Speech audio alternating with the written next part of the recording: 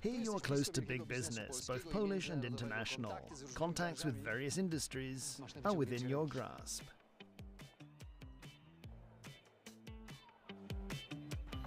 Nearby, professional research laboratories are growing. Here, science supports development of the newest technologies. Well-educated specialists are easily available. All that in one region. Come and invest here. Świętokrzyskie.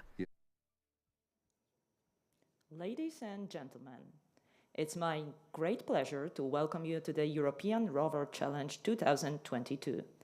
My name is Milena Ratajczak and I'm pleased to greet you in Kielce, Poland, for the biggest robotics and space event in Europe addressed to the world of science and business, as well to the general public. Space unites people. It's fantastic to see so many distinguished guests and space enthusiasts here, as well as a wide audience watching our broadcast live. The main part of the coming 3 days event is an international robotics competition where teams from all around the world present their mobile robot designs, competing in competitions based on real ESA and NASA missions. The competitions take place on the world's largest Martian artificial track, which is directly derived from the surface of the red planet. This year, the competition is held in both formulas, on-site, where teams compete with self-constructed robots on Mars Yard located here in Poland, and remote, where competitors will remotely control the robots physically moving along a track located here in Kielce. This year, a record number of participants entered the European Rover Challenge 2022. Nearly 100 teams from several continents took part in the race. It's my pleasure to welcome 29 teams during the finals, 11 in remote formula and 18 teams on site. But that's not all. Apart from the rovers competitions, both our visitors present here, as well as our guests online, can listen to inspiring talks given by the speakers from this stage and also ask questions to space exploration experts during various debates. Those of you who want to experience the beauty and power of science and technology are invited to take part in cosmic workshops and science shows taking place outside near to our Mars Yard in Kielce. The first day of year C 2022 will be dedicated to Mars, while tomorrow we will focus on the Moon. On Sunday, we will get back to the Earth to learn about the winners of this year's ERC competition. Co-organizers of this year's editions are the European Space Foundation, Kielce University of Technology, and Świętokrzyskie Voivodeship. The role of the host city of the event belongs to the city of Kielce. The event is held under the honorary patronage of the European Space Agency, International Astronautical Federation, and the Polish Space Industry Association. The partners of the event are Polish Space Agency, European Union Agency for the Space Programme, International Space University, MathWorks, Polish Space Professional Association, Mars Society Polska, Poznań University of Technology, Kiel Ideas, Koźmiński University, and Freedom Robotics. Supporting partners of the event are the US Consulate General in Krakow, United Nations Vienna, Pokojowy Patrol, and Pyramid Games. Award sponsors are Sener, Mastercam, and Occupy Mars, the game. The event is supported by media patrons, RMF, Polish Press Agency, My Company Polska, Space24, Kosmonauta.net, Spacewatch.global, Astrofaza, Polish Science Fiction Foundation, Naukowo TV, Crazy Nauka, and the project is partially financed by the Social Responsibility of Science program of the Ministry of Education and Science. Let's learn more about the competitors' zone. It's my great pleasure to welcome on stage the representatives of the jury. Marcin Wygakiewicz, the head of ERC on-site jury from Sener, Szymon Dzwończyk, the head of ERC remote jury from Kill Ideas, Dr. Anna Łosiak, responsible for science task, Jakub Muszyński, responsible for maintenance task in the remote mode, and Wojciech Głażewski, responsible for maintenance on-site task.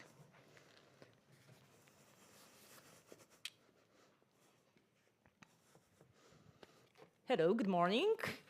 Could you tell us, please, a bit more about your role in the competition? So all of you are a part of jury. We have head and heads of the jury. And what's your task and what are you responsible for during this year competition? Okay, maybe it's very hard to, I will start, maybe it's very hard to say what exactly we are doing, because basically, if necessary, we are just extinguishing fires around. But usually we are responsible for some of the tasks which happen on the Mars yard, like the science task, navigation task, maintenance task, and also probing and collection tasks. On top of that, we have also the presentation task, which is not realized on the Mars yard. But yeah, there is another team of jury which are looking at the presentation and talking with the teams, giving them some mentoring advices. So but I'm mainly responsible for all tasks for the on-site, and my colleagues are responsible more for the tasks like Wojtek for maintenance, Ania for science task, Jakub for remote maintenance, and Szymon is for the science and navigation in the remote formula. So are the tasks already known? So the teams already know what to do, or is it like a really surprise, last-minute surprise? So I can add something here. Yes and no. So they know what to do, then they know how, like, hopefully know how to do that. But some things change. Like, for example, in case of science task, right? so Ania responsibility, they need to build their hypotheses, right, and build their reports based on the real stuff they see on Mars yard, and they don't know what they will see, and they can prepare for the stuff there, but they cannot really be 100% sure what's happening there. So there are some things that are random. There are some things that are let's say, like, they predicted and non-predicted, right? And yeah, so it's a matter of actually being elastic in case of the teams. Yeah. And what about the Mars yard? So it's different every year. There are some parts that are always like the same. How does it look like? Every year we are trying to build something new.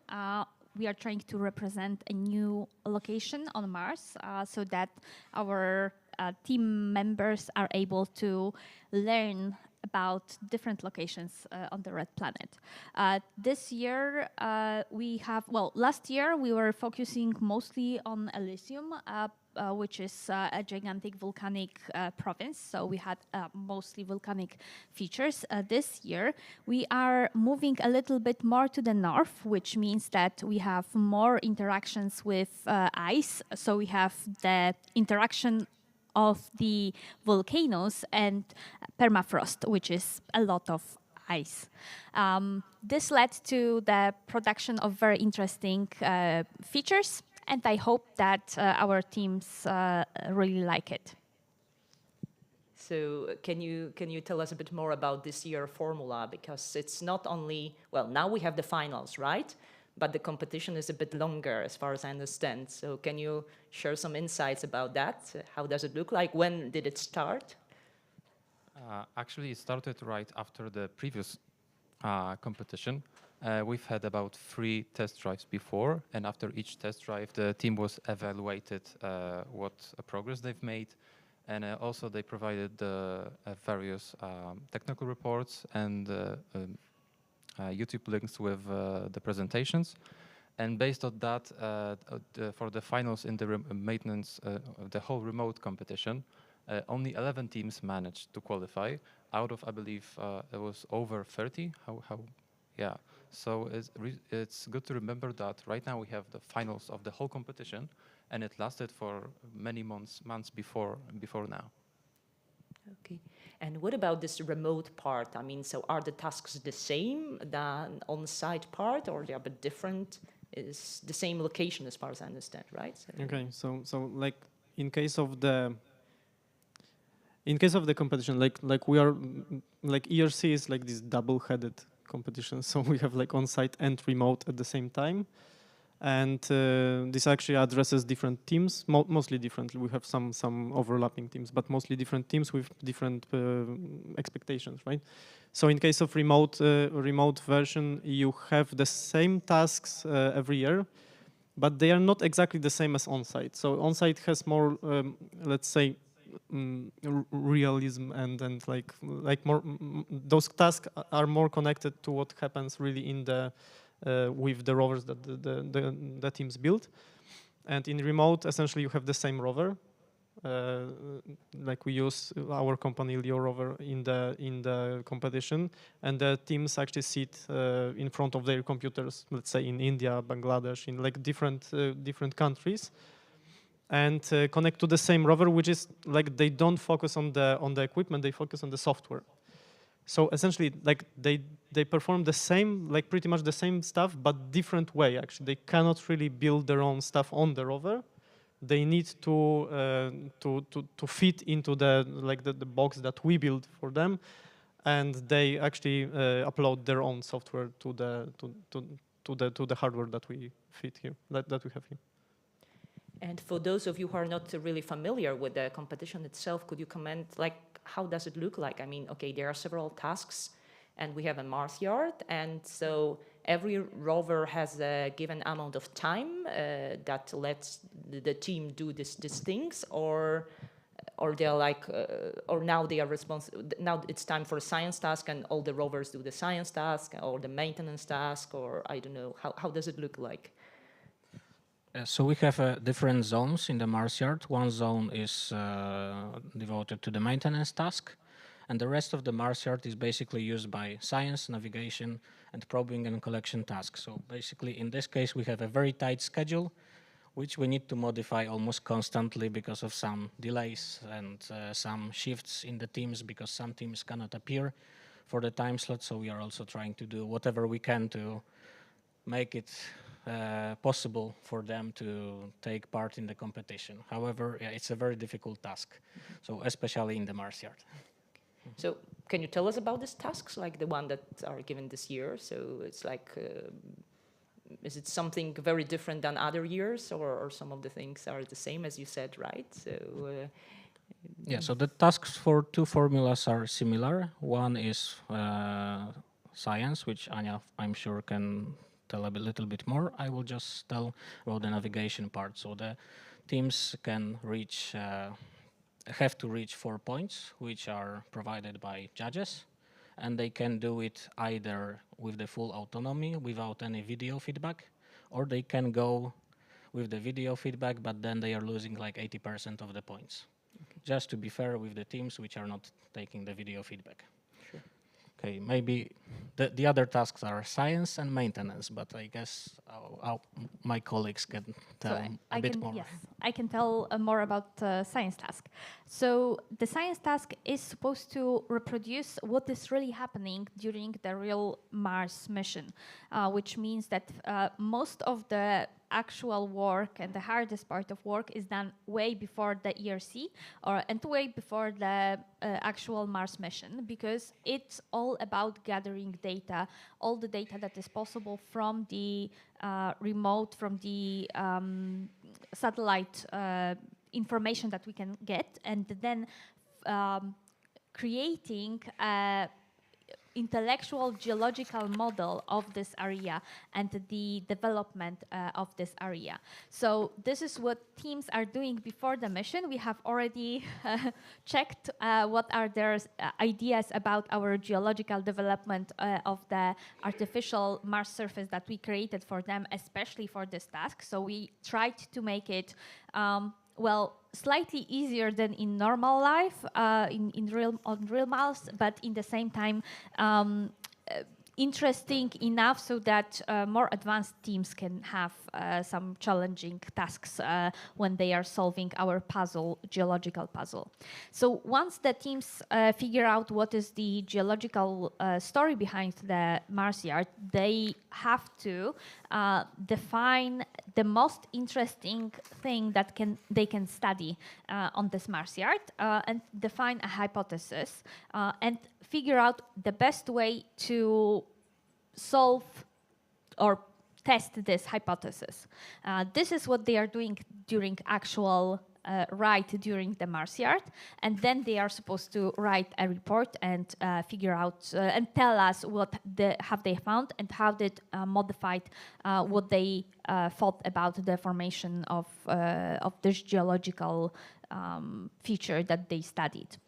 Additionally, we also have something more entertaining for them and for us, I hope. Well, we'll see what are the descriptions, because they are also supposed to find a lot of different hidden Easter eggs within the Mars yard that are kind of stuck all over the Mars yard. They are supposed to find them, they are supposed to locate them, and this is supposed to teach them how to pay attention to their surroundings, be able to properly and describe samples, and be ready to find something unexpected at any time. In the maintenance task, we focus more on engineering part of the space exploration, Mars exploration. So we try to prepare future engineers to create a hardware and write a software that should be able to actually work in the unknown environment. It's a very important part of the each year preparations to make rules more unpredictable than before, because during the previous edition teams prepare as hard as they can, but and they try to figure out all these possibilities and be prepared for everything that could happen, but it's not exploration, right? Mm-hmm. We don't know what's on Mars. We can't prepare for the other planets, and we try to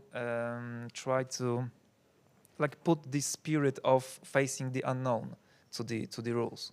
So teams during the contact with us for the whole year, teams like ask thousands of questions, how this will look like, will be provided with something, how and when and something. And we constantly say them, we won't give you that information. It's not about this competition. It's not about knowing everything. It's about facing the unknown. Mm-hmm. Do your stuff as best as you can, and you will get a score, right? Well, as long as nothing really unexpected happens to you, I mean, like nothing controlled by you, then it's fine. But I'm sure there are several like stories from previous years that could be quite funny or unexpected for you. Could you share something with us, something that is in your mind and something that you hope won't happen this year?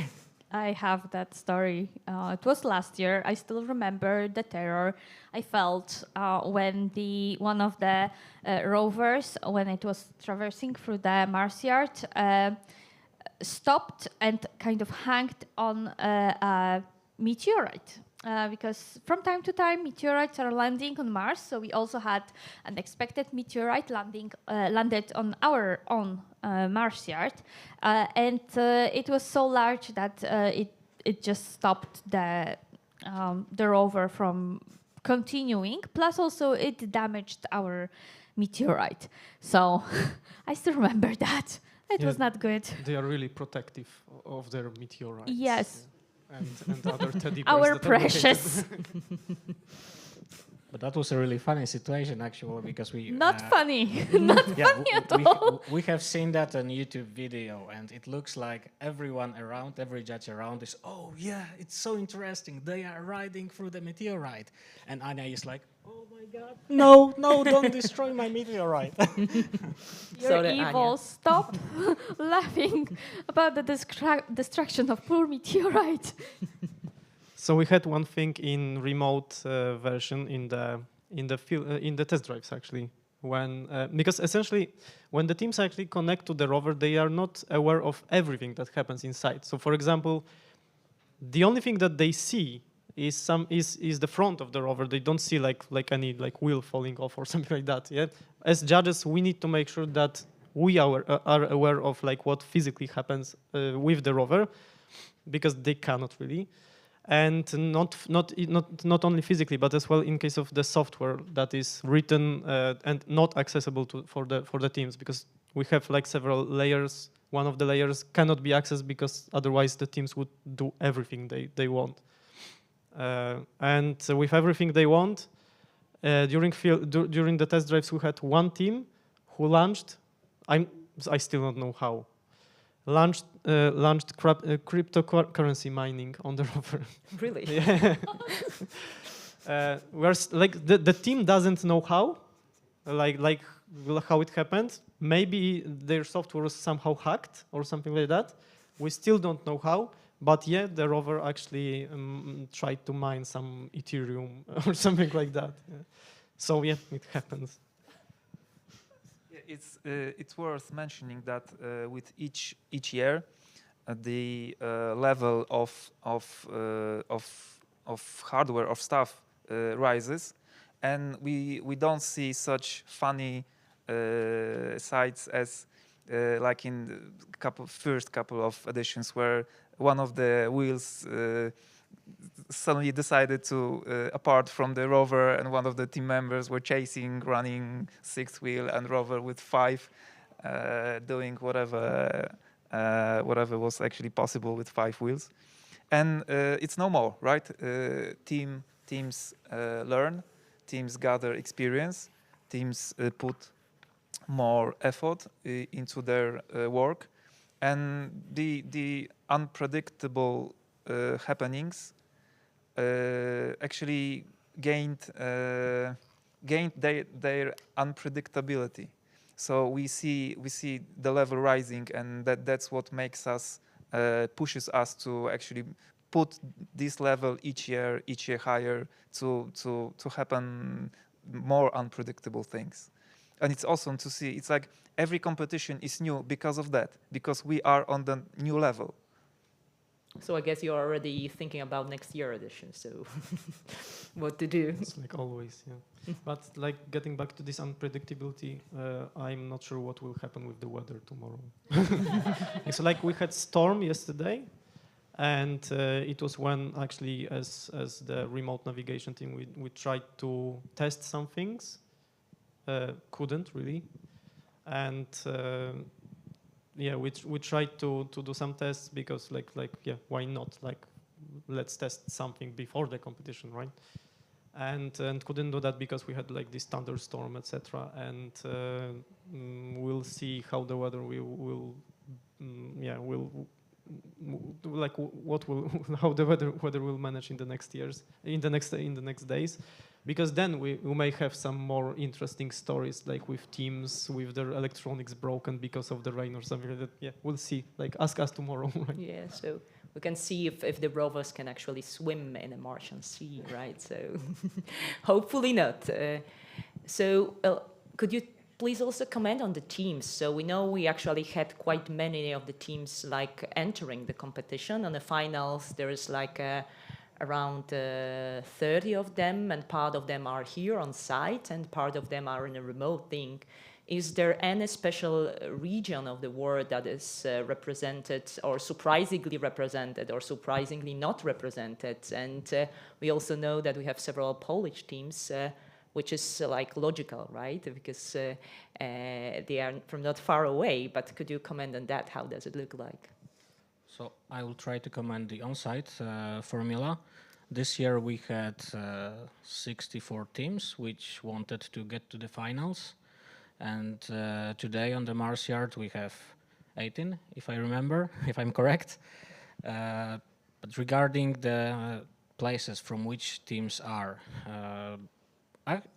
this year majority of the teams are from Europe. So it's like Exactly, it's European Rover Challenge. We have I guess one team from India, one team from Bangladesh, but that's also a bit surprising for us because in the last years it was the opposite. We had really a lot of teams from Asia, and right now we are getting the teams from countries like Germany, Switzerland, and it's getting more and more popular in Europe, which is also nice.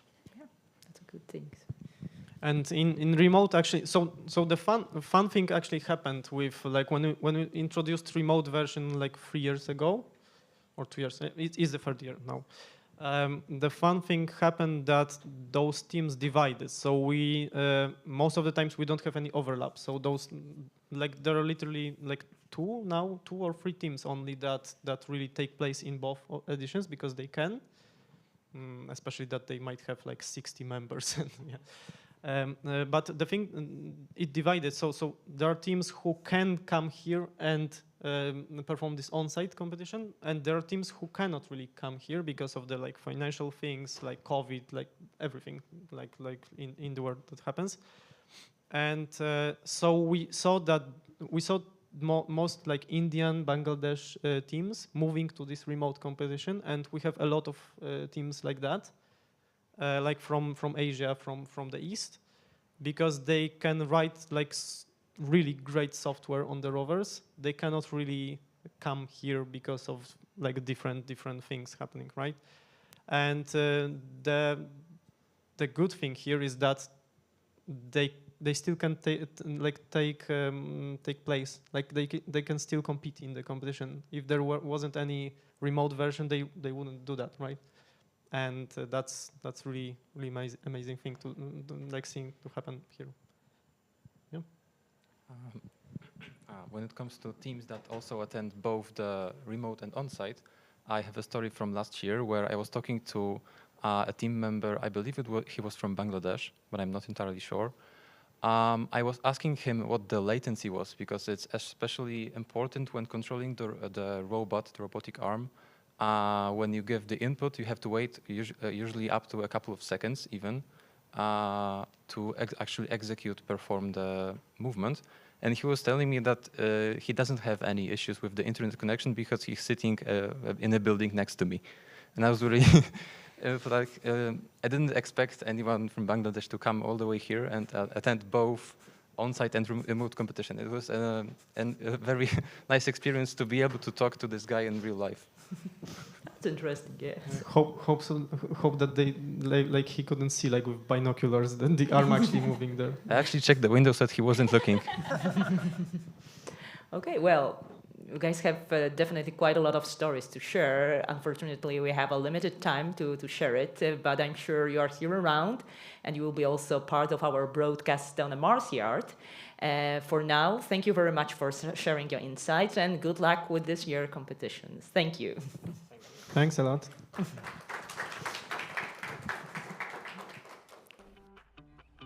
Here is a place where you can start your company. Here you will also establish professional contacts and develop your business. Attractive conditions await your business. Land for investment and infrastructure offer unlimited possibilities. Here, business meets the world of science and technology. Young inventors conduct projects on a cosmic scale. All that in one region. Come and invest here. Świętokrzyskie, close by.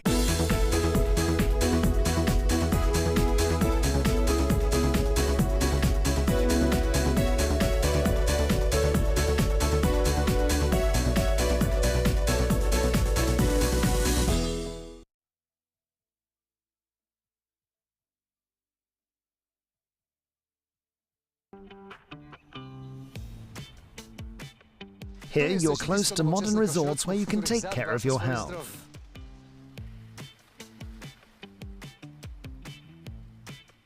All around you can find professional care and restore your vital powers.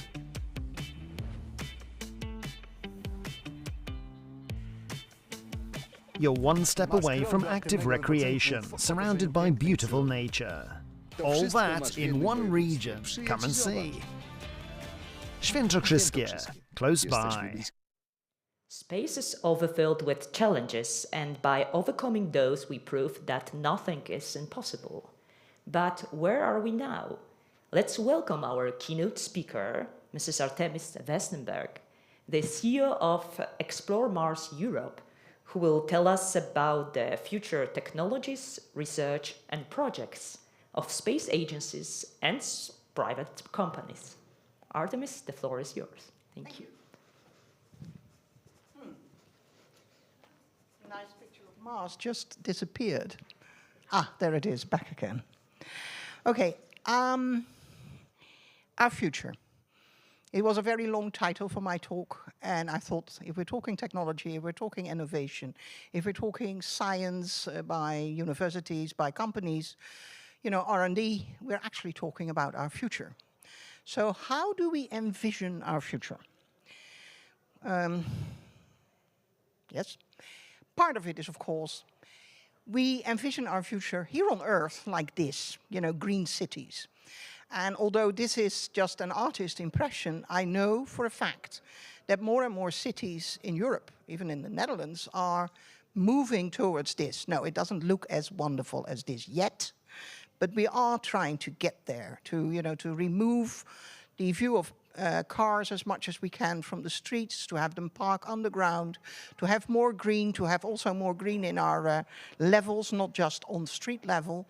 Of course, that helps with climate change as well. We do know that, right?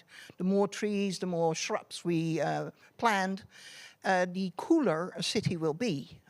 So, you know, it's better for us humans also if we do it this way. Now, if we think about, you know, what will we look like, our houses on Mars, then there are some architects that have a very long view.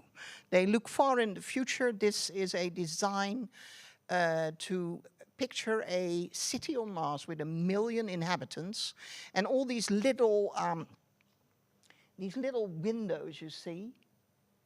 These are actually windows, and you also see they shield the people from cosmic radiation by overlaps. You know, the windows are underneath, because it's important that we, you know, stay healthy, of course. And lots of what you see here is underground as well. There's a very large complex thought up with solar panels. There is, you know, food being grown.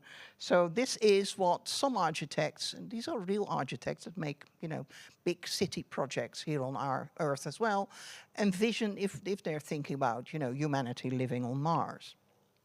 Now, of course, there's also the discussion, you know, should robots do the exploration or humans? You know, as if there is a dichotomy. There isn't. If we go to Mars, if we go to the moon, right now at the ISS, we have both. Because we would be really silly, we humans, if we didn't use robots to help us, to assist us, to make sure that those tasks that are either too repetitive or too dangerous to humans, that you use robots for that. And of course, NASA, but also the European Space Agency, does fund research like that, not just their own research, not just, you know, facilities in Europe from the European Space Agency, or in America from NASA, but also they fund research, you know, that looks promising from companies. And I'll show a few. Now, why do I show you the UN image here? Well, there's a very simple reason. If we're talking about the future, who is actually designing our future? Is that me? Is that you? Who is doing it? And as it is right now, most of the designing of our society, which means also our future, not just on Earth, but also in space, is done by males. There's nothing wrong with being a man. There's nothing wrong with being a male developer. The only thing is you have been brought up, socialized in a certain way because you are a male, like I have been brought up, socialized in a certain way because I'm a female. Like I said, there's nothing wrong with that. The thing is, though, we have two genders and they're not the same. If any female knows about their smartphone, you know, trying to push something on the smartphone, on the surface, on your tablet, and it's not reacting the way you are expecting it, you have to tap several times, harder and harder, and you wonder, you know, why isn't it doing what it's supposed to do? That's because there's Samsung, And I'm not dissing Samsung. I'm just saying, you know, big company developing this. They didn't develop it as for female fingers. And human nature developed us, humans, female humans, with different tactile function of our fingertips. So we have a feeling that we're actually pushing right through the screen. We're not. But for our fingertips, it feels like that. So, and you know, there are other examples, like if you're in a car, you have this headrest to, you know, to prevent you from breaking your neck. That's great if you're a male. None of the headrest in any car on this moment on planet Earth will protect a female. They simply won't, because car manufacturers apparently can't still be bothered by half of their customers. Now, like I said, I showed the UN logo because I'm not just CEO of Explore Mars and also the former president and founder of Explore Mars in America. I'm also the president of the Dutch Society for Women's Rights, Female Labour and Equal Citizenship that was founded in 1894 by a very famous woman, Aletta Jacobs. I am in her footsteps many, many years later. And I very often am part of this Commission on the Status of Women. It's one of the NGOs. My organization has consultative status with the ECOSOC. And so we can actually go there, and it happens to be, as you can read, that next year's theme on, you know, how to make life more equal for everyone on Earth is about innovation and technology change, and how the education in the digital age should aim for gender equality and the empowerment of women and girls. And at the moment, even in a very highly internet-savvy country like the Netherlands, where I'm from, women, there is a gender gap in how we use it, how it's, you know, developed and for consumers to start with, whether it, you know, it helps us women, and you know, and are we educated enough to use it? Also, because let's face it, in the Netherlands, over 65 are more females than males. It happens to be that if you survive childbearing as a female, and that has been done for millions of years, if you survive that, you very often will end up being older than males by the time your end of life arrives. And that means that you know, we have a lot of elder women, and not all of them, of course, were raised with computers, because let's face it, 27 years ago, is it? Like, no, less, 20 years ago, I think. No, a bit more, 27 indeed. You know, we started with the internet, and before that it didn't exist. So if you're now 93, you were already, you know, a pensioner by the time internet arrived, and you might not have, you know, been part of it. So this whole talk, I'm supposed to tell you about all these wonderful innovations, but what I want to tell you is that, yes, they're there, and they gave us, all of us, male, female, many opportunities. Just remember what we've gained in the last 27 years. But it also gives us problems, and it sometimes widens the gap between males and females. And we don't want that, not on Earth, but especially not when we, you know, venture out to the Moon and Mars. And also, you know, like I said, if you look at our planet, we talk about our planet and we talk about the poor South. Yeah, that has to do with how we project the continents on our maps. If we do it like this, it's the poor North, right? And so it's just, you know, a way of thinking, and you have to think outside the box. So if you think about our planet from now on, remember that you can flip the map of this planet, and then you have to perhaps think differently about, you know, what it is. And also, if you flip the map, you notice that Canada is a lot bigger than the United States, really a lot bigger, and Africa is actually bigger than the United States and Australia combined. So it's, you know, perspective makes a difference. Now, talking about access to internet, then this whole idea that we should have Starlink or OneWeb and everyone should be able to link to internet regardless where you live, because it's part of who we are. It's part of businesses, small and big. And it doesn't matter whether you're, in Australia, in northern Canada, or, somewhere in South America or in Africa. You need the internet nowadays to function, even as small business. So it's very much necessary that it is available, and it's available to a cost-effective price, because otherwise, we have a problem. Personally, I feel that our planet is rich enough, wealthy enough in resources that we actually could feed everyone equally. We could house everyone. We could educate everyone. We could give everyone healthcare. But in all these rights, all these things I consider as human rights, actually access to internet also features. Because if not, you are truly left behind. Now, OneWeb, Starlink, all great and fine. This is the view of the Arecibo dish, looking into space, and all these striking lines are Starlink satellites going by while you're doing a viewing. You do understand that astronomers aren't too keen on all these little satellites. And I've known that, they try to not make them be so reflective, which would help, but it's still kind of a problem.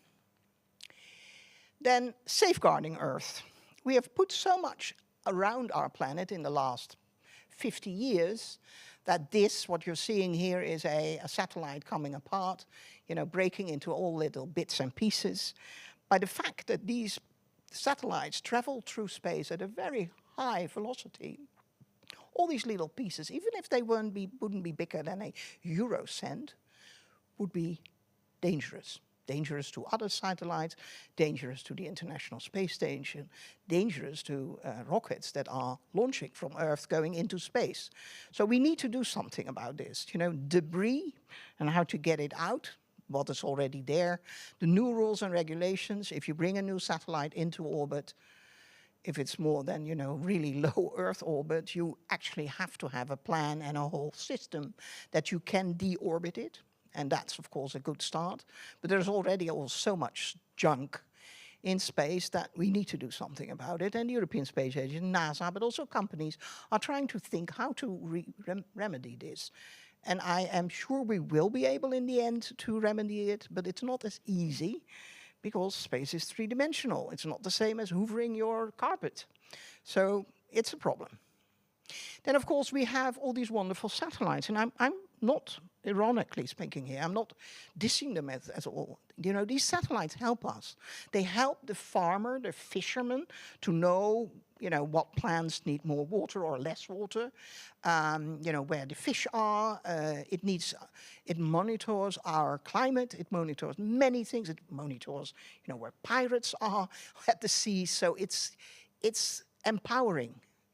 And what's also empowering is that there are quite a number of satellites that if you have the data from that actually cost you nothing. If someone, adapts and develops an app from it, then you have to pay for the app. But the data is free. It's one of the things that I really like as a European. Like most people, I don't like paying taxes. I would like to hoard my money.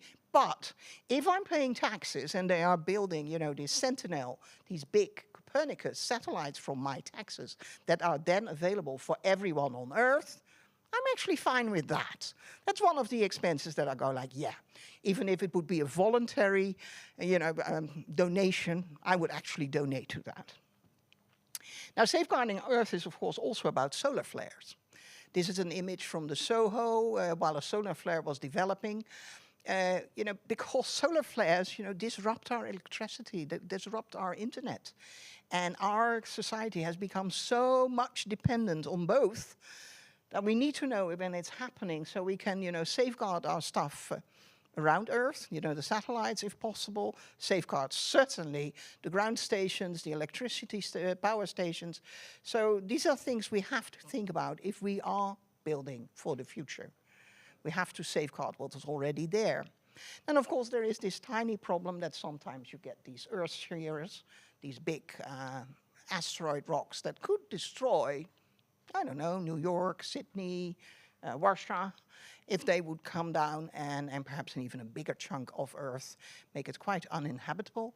So, you know, we need to do something about that. And of course, NASA is, European Space Agency is, you know, we are trying, but space is really, really fast. And again, it's three-dimensional, and these things travel fast as well.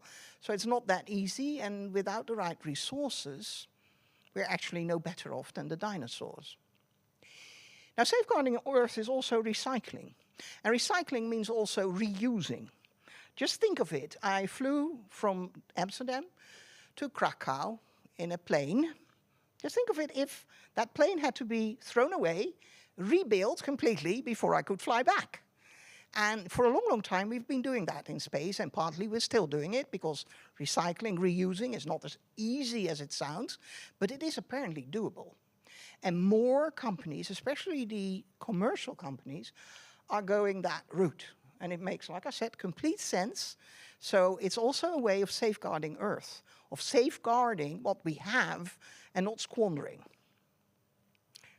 Nice, you know, same system as once the Apollo, big parachutes, and they splash down and then they're picked up. Now, of course, we have a future. The Artemis future, the Orion, to the Moon and Mars, because let's not forget the Artemis missions are about putting humans on Mars. The Moon is a way station. The whole project is still aimed at Mars. It's just that, you know, the Moon is 3 days away by a rocket flight, and Mars is at least 6 months away. So, you know, it's a bit easier. Also, if I would want to have a rover on the Moon, I could actually, you know, move it with a joystick. On Mars, no way. I mean, the Moon is 1.25 second latency. On Mars, it's 3 minutes and 12 seconds to 22 minutes and 3 seconds. So you do understand that, you know, moving a rover on Mars, no joystick, so you have to think of other ways. And we are. Again, you know, the great thing about this mission, this is not an all-American party like the Apollo missions. These missions will already, I mean, I think there are already 21 countries that have signed the Artemis Accord. They will work together. So when we are there, it's not just when we go back to the Moon, there will be a female there. Hey, hooray. It's one of the things that I can always surprise kids in elementary school with. The moment I ask, how many people walked on the Moon? You know, you'll get numbers like 3 to 50 to 200. And then you ask, you know, how many females? And I can tell you that the generation of elementary school cannot imagine that there weren't at least 25% females among those 12. The whole idea, the whole concept that only males walked on the Moon was like, what? Really? Well, thankfully, NASA is funded by American taxpayers' money. Thankfully, that makes it impossible to have no females on a flight, because you can't use taxpayers' money and, you know, do gender discrimination like that. So we are completely safe. In that sense, there will be males and females. And remember, 25% of the astronauts that we have had or are active right now are females. As I always say, if I look at this, as Artemis, I do approve of this message, as a politician would say. But like I said, I see it like this. Earth, Moon, Mars. And it's not just I see it like this. This is actually the way it's designed. Now, if we go to Mars, well, we step on Mars. Because let's face it, I was very privileged to be part of these 45 people that were allowed to present their first step on Mars position. If you go all the way down here, I chose Copernicus crater. Not because I wanted to, or, you know, make you happy, you Polish people. I mean, you could think that. No, the reason is Copernicus, as a person and as a scientist, was most certainly a giant on whose shoulders we're still standing. The fact that he proved that Earth was not the center of the universe, which meant also that humans were not the center of creation, was such a shake-up of the way society and humans saw themselves, that it it constituted a renaissance of science.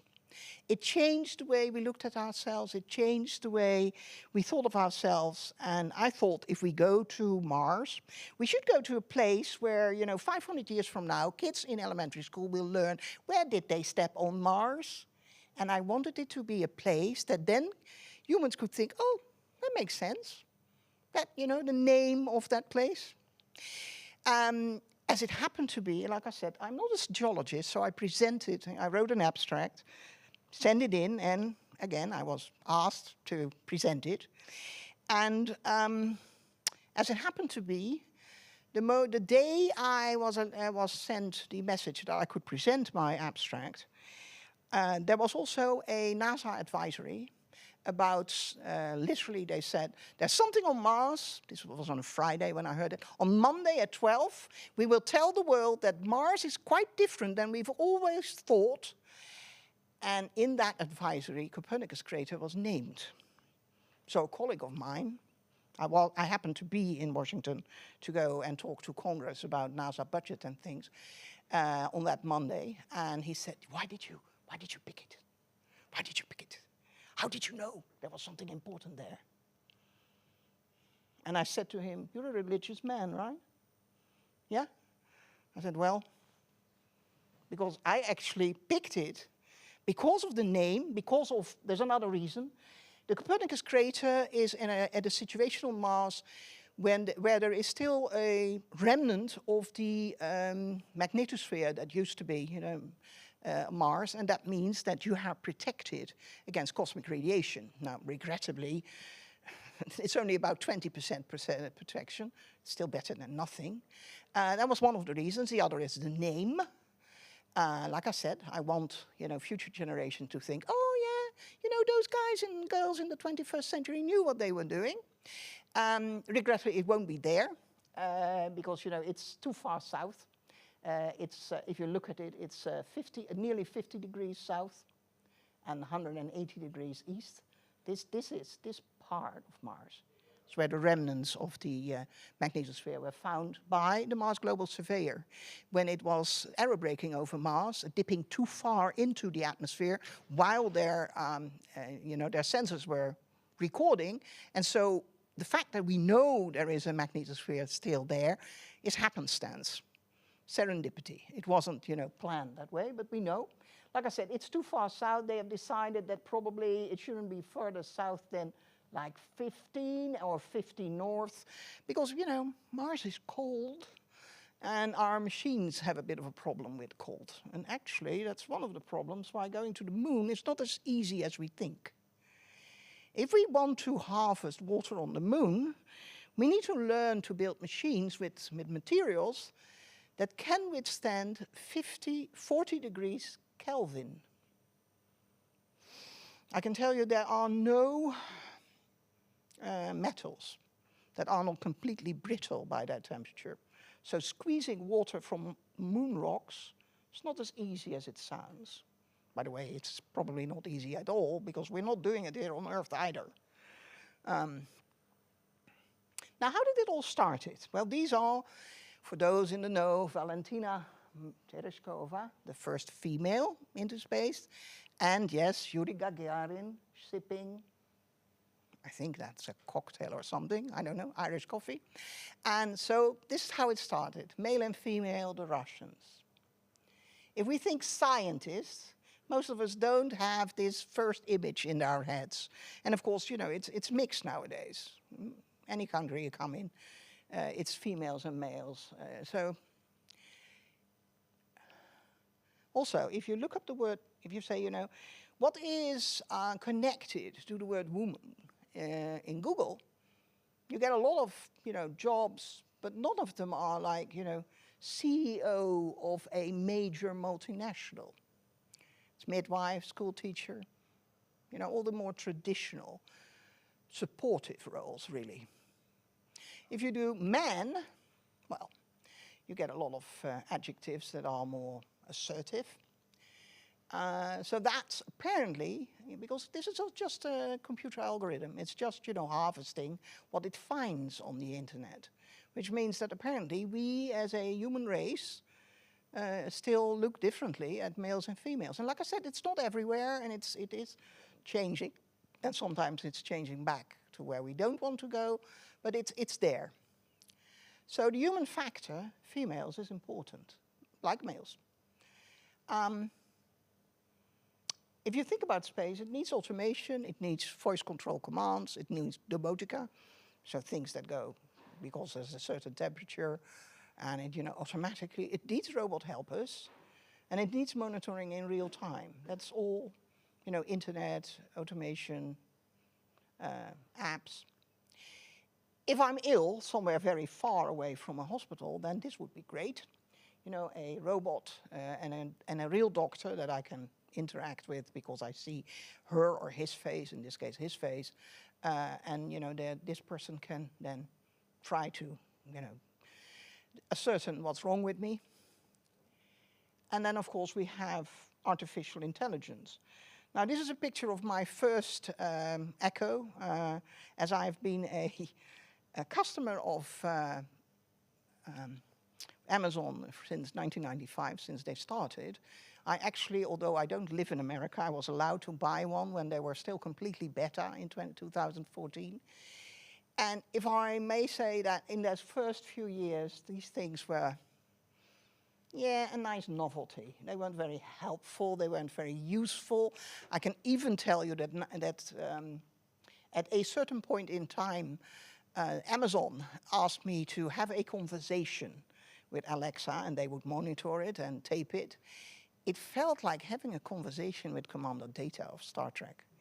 Because it was really, this machine was too literal, of course. I had to, normal, because I was supposed to have a normal conversation. Amazon explicitly instructed me not to, to talk robot talk, to talk as if I am talking to one of you. Yeah, that didn't really work out. I mean, after about 15 minutes, I was completely drained because it was so hard to make this machine learn what I was saying. But that's a few years ago. That was 2017 or 18, and we're now 2022. And I can tell you that I always interact very politely with my robots. You never know if they take over, well, and I'm kind of safe. So I always, I ask Alexa, what's the weather? And she'll give me the weather. And she might ask, do you want to know the weather tomorrow? And then I say yes, and she gives it. And then I thank her, thank you. And she'll say something like, oh, that's my job, or you're very welcome. But last week I had a very strange experience that she said, thank you for always thanking me. So like I said, if the robots take over, I think I'm safe. And I would recommend that you all be polite to your robots too. No, I do that because if I don't do that, you start saying like, give me tea to my daughters without thanking them. I would become a very antisocial person because of interacting with my machines. And I think we should not do that. I think the human interaction should be leading. And if that means that for some people I'm really silly thanking my robot, then that's fine with me. If this is my future, then let's be polite. Now, I was just saying, showing these ladies in space, and they were supposed to do spacewalks. And the problem with spacewalks, did any one of you learn from this spacewalk of two ladies that didn't go through? And did you know why? It's also the European Space Agency's astronaut, Samantha Cristoforetti, the first time she was at the ISS, she was supposed to do a spacewalk, and it didn't go through. Why? They didn't have a suit. They don't have a suit for women, period. Right now, none. It doesn't exist. And you might have noticed that female and males don't actually look exactly the same physically. So that's kind of a problem. And so they didn't have the right sizes. They didn't have two small sizes at the same time at the ISS. That's why the spacewalk didn't go through. And with Samantha Cristoforetti, they had a spacesuit especially sent up for her, but that was an ATV that exploded on the launch pad. So it never reached her. So her first mission was without a spacewalk because of that reason. It had nothing to do with, you know, discriminating a European at the ISS or discriminating a female. It just had to do with practicality. But that practicality is the life of female astronauts. The gloves are far too big, which means that it becomes nearly impossible to grab something and to really hold on to it, etc. Just remember, if you were a kid and you would be walking around in your father's boots, it would be really hard. Same here. So, you know, NASA is giving money to this organization to build suits like this, and this actually is a far in the future idea that, you know, I stand here, and the computer scans me, and then, you know, gets me a suit that's really fitted to my body. Feels a bit like Back to the Future, one of the second one, I think, where his, you know, his jacket sleeves adjust to exactly what he needs. But, you know, we need to go there. We need most certainly to send suits that fit. Now, of course, the other problem is solar radiation, but mostly cosmic radiation. And this is an idea to if people are traveling through space in that capsule, they will be, you know, safeguarded against these cosmic radiation by all these strange flaps they have. While it's turning in space, it will protect them. That's the idea. Now, of course, also robots. I told you, if we go, we do take them with us. They will help us. They will do things that we would never, ever think of risking a human life on. And so we have this little rover that's being funded by NASA at the moment. It's a small private company. And that robot is, you know, the way it works, it can, like a gecko, climb up to mountains, climb into caves, so you don't have to risk an astronaut doing that. Robots. Now the thing, of course, if we think robots, there is always this problem that we might, you know, lose our jobs because the robots are doing it. You know, the automation does it.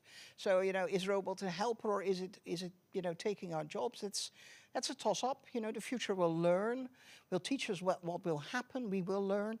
But right now, nobody really knows. Now, I'm Dutch.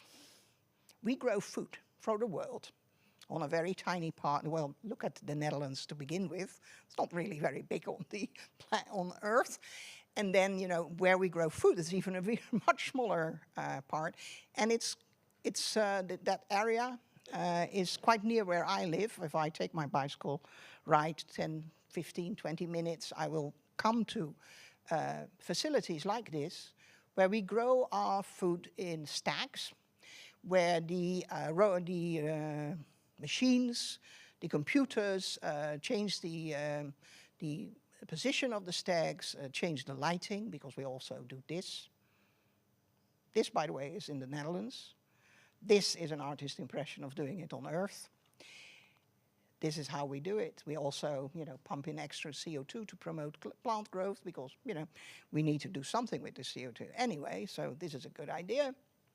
And this is growing food in space on the International Space Station. Again, as you can see, using LED lights that have a certain color because they promote growth. Now, if we go to the moon, we have these grand plans with these big machines. And let's not laugh about the future, because this might truly happen. They're building it. And yeah, it won't be easy, and not the first time it might happen and be successful, but neither was the first Apollo mission. So, you know, it's something that you have to learn. There's only one thing I want you all to know while you're looking at SpaceX and like this. This is the woman who gets us to the moon and Mars. There's not a man leading that company. This is the woman. She herself, Gwynne Shotwell, says, I know her well. She says she's employee number 7 that was hired. She has been leading SpaceX from the very start. She is the COO. She is the president of SpaceX. So yeah, sure, all of you, if you say SpaceX, everyone thinks Elon Musk, right? Well, he might have the money, and he certainly has the wherewithal to hire the right people, which is a good thing to have. I'm an Alexander historian. I can tell you Alexander the Great was great because he had the exact same thing. He knew whom to hire for the jobs he had, and that's why he was so successful. Because there's no way that a commander or a CEO or a owner can be everywhere. You need to know how to hire the right people. So if we think about our future, then know that already the future for a very large part is shaped by female, even if you sometimes don't realize it. And so that if we build for the future, whether it's machines, whether it's software, whether it's apps, we need to remember that the power of humanity is all of us. It's males and females.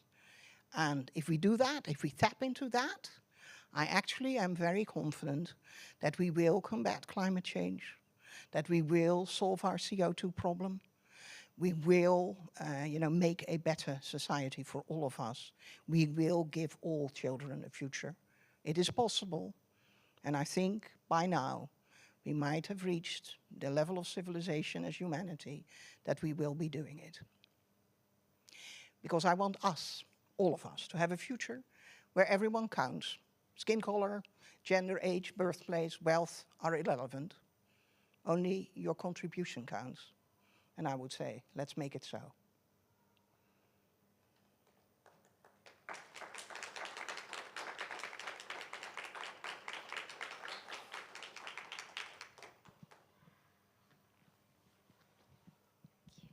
Thank you for the inspiring keynote speech. And I think we're all ready to you join me in welcoming in a debate called How Will Science and New Technologies Change the World in Coming Years? So please join me in welcoming Artemis Westenberg, who is remaining on stage, as well as Erin Nicholson, please.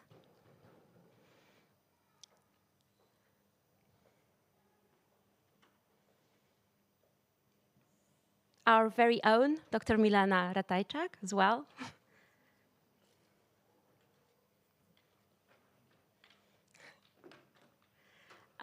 Patrycja Karwowska.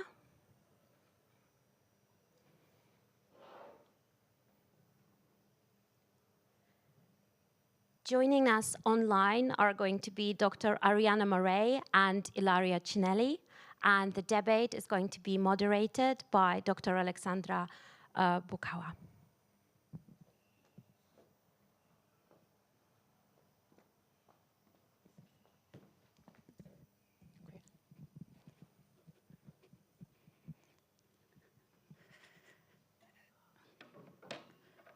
Let me open my, okay. Good morning, everyone. Thank you again, Artemis, for excellent keynote. Actually covered most of the topic that we would like to discuss today. I had a little bit of a problem with that, the topic of this debate, because it's very broad, it's very multidimensional, and actually we could speak all 3 days about that without even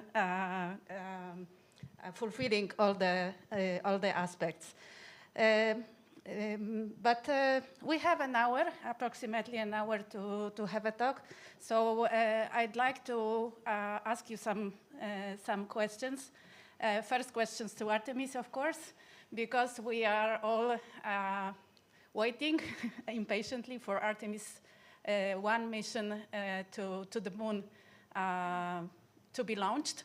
It has been scrapped 2 times already. The first attempt was on 29th of August, and the second one on the 3rd of September. So they are still solving the issues. But what I wanted to ask you, Artemis, is that this mission is, that there are a lot of hopes about going back to the moon and forward to Mars.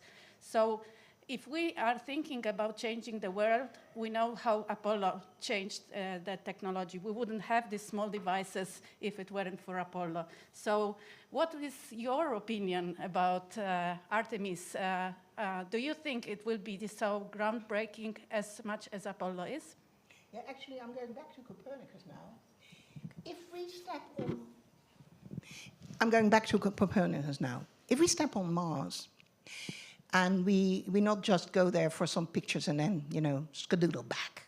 We're there to do science, exploring. We stay there for 4 weeks or 18 months, either one, because it has to do with the orbital mechanics of both planets. Otherwise, you travel to Mars for 6 months. You are there for, 3 weeks. And then you'll go back for 20 months.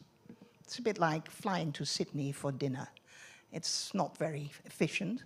Also, if we're talking health of astronauts, flying back for 20 months would be much more a problem than staying on Mars, even if Mars is dangerous and hard to live on. What I believe is if we step there, we've become a two-planet species. We have to re-evaluate who we are. We're no longer, these Earth dwellers that are just eking out an existence in Europe at the moment because of the high food prices and high energy prices. Life is hard, really hard. We will inspire a lot of people like Apollo did. Apollo inspired people that were living in abject poverty. And if astronauts asked them, why would you be inspired by us going to the moon? Your life is so hard. People would say, because it gives hope. It gives hope that there is more, that there isn't just me eking out my existence, that as a humanity we have a future. Now, I do believe that the moment we step on Mars, we see that, we are more than just, these people, fighting each other also on Earth. But also what I believe, if you go to Mars, there are no multinationals there to tell you what to do. Because they're there, but like I said, it's at least 3 minutes before you hear them scream, perhaps even 22 minutes. And then you can always ignore them, pretend you didn't hear. Message not received. What it means, though, because I might be joking about it, it means that people there, perhaps not the first mission, but the later missions, they will forge their own society. And that society will need everyone. It doesn't matter whether, on Mars you had a little accident and now you walk with a limp, because we still need your contribution for the simple reason otherwise we die as a group. So suddenly, whether you're male or female, your skin color, your age, cripple or not cripple, will be no longer a defining factor for you as a human, for you as a part of society. And that is, I hope sincerely, that Mars will bring us, and it will teach us here, Earthlings, that, hey, society could be different. We could, really appreciate each and every one of us, instead of, having all these divisions. And that's what I hope will bring, like Copernicus brought us another idea of, what the role of humans in the universe is. Yes, thank you. This is also my view on that. And actually, the next question I wanted to address to Edin Nicholson, and that also following the subject of Artemis program, it's very different from Apollo in many aspects. It is not to put our boots back on the moon. It's to become present constantly on the moon, and then to make it as a stop for a future Mars mission. But the other dimension of Artemis program is that now it is run in a very broad international cooperation, unlike Apollo, which was purely US-based program. We already have 21 signatories of Artemis Accords, including Poland. And actually, also from my practical experience, NASA is very open, and we discuss a lot, and we have constant contacts, technical discussions on that. But on the other hand, so we are going together. But on the other hand, we have a very special international situation, which is a little bit déjà vu from the Cold War times. So I know this is not an easy question to ask, but I wanted to ask you whether, in your opinion, going to the moon and then to Mars would change the way we perceive ourselves as a species, and that a truly human Earthlings community will become a reality. I absolutely hope so. And that's why, you know, as a representative of the United States government, I can say that we're very excited about the cooperation that's being done under Artemis. But that didn't just come, obviously, from whole cloth. International space cooperation has a long history of more than 50 years that started, you know, in the 1960s at least, and really as a direct outcropping of some of the political tensions in the Cold War and an attempt to, you know, cooperate between peaceable countries on Earth. And if you look at the International Space Station that we've already talked about today, you know, I would say that that is the most successful example of international cooperation in the history of the world. And it didn't just start after the Cold War in 1998. Again, it was decades of cooperation that led up to that in, you know, between the United States, Japan, 11 European countries, Russia, and Canada. And so to see this now, the broadest and most diverse cooperation in history under the new Artemis program is extremely exciting and can only lead to, you know, a change in the way that we view ourselves.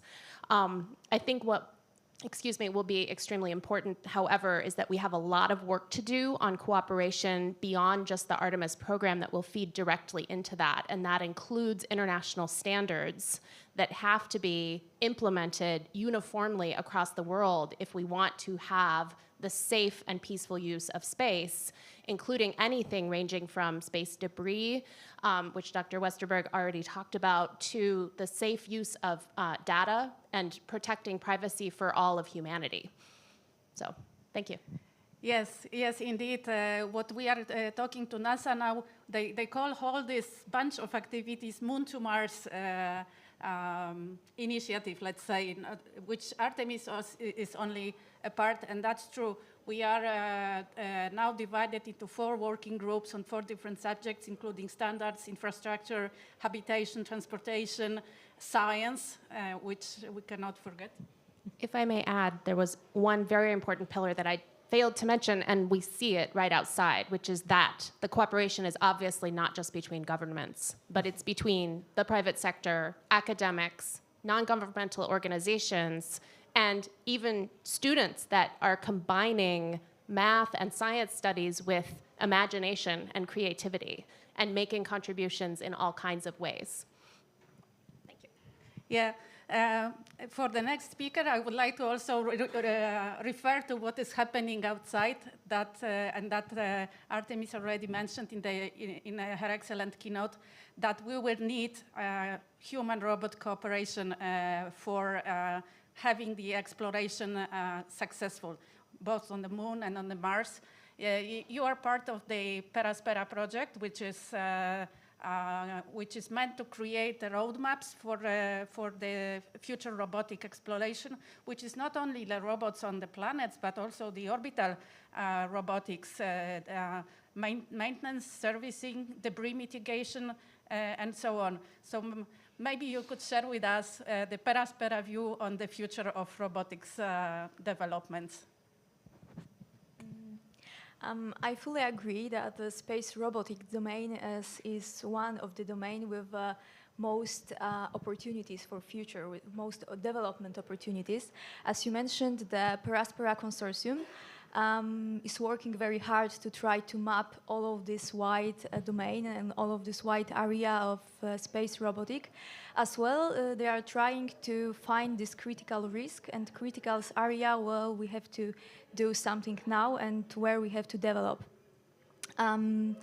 If we talk about the trends in space robotics, for sure we have to mention the on-orbit servicing. This is one of the main technology which is developing right now all over the world. There's most of the organization in the world, as well as in Europe. We have European Commission as well as European Space Agency, which are currently working on the on-orbit servicing missions. So in future, for sure, we will need autonomous and robotic technologies to allow the servicing of the old satellites which are now on orbits, which will be in future the space debris, and we have to face it and do something with this space debris, and the autonomous and the robotic technologies will be crucial for that.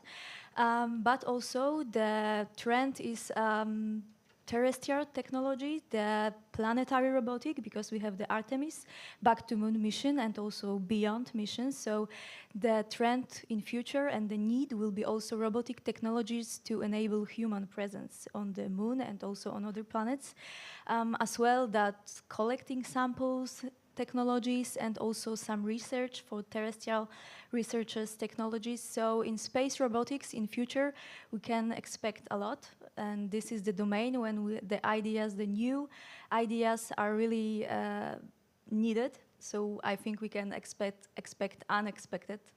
Could be a really surprise in future what the robotic could bring to us in future. Yes, thank you. Yeah, I fully agree that this is one of the areas which is close to my heart. I come from robotics background, so robots are very close to my heart. And yeah, we will have to solve a lot of problems here and develop a lot of new solutions for the technology itself, but also for the interaction with humans. And that is now I would like to turn into this human aspect of the exploration. And we have Ilaria Sinali and Ariana on the screens. Okay, maybe this way will be better. And I would like to ask a first question to Ilaria, a very scientific one. Well, the space is extremely hostile environment for a human. There is a radiation, there is no air, there is very cold there, and so on and so forth. And this is also the truth for both the moon and Mars, which are very different from Earth. So, what do you think would be the most important thing that would enable us to live on the other celestial bodies? Hi everyone, thank you so much for the invitation. My name is Ilaria Sinali. Well, you ask a very hard question indeed. And I don't know if I have the time to answer to all of this, but I'll make you, sorry, I'm just decreasing the volume of my computer because I hear myself back and forward, which is not really useful to any conversation. Yeah. I think the most important part is to consider and to try to not be too much rigid on medical standard in a way to allow several people, with broader performance compared with the population of the current International Astronaut Corps, in a way to, expand the knowledge in space medicine. Because right now we know a little bit more about space medicine, and the ISSS provides us amazing information to know about human health, which is great. But we have very ambitious goals. And so it is hard, to produce and to anticipate the technology that is needed, for example, in human health on the moon or Mars, if we don't have enough data or enough representation of anything that could happen on these planets. And so if you're going to be a little bit flexible medical standards and we allow a broader population to access space, it would be way easier from a scientific point of view to understand, medical condition or scenarios that could become a threat to a person. So just building on what, previous speakers have said, specifically Artemis, the ambitious goal of even establish human presence on Mars, it's for humanity. That's why we do that. And there are advantages for aiming to such ambitious goals in developing technology that embrace any sort of engineering, but here I'm talking specifically to medicine and healthcare technology. And the reason is this one: if we are able to guarantee to enable humans to survive in a very hostile environment on another planet, then we can actually make our planet even better. And there is a sort of alignment between the ultimate goals that we could achieve in space exploration, in advancing human exploration of space, and the current sustainable development goals of the United Nations. And so we are heading towards different goals because they are, one on Earth, one on space. However, the results could benefit humans regardless of the location where they are. And here is the beauty. If we are becoming a little bit flexible with medical standards, we could allow even more transfer of space technology and advances of space medicine back to the ground population. Because the efforts in healthcare are not just for full people they're sent on a spacecraft for Mars mission. They are for the ground population. But astronauts right now are people with higher physical and mental performance. And that means that any results that we can take from research might not be directly applicable or representable of the ground population because we have people with diseases. And right now, having a disease is very common, it's very popular. Okay, even mental health can be classified as a disease, but this is, there is some limitation in transferability. But I want people on the ground to be healthy, and I want our species to advance in the future years, even when I'm not going to be there. And I want to just make sure that there is the base, and then the society is aiming towards that goal, because anyone on the ground and in space deserve access to healthcare, deserve quality medical care, deserve quality education, and we got to give them. We got to give them all of them because we are in a position for doing that. I don't think the space community and the ambition goals of incoming the human exploration activity lead us to reevaluate the principles of our society, and so to think differently. But if we do not reevaluate principles, then we can make our society better. And so there are several challenges. They are linked to, adapting and to leading to the hostile environments. But one of the first is to recognize that we're human beings. And when I train in my crew and I expose myself to several extreme environments, you want humans around you. You don't care if they are not your family, if you just met them, if they are from a different nationality, if they are, if could be, minority in your society. You don't care. You just want the crew. You just want the unity around yourself, because we're human beings. That's what we do. We stick together and we try to survive to help each other. And for my crew, I will do whatever it takes to make them safe, just because they will do the same for me.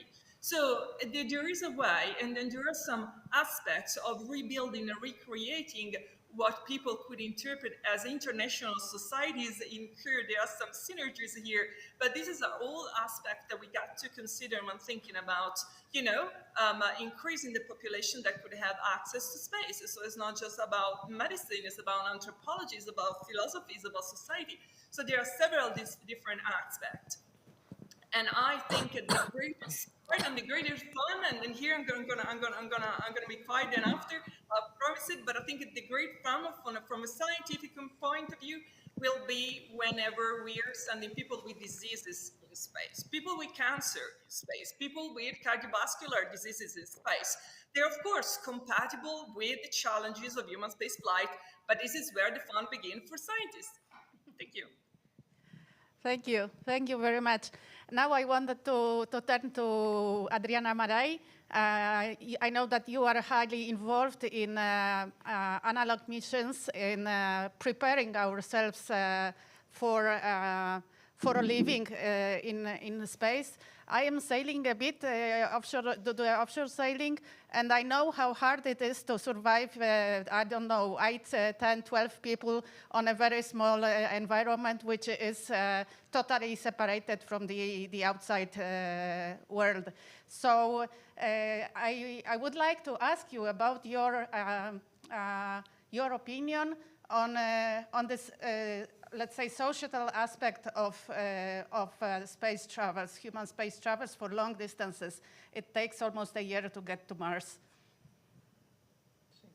Thank you so much, Alexandra, and thanks for a brilliant keynote that has set the stage for this discussion, Artemis. So let me first say this is certainly not a boring time we are living in. This is an unprecedented era for humanity.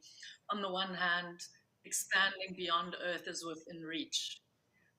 On the other hand, we face some of the greatest challenges we've ever faced as a species, whether that's climate change and not unrelatedly the increased prevalence of pandemics, which increases already existing poverty and inequality. And when we couple this with the unpredictable changing climate, we cannot deny that we face extreme challenges here on Earth. So I think hand in hand with dealing with these challenges is the role that exploration plays in coming up with new solutions. So let me skip back to 1957, which I wasn't alive to witness the moment in history, I think, which must transform people's minds to know that there is an artificial satellite in orbit around our planet. But the reason I mention that is the year after Sputnik was launched by the Soviets in the late 50s was the first solar-powered satellite by the US, just a year later. So, of course, burning fossil fuel and other kinds of fuel sources are not practical in space. But where would we be today in terms of mitigation of climate change if we had not launched the first solar-powered space technology more than 50 years ago? So this is just one example to highlight, I think, how exploration drives new ways of thinking that we often can't predict how they can impact, but later on they do. So I know you're asking about the human element, but let me say I have a background in theoretical physics, but I'm now involved in an organization I established called Proudly Human, and we are running the Off-World project in some of the most extreme places on Earth. So while we look at low Earth orbit and see almost half of all nations on Earth have satellites, either of their own or shared resources in orbit around Earth. So in terms of low Earth orbit, we have a fair representation. Like I said, almost half of all countries on Earth have some activity in low Earth orbit of their own technology. However, the human presence in Earth orbit remains limited to North America, Europe, Japan, and of course China with their recently launched own space station. And this, I believe, and we've heard this from other speakers, so thanks for setting the stage, needs to shift. We are to become multiplanetary, I believe. Mars is the first step, and we have to increase the diversity of people participating in this if we are to reimagine ourselves as a society rather than to perpetuate inequality. So I'm based in South Africa. I'm proudly African. Of course, I travel a lot and interact and collaborate globally.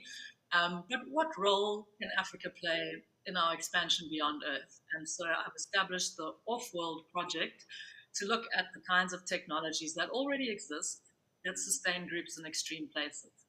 And here I think we need to reflect on the billions of people on Earth living without clean water, without nutritious food, without reliable power or internet connection, and think about that these are the basic resources required for human life, whether we are in the desert, whether we are on the surface of Mars, whether we're in Antarctica, or on the surface of Mars or the Moon.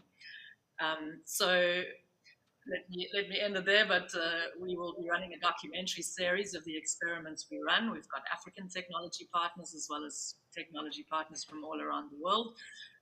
Contributing to our infrastructure, which is power, so hydrogen fuel cells, solar power, atmospheric water extractors, wastewater management systems, smart indoor agriculture, IoT systems monitoring everything from our infrastructure to our heart rates. And we will go to the driest deserts, coldest polar areas, and also live under the ocean for some period. But that's enough for me for now.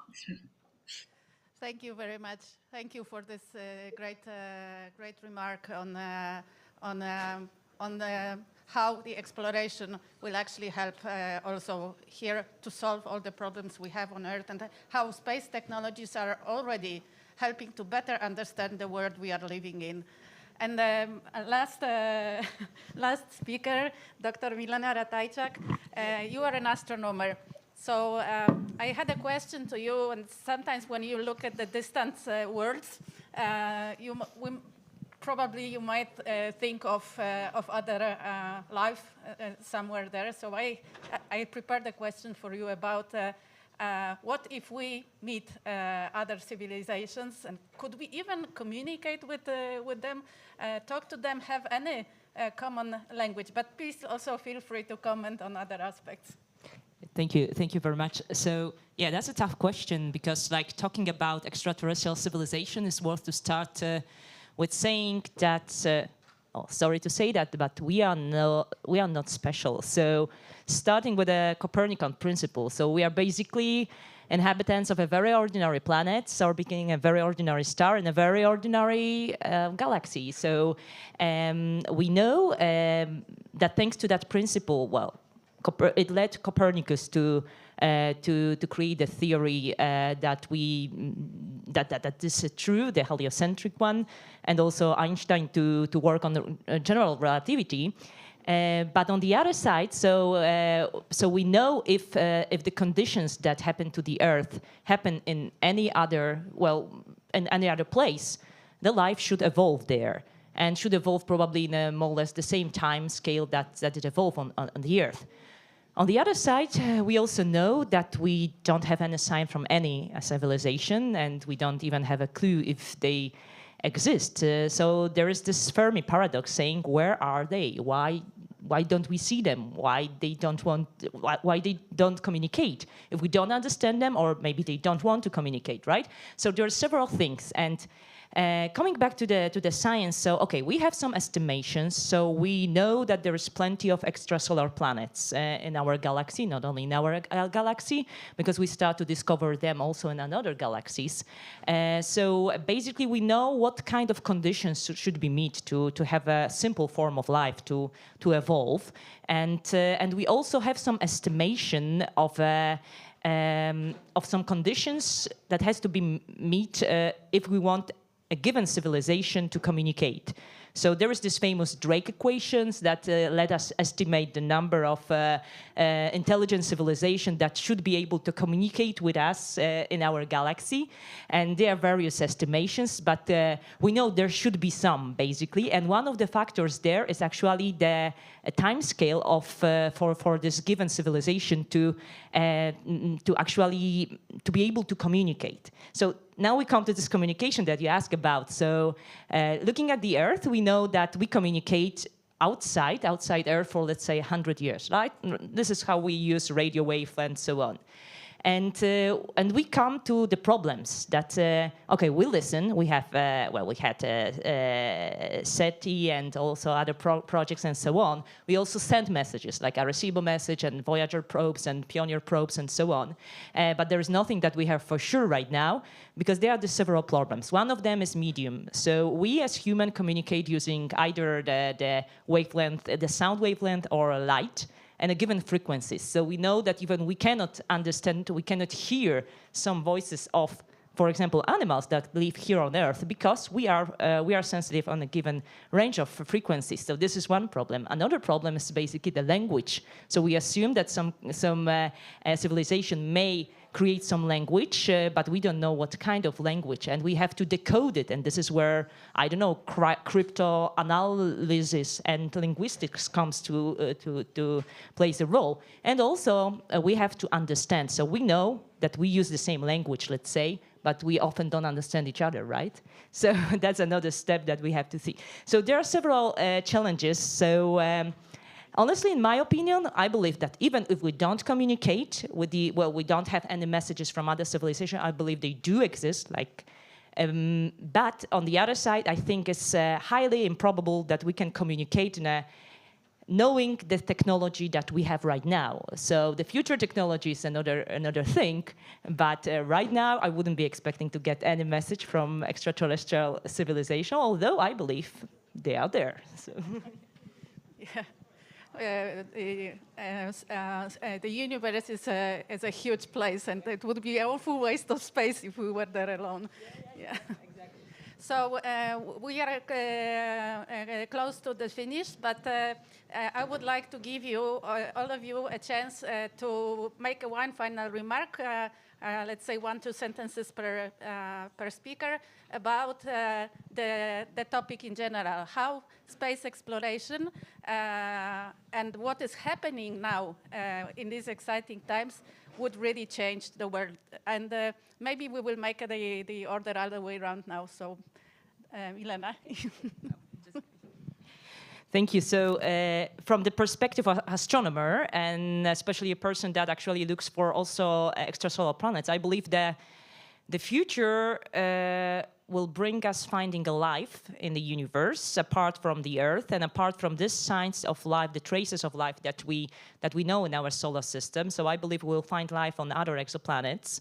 And that could, and the question is how that will change our life. So I believe that will basically change our perspective, again, that we are not alone. But on the other side, again, it's what I said before, it won't change our way of feeling because we cannot communicate, that's the thing. But that would be the proof. We still don't know what we are looking for, but if we find out what we are looking for and we have the signs, so we can say that the life exists there, and that's the first step to see the future in a bit different colors. Okay, thank you. Adriana?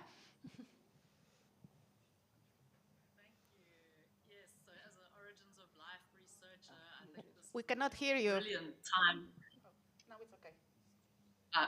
Now? Now it's okay. Okay.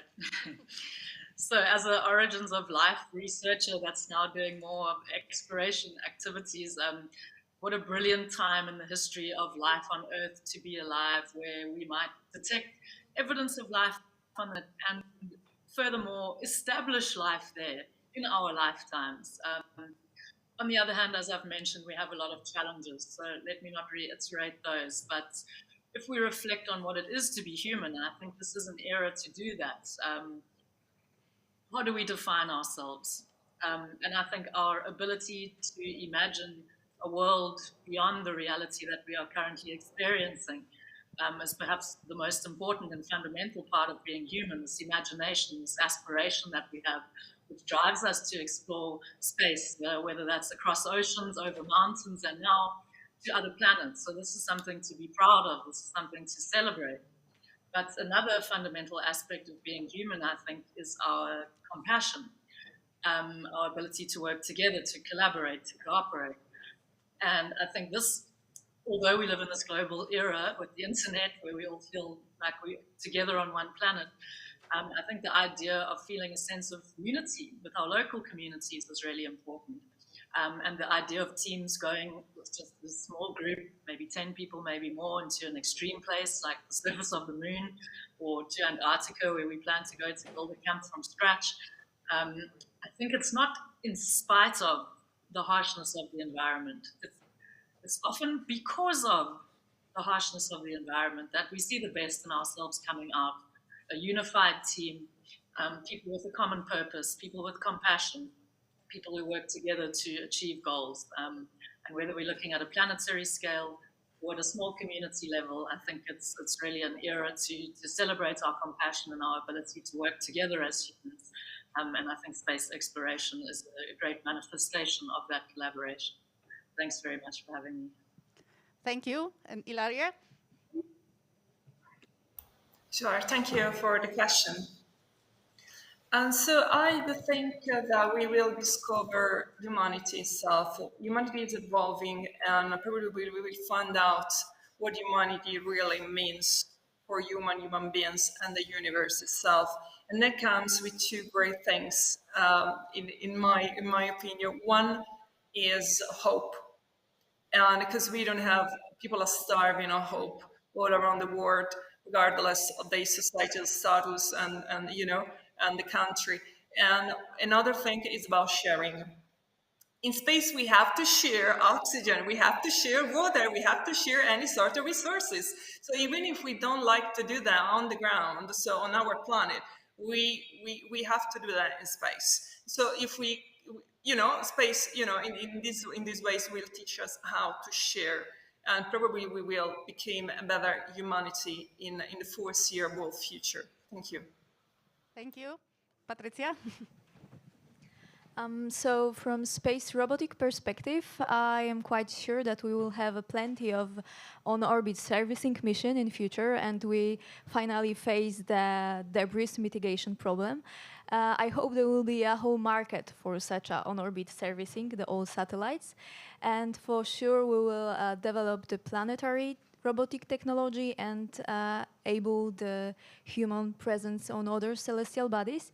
And for sure, it will impact on our life on Earth. But how, it will be the surprise for the next years. So we will see. Thank you, Erin. For those of you who are live streaming, you can't see that actually the future just walked into this room. I see students ranging from very young to, into university age. And these people are really the future. So we're looking to you to, and I'll just mention that I have a 9-year-old son, and one of our favorite activities is to look up the new images of the James Webb Telescope that is looking to our future by looking at our past. And it is a reminder that as we go forward in this space exploration, to recognize how little we know and to understand that we can change the assumptions and the knowledge of our entire universe in relation to ourselves in ways that Copernicus did hundreds of years ago. So it's very exciting, I agree. Thank you. And Artemis. Well, to be honest, and hey, all the youth here present, hear me, you are going to make the difference. As a group, yeah, but if you look at what's happening in the last, several years, Greta Thunberg, and Malala, you actually are going to show us what I have believed all my life. One person can make a difference, and therefore should. That's my assignment to you. Thank you very much. Thank you all. It was a great discussion. It's a pity that we have to finish now, but thank you all again for your participation.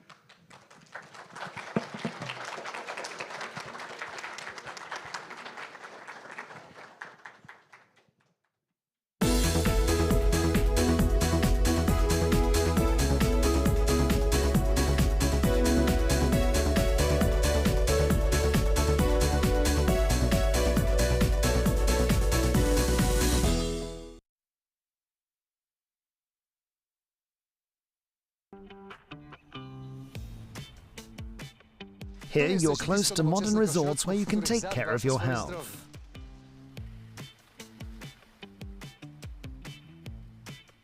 All around you can find professional care and restore your vital powers.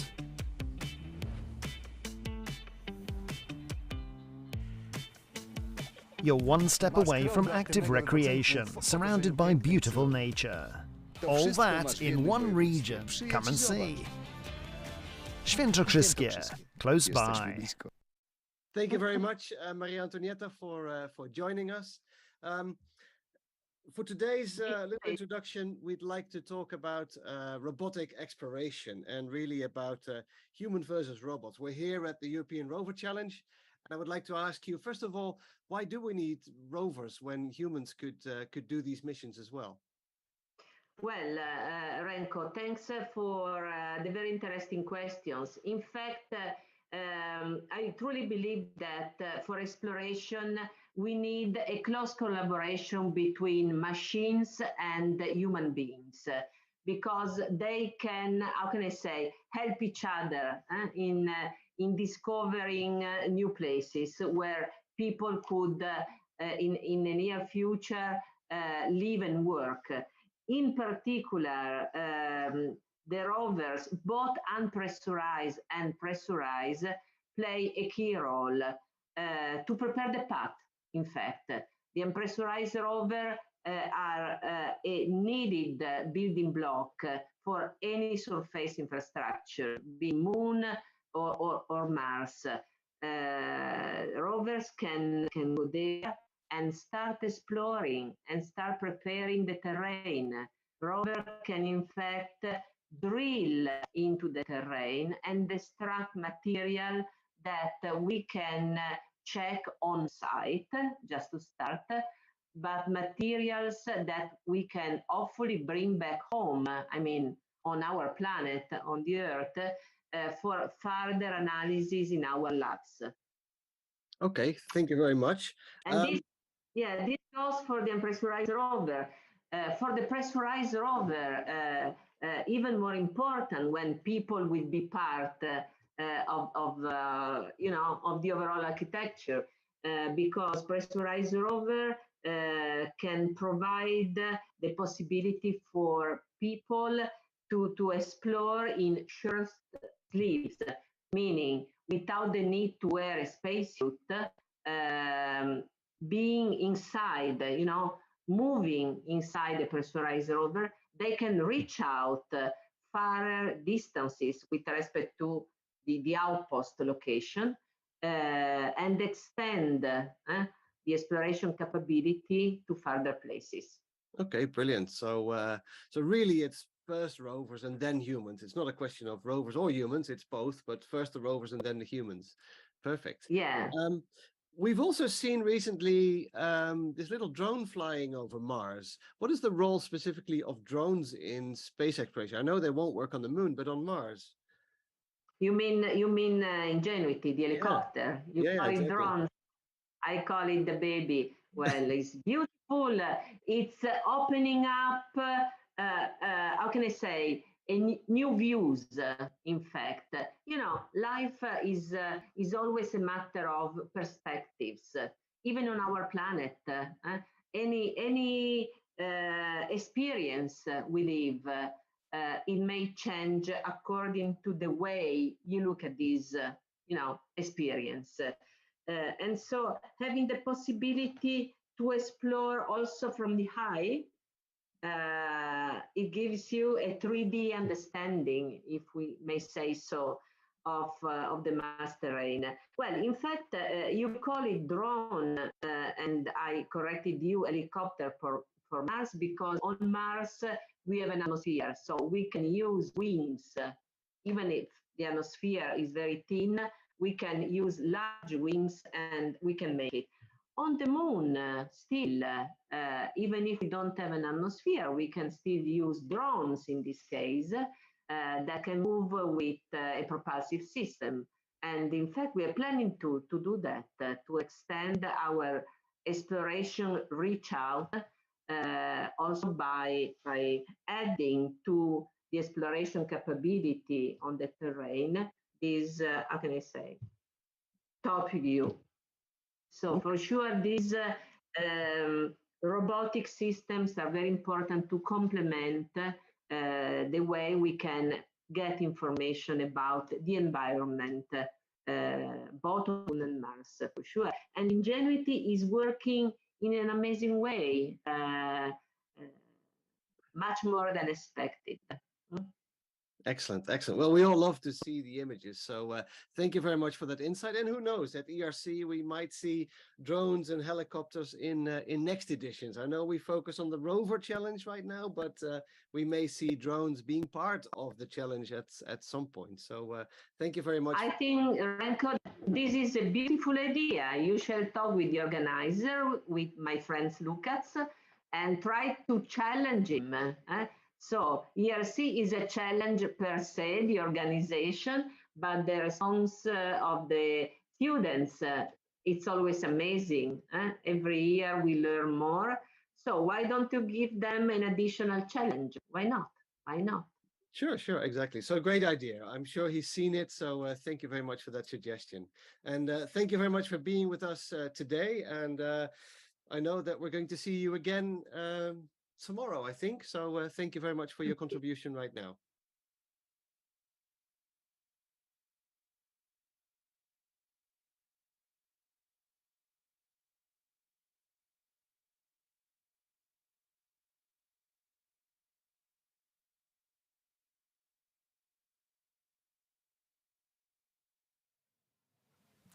Good afternoon, everyone, or good morning, or good evening, wherever you are on the world, and welcome to Mars.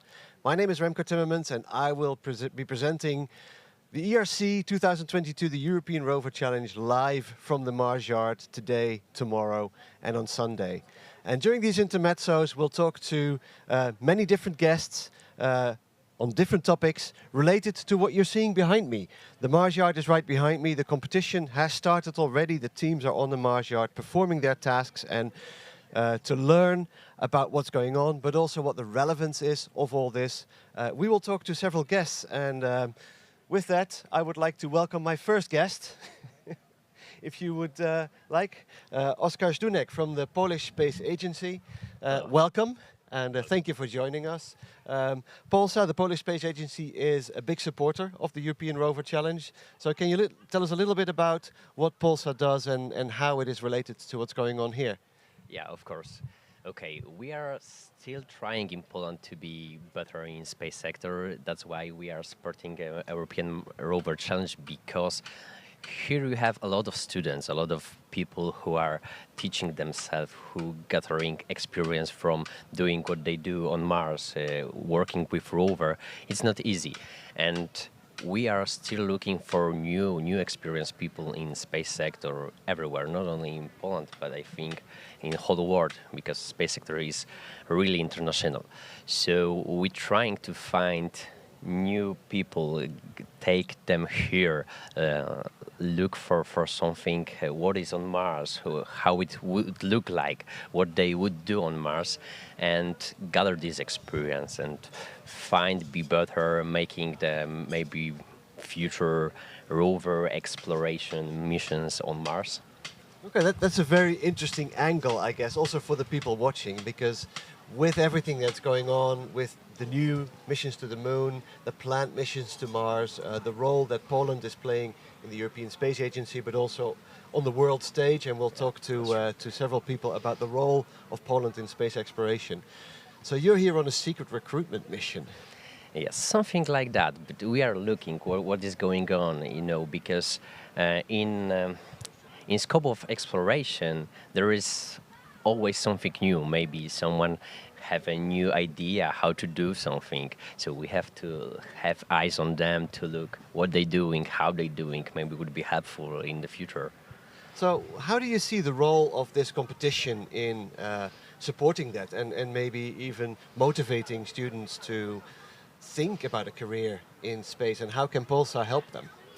I think this is really good, because we talking with people, with the students, encouraging them to be employees of the space sector in the future, to find their niche, to find their robotics exploration part in themselves, what they want to do.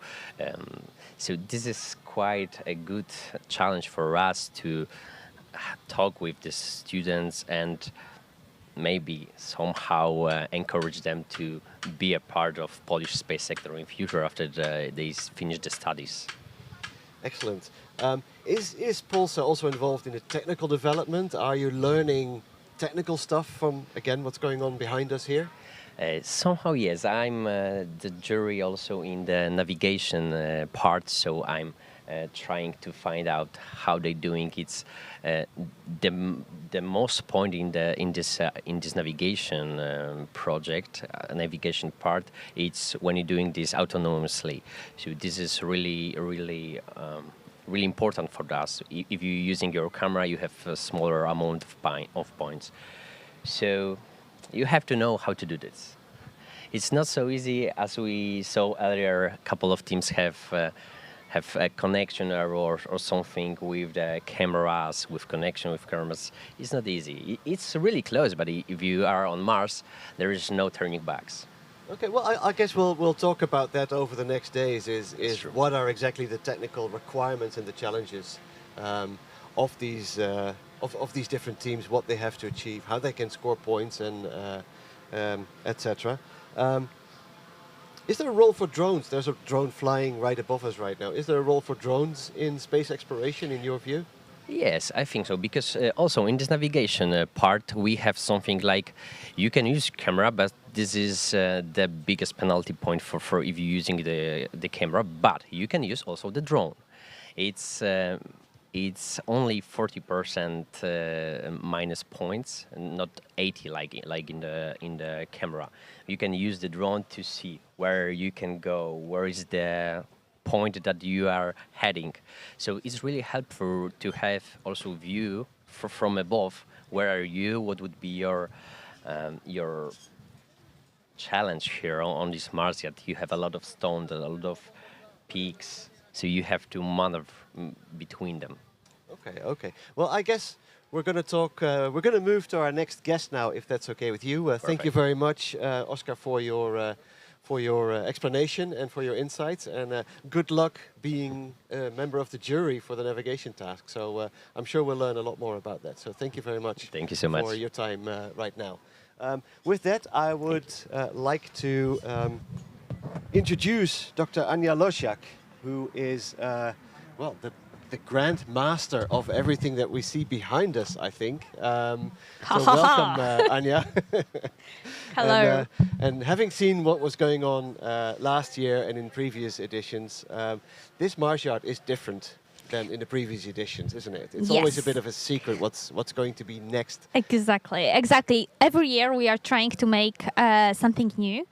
We are redesigning and rebuilding our Mars Yard so that, first of all, we can show a different location on Mars to our team members, but also to the members of public that will hopefully learn that there is a lot of volcanoes, a lot of impact craters on the Mars surface.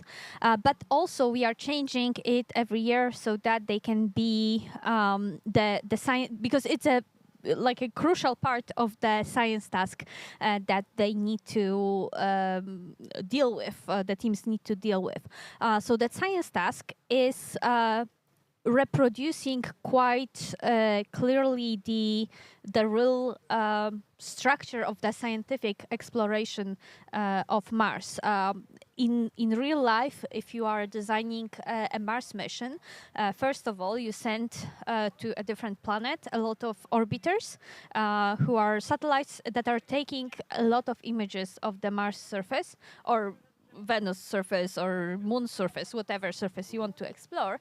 And then based on that, you can prepare very detailed analysis of the surface, prepare geological maps that are describing what's on the surface, and also how do you think the surface is have been evolving, and what different things mean and how do they interact.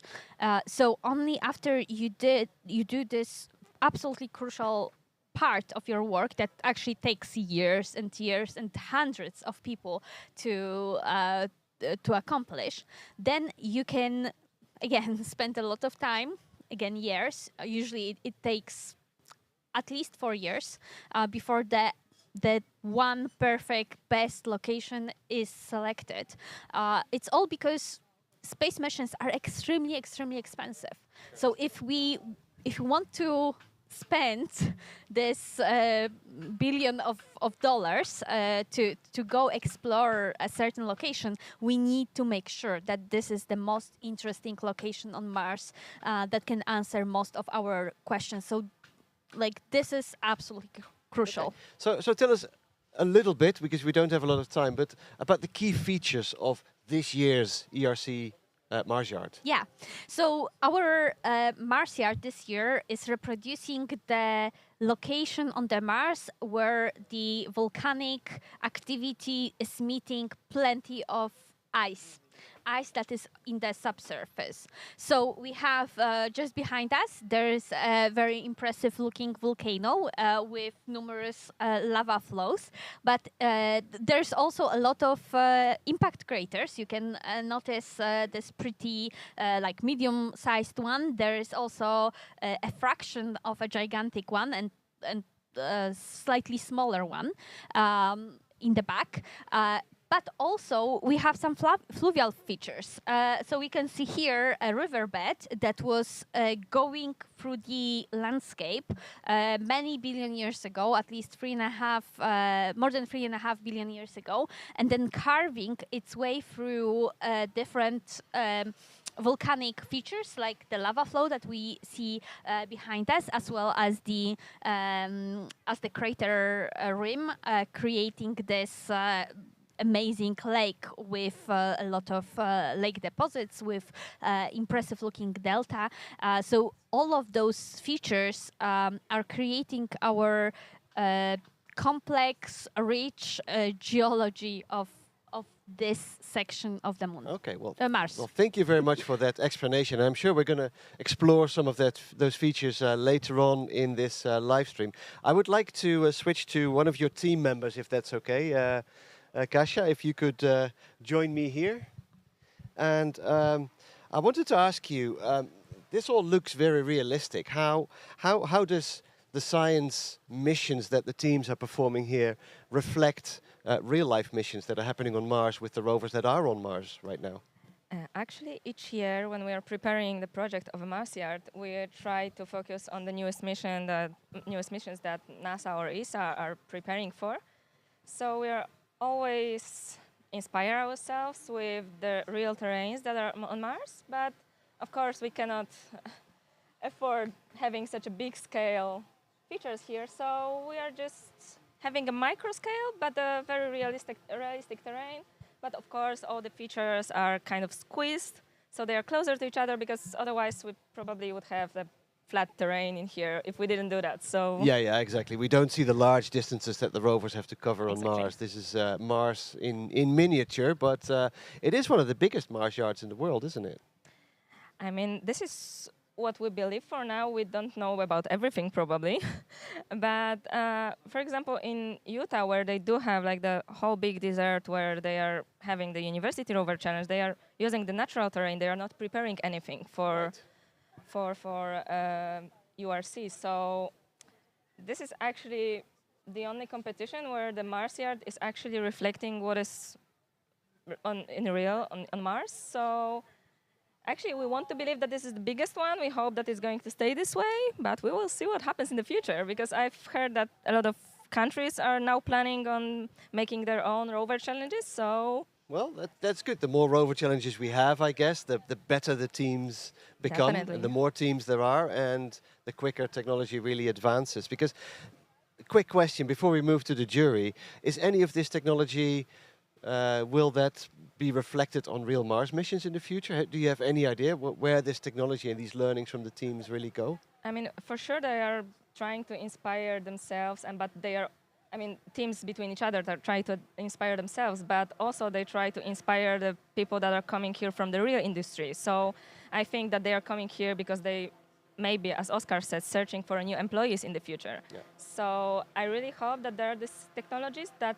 are going to be used, because students here are very creative and they are trying to figure out how to do something which seems to be impossible actually. Yeah, so yeah, exactly. This is kind of amazing that students are doing such things. So I believe that in the near future they are going to be well-known names. Exactly, and that's very interesting for those of you who are hiring people in technology, that there's interesting people here, so join us, if not this year, at least for the next editions. Thank you very much, Kasia. I would like to focus a little bit on the competition itself in this last piece here, so I would like to invite Charles Walker here, member of the jury, to give us a little insight, and we only have a few minutes, into what's going on in the competition. How does the competition work, and can you tell us a little bit about the role of the jury in that? Yeah, so the jury's here just to basically enforce the rules and make sure everyone's behaving properly, as well as we decide what marks you get for each task, because each task breaks down into its challenges, and then getting the points and then tallying it all up to decide, who comes first, second, and third, and everything else. But so we heard about the science task and the navigation task. How many tasks are there in total? There's science, navigation, maintenance. What else is there? That's the ones I remember, because those are the ones I help out more. Yeah. Fair enough. And these challenges are all spread over the Mars yard, but there's also a challenge happening with a robotic arm, I understand. So we're going to see some of that over the next couple of days. Yeah. So about scoring, there's different jury members that look on each of these different tasks, I understand. How big is your team? It kind of gets broken down into you focus on which task you know how to do and what ones you're related to. I do robotics, so I help out more on the maintenance, and I've helped out today on the navigation one. So that's why I know very little about how the science one works. Okay. Well, fair enough. They're specialists in every field. But the jury members are specialists in their field. That's kind of the message, I guess. Yes. Everyone here is either working in robotics, science, or something to do with space, more or less. Yeah. I mean, I'm doing my PhD in robotics right now, so yeah, everyone here is doing something in whichever task they specialize at. Excellent. Just for the viewers, how many teams do we have competing on site? Do you know? On site, I know. Last I heard, I think there's 18 teams here on site. Yep. Is the last I heard. I'm being nodded at, so I agree. Okay, and then there's remote teams as well, isn't yes, I believe there's about 8 or 10 remote teams as well, and they're using 11 teams. And they're the ones using the robot arm you spoke of earlier. That they're piloting from wherever in the world. Exactly, and they are operating a rover that, is situated in the tent right behind us, might be in the camera view right now, the little Leo rover, but they all run the same rover, but their challenge is to do it from a distance. I've controlled that before for the last 2 years on the team I was in. Okay. We did that. And So we you're a entered former into participant as well? Yes. Oh, brilliant. We entered 2 years in a row into the remote as a RoboClyde. Last year we actually came third. Okay, brilliant. So again, calling every one of you who are participating remotely or who are looking to participate, at some point you can be involved in the organization as well. Let me move to your colleague Jakob here. So welcome, Jakob. Can you tell us what is your role? We just heard from Charles about his role in the challenge. What is yours? Yes, I'm responsible for the remote maintenance task, which is a very original one because it's separated from the remote part that's happening over here. We tried to take the robotic arm part and isolate it into an environment where the teams could remotely control it. So we took the modules and the panels that need to be switched or replaced, basically managed remotely on, for example, Mars or any other different planet. And we set up a robotic arm, and the teams had a knowledge of markers that tell them where the modules are and what the operations should be performed. Okay. That robotic arm is not on the Mars yard, is it? Yes, it's not at the Mars yard. It's in a building this way. Okay. And anybody who wants to see it, we recommend you do that. We can show you. We brought the separate robots, and you can control it yourself. Okay. Oh, that's very interesting. So even if you're not in the competition, you can be involved. Yes. In that way. Okay. We'll have to go and have a look at that maybe later on in the show, if you like. How realistic is that maintenance task in relation to what robots are doing on Mars today? We are using switches and buttons that are widely used in the industry. For example, switches that turn off the power or redirect electric current to any different system. For example, when you need to switch something that's faulty and causes an electrical error, and you need to disengage that part from another system in order to perform its part, basically. Okay. Let me ask you this, because we see many rovers here on site that are controlled directly with remote controls. How autonomously do these tasks have to be performed? Is it the people doing it with a little joystick behind the rover, or is this a real autonomous task? Yes, there are two ways to control the robotic arm. First is, as you described, with the joysticks and the panel that we prepared for remote control. And the second is you can go 100% autonomy, send us your code, and we will launch each of the objectives, and then the tasks will be performed by themselves autonomously. Of course, it's a very hard task to do. That's why the focus for this competition is shifted from mechanical and preparing for the different environments when it comes to hardware. Here, what's much more important is the programming and software. Okay, so software development, and again, that's an important message, I guess. Software development is a very, very important skill and a very important, knowledge for future, for people who are looking for a career in space in the future. Yes, definitely. Software developers are badly needed in this industry, more so maybe than rocket scientists and people building rockets and satellites and rovers, is programmers. Yes, exactly. And also you need to have a knowledge of programming languages, etc. But also you need to know how the arm moves, how it's built, and how to control it. So that's also the most important part in this competition. Exactly. Okay, thank you very much, Jakob. We're going to talk to a final jury member, Wojtek. Welcome again to the Mars Yard and to the show. What is your job? We heard about the navigation task, the science task, the maintenance task. What is your role as a jury member? The maintenance task also. Kuba was from the remote maintenance. I took charge of the on-site maintenance. So the actual rovers been here and controlled by teams on site. Okay, so there's a maintenance task with the robotic arm. Yeah. And there's a maintenance task here on the Mars Yard. Yeah. Okay, and how do these two differ?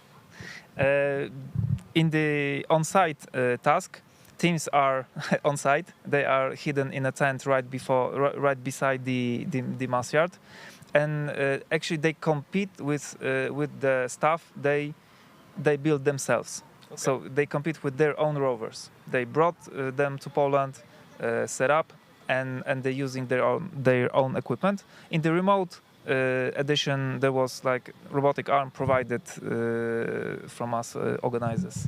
I see. Okay, so we have the robotic arm in the building next to us here, yeah. And we have the robots doing similar tasks on a panel that is on the corner here of the Mars Yard, if I'm correct. Okay, very interesting.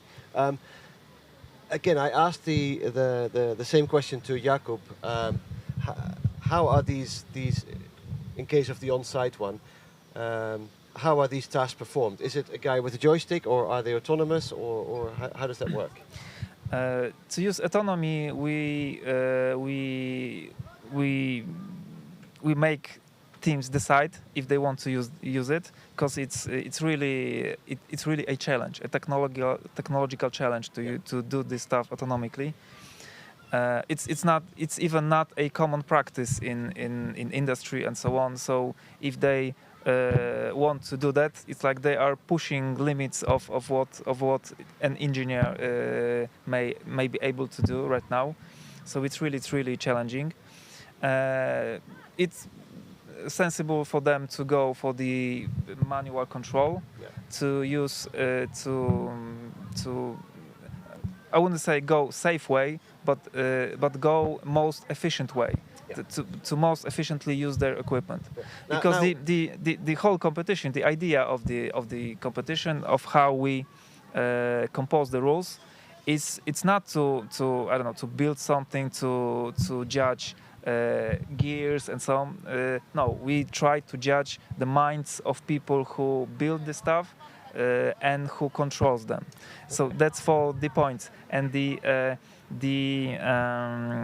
way that they control their rovers tells more about actual people who build this stuff. What kind of engineers they are? What are they thinking? What were their general idea of the equipment? Okay. It's what develops them as a future engineer, especially in the exploration field, because it should be different kind of engineer. I understand, and that's very interesting that you mentioned that, because as we heard from Maria Antonietta in the beginning of this intermezzo, as we heard in the keynote speech by Artemis, despite the fact that this is a rover challenge, that it's a robotics challenge, it is all about the people, isn't it? So it's about developing talent, about developing skills for the future workforce in space. So it's very interesting that you highlight that, because I think that is the essence of the rover challenge. It's not about the robots, it is about the people in the end, isn't it? Yeah, and the most valuable, I should say, mindset of the engineer, to be able to face unknown, because in the ordinary engineering tasks, like in industry or in manufacturing, it's like all of the environments is very well described. People know all about it. It's just engineers should just fit as good as possible to the environment. But this kind of future exploration, other worlds exploration, interplanetary exploration, it's completely unknown environment. Yeah. And this mindset of engineer who do something for the unknown environment, that's what we are aiming at. Exactly. And that's what we heard from Anja Wozniak as well, is that this Mars yard is designed to be an unknown area for them and for the team. So it's always a new challenge, like it is in planetary exploration. You always encounter unexpected stuff. So thank you very much, Thank you, Wojciech, for your intermezzo. And I think it's about time that we are going to also talk to the teams, and we're going to have a look. Absolutely, absolutely. And again, if you want to see more of this, follow your university. Can you mention again how people can follow you? There's a few social media accounts over there on the wall. Yeah, you can definitely look for Academic Circle Rzeszowska Group IT, but we also Rzeszów University of Technology, so you can find us there. Excellent. Well, thank you very much for showing us this and enlightening us about what's going on here at the university. Thank you very much. Okay, we're going that way. Back to the Mars yard. Oh, watch out. So we're going back to the Mars yard, and you see there's kids here, there's lots of people here who are inspired by, well, there's more Lego right here, where even the smallest children get inspired by building their own rover. So, so we're moving back to the Mars yard. Everything is next to each other here, where we're going to have a look at some of the features that we talked about during the interviews with the jury. Very good. We are meeting another team. Maybe we can move a little bit further up to the Mars yard, if that's okay. And we're meeting the team from Sapienza University, from Italy, from Rome in Italy. So yeah, let's have a quick look if we can maybe go here to the Mars yard itself, over here, and have a look at, yeah, we can be over here. Sorry for dragging you all the way here, guys, but here we can actually see what's going on. So tell us a little bit about well, what Sapienza is doing here. Well, today we are doing the European Rover Challenge competition, and we have just made the maintenance task, which consists in moving the robot arm to control a control panel. And we have already did it, and it has gone quite well. So now we are waiting for the next task later in the evening. Okay, so how does that work? You do the different tasks at different times during the weekend. So you've done the maintenance task that we're seeing over there, where another rover now is doing the same. We see a rover here. I don't know if you can see it on camera, but there's a rover here in this crater doing another task. So you do these tasks. How many tasks are there in total that you have to do in the weekend? 5 tasks. Yeah. And we have done 2 of them. Okay. Oh, that's going pretty fast then already. Yeah. Okay. Today we have 4 tasks, and the last one is tomorrow. So okay. So everything. So come tomorrow, you're already done. Going well so far. So how many people did you bring all the way from Rome here to Kielce? We are 7 in total. Yeah. And because our team is pretty small, I've seen other people also from Italy with 30 people in teams. So. We are quite small. So how many people do you need to put a rover on Mars? At least here in the competition. Well, more than 7, because we are struggling a little bit. But I mean, that is the challenge. Well, tell us a little bit about that. That's interesting, because they made it challenging on purpose. Yeah. So tell us a little bit on you're saying we have been struggling a little bit. What have you been struggling with? Well, basically, this is the first year that we come here, and the first year that we build a rover in general. So we have never even seen what the challenges were, what the tasks were. For example, today we had some problems with the structure of the rover. In fact, when we brought it here in the stand, in this terrain, which we didn't know the composition of, we found out that it is not stable, and it collapsed, in fact, the one wheel. So I mean, there are challenges. Everything is a challenge, basically. Of course, and that's the interesting bit, and that is very realistic, isn't it? Because when you send a rover to Mars, nobody's ever been to Mars, except the rovers. We don't really know what to encounter, so these surprises are very much part of the game. Has Sapienza participated in the Rover Challenge before, or is this the first time? This is our first time, yeah. Excellent, excellent. So the challenges are extra big for you. Yeah. Okay, okay. We hope to participate in the next year too. Excellent. So you're taking your learnings back to Rome and build a bigger, better rover for next year. So tell us a little bit about the skills that are in your team. You all have different backgrounds or all the same? Yes, I'm a student of aerospace engineering, I'm a computer engineer. Okay. Aerospace engineering. Okay. So it's mostly engineers, of course, who are building this? And also electronic engineers.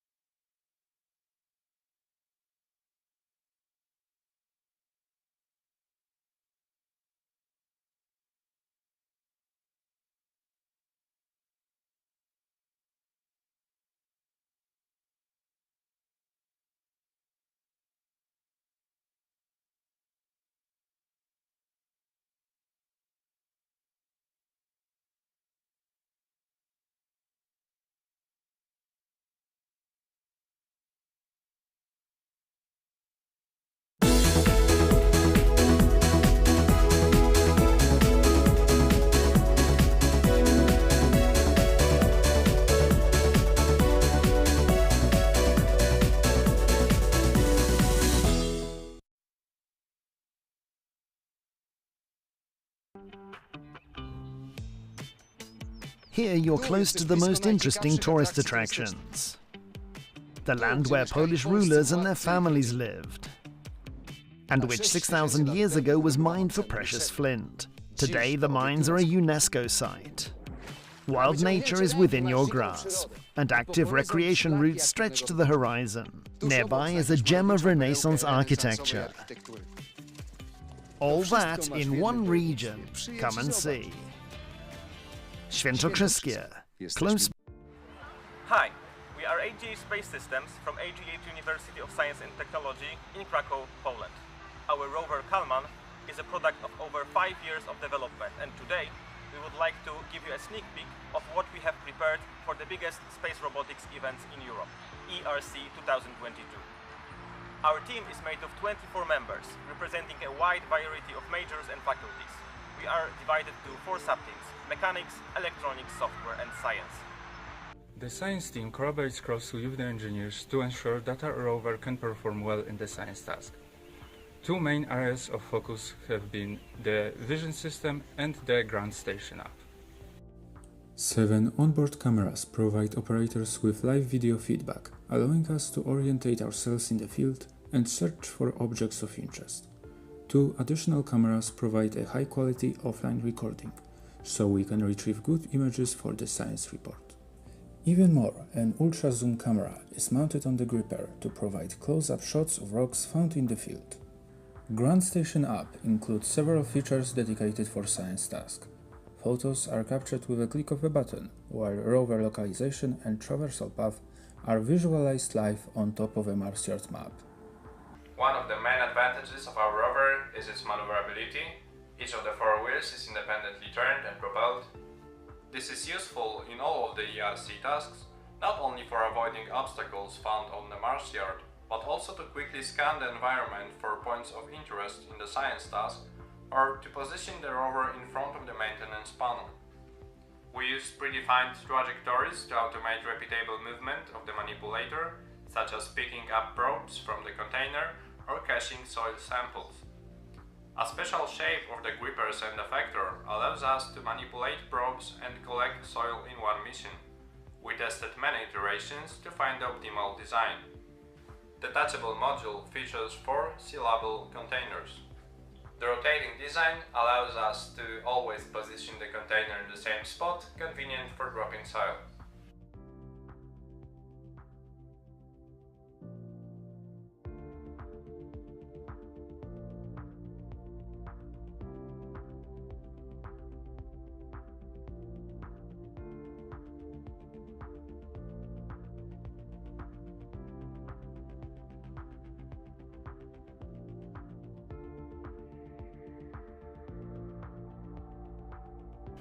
The new 6 degrees of freedom manipulator features harmonic gears, BLDC motors and a decentralized control system. IK algorithms greatly speed up its operation.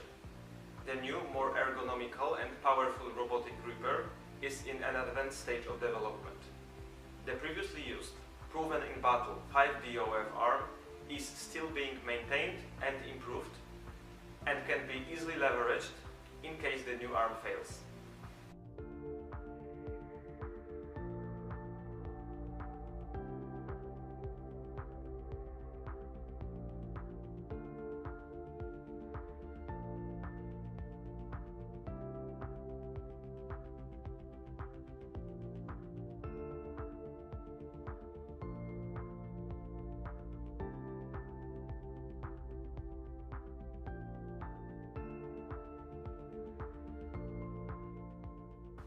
Our autonomous navigation is based on ROS packages that were modified and adjusted for our outdoor environments. The localization algorithm is based on IMU, visual odometry from T265 camera, as well as AR tag detection. Data from the sensors is then matched by extended Kalman filter. For mapping purposes, we use an IR-based stereo camera to generate a slope-sensitive coast map. We test the autonomous traversal on a weekly basis in a variety of difficult and real-life environments to make sure that our system works irrespective of terrain type or weather and lightning conditions. We also make extensive use of gazebo simulations. A continuous integration system significantly speeds up development by reporting most bugs before the software is deployed on the robot.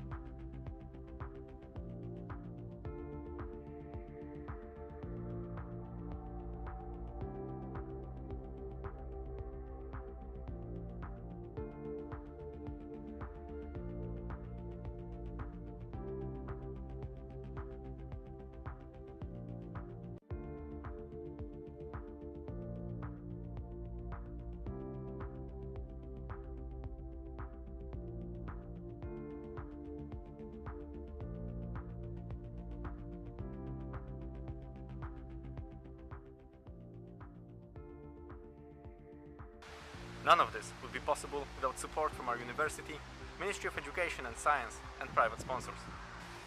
Thank you. Now you may wonder, why are we doing all of this? There are plenty of reasons, but we would like to focus on just 3 of them. First, it allows us to become better engineers. What's really cool is that ERC judges always take the time to actually give us detailed feedback, so we get priceless advice from people with years of experience in the industry. The second reason is that we want to inspire others, especially kids, to follow their passion for science and technology. ERC is very unique because you get to compete in front of a live audience. And last, but definitely not least, is that it's just a lot of fun.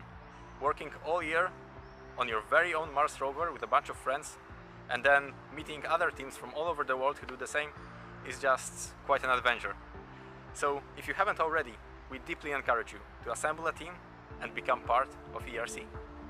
See you in space.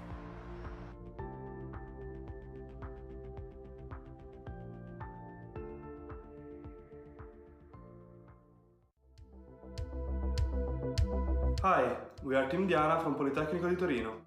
For this year's European Rover Challenge, we are proud to present a new and enhanced version of our rover Ardito.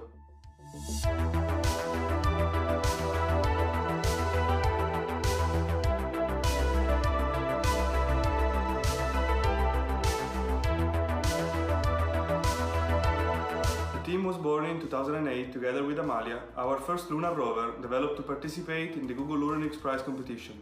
Since then, hundreds of students have participated with passion in the creation of lunar and Martian rovers. Our team is arranged into 4 departments and 2 special purpose groups, with every department being further organized into groups. Then the team is managed by the leading board, which counts the department leaders, the project manager and the team leader. In order to enhance the decision-making process, this year we also introduced a new support board composed of expert team members and group coordinators. ERC 2022 is a big opportunity for us. It is an occasion to challenge ourselves in a space-like project and to understand our collective and singular strengths and weaknesses. We also aim to achieve useful skills for our future work careers and to meet experienced people in the space industry. Ardito is designed as a modular platform, capable of adapting to several operational scenarios. The basic configuration sees the mobility system, power and avionics, onboard data management and the robotic arm. In addition, the rover can host different payloads according to the mission needs. Thanks to a custom-made 35 Ah lithium-ion battery, Ardito has 3 hours of autonomy. The power is distributed to all electrical components through a team-designed power distribution unit, while a power controller board monitors and records system consumption. Avionics is distributed among several layers, including the main onboard computer, the main control units of the mobility, the robotic arm and the power. The mobility system and robotic arm, while being independent, implement a common architecture. The main control unit, which processes commands and feedback, is connected via CAN or serial bus to lower layer boards, which are interfaced directly with sensor and actuators. The locomotion structure of Ardito consists of a rocker bogie terrain mobility system, equipped with 6 independent wheels, 4 of which are capable of steering. The wheels are made of spring steel, increasing grip on harsh terrain. The differential system connects the 2 rocker bogies and guarantees stability over uneven surfaces. A velocity controller, based on the Ackermann steering geometry, drives the mobility directly through velocity and angle. On a higher level, a position controller can be activated to autonomously drive the rover to the desired point. System and environment safety is achieved through 3 defensive layers. The first one is software implemented and acts on 2 levels. A remotely triggered abort command can halt communication to the system control units. Instead, a timeout inside the mobility and arm control units stops any system movement if the connection with the onboard computer is lost. The second layer is our custom-designed power distribution unit that monitors system power consumption and can directly cut power to a single faulty component.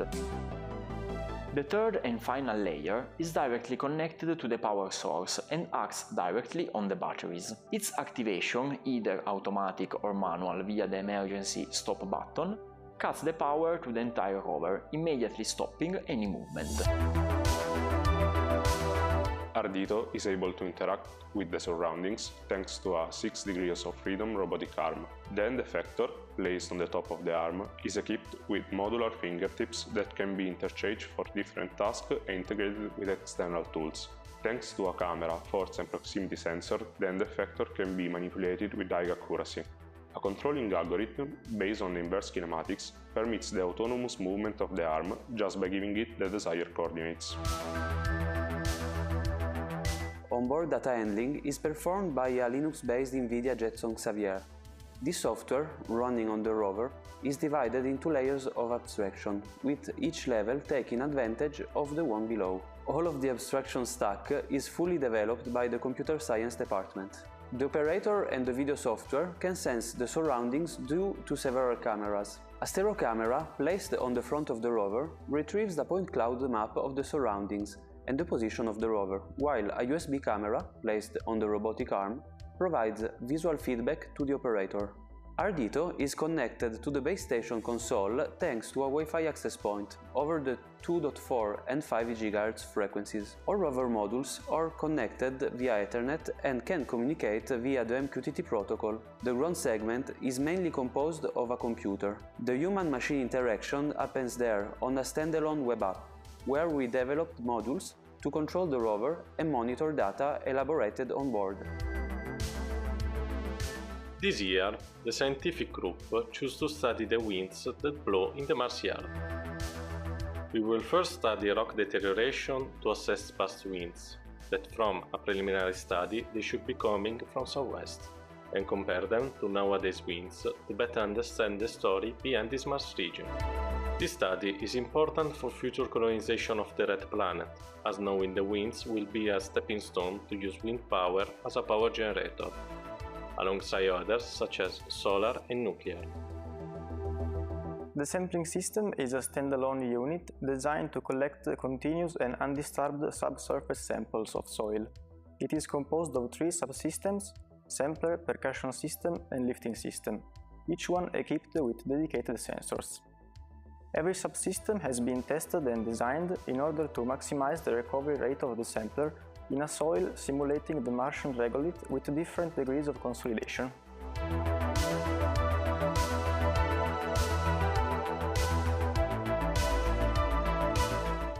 We are very proud and happy of our work this year more than ever. Thanks for this opportunity. We can't wait to meet you and all the other teams in Kielce. Stay Diana, stay Mambo.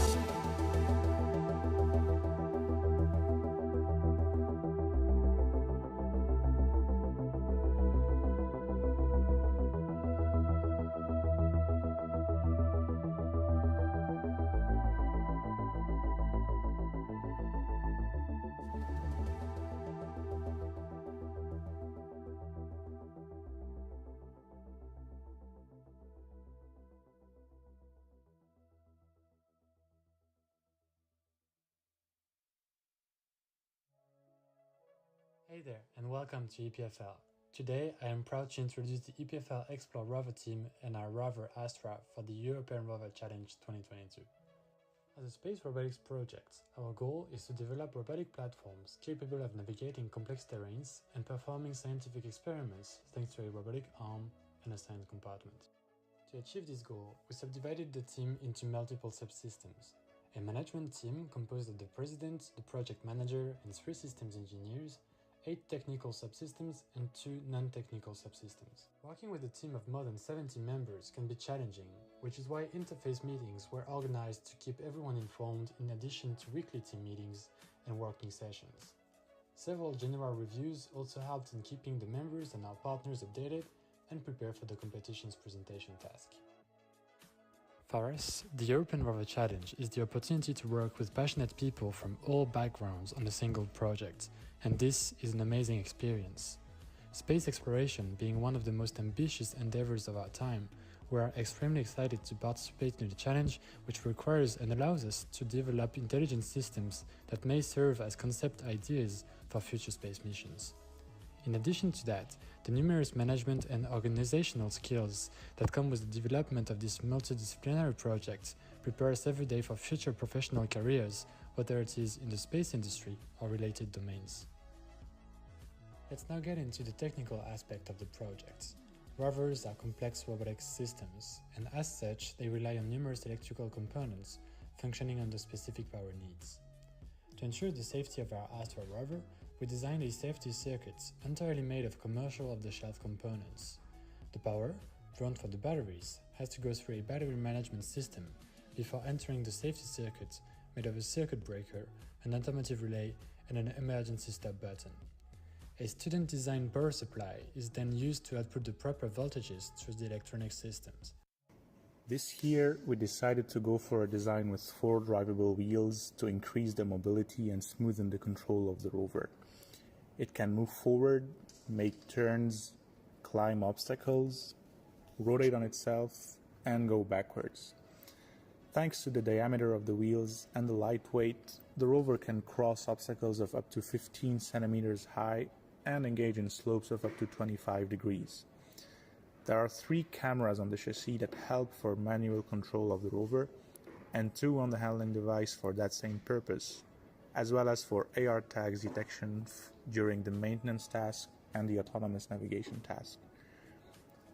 In case of a dangerous problem, there is a safety off button in the back that will cut all power from electronic components and shut down the rover immediately. The rover is controlled with a gamepad programmed with 3 different modes, one for the manual navigation, one for the handling device direct kinematics, and one for the handling device inverse kinematics. To complete the navigation task, the rover will perform a mapping of the Mars yard in order to plan its path to attain its objective. For this, it will use several sensors, for example, the LiDAR, inertial measurement units, potentiometers on the chassis, and cameras for image analysis of the surroundings. The process is monitored on the control station. The desired goals are sent to the rover, which will try to reach them in order. It will then reply with the appropriate feedback upon success or failure. A brand new 6-degree of freedom robotic arm, along with an improved gripper, was designed and built by the team in order to resolve the challenge tasks. The arm, composed of a combination of machined metal, plastic parts, and an in-house custom-built carbon fiber structure, allows us to improve rigidity while minimizing the weight of the arm. This in turn enables us to have very high accuracy and precision in various control modes. We are currently implementing an inverse kinematics algorithm that allows us to very intuitively manipulate the end effector to a desired position and orientation. Furthermore, thanks to the use of multiple cameras on the arm, our detection software is capable of detecting the AR tags present on the control panel and the surrounding objects, making it capable of autonomously interacting with the control panel elements. The arm is capable of performing all necessary tasks such as pressing buttons and switches, plugging in Ethernet ports, and measuring voltage from a power source.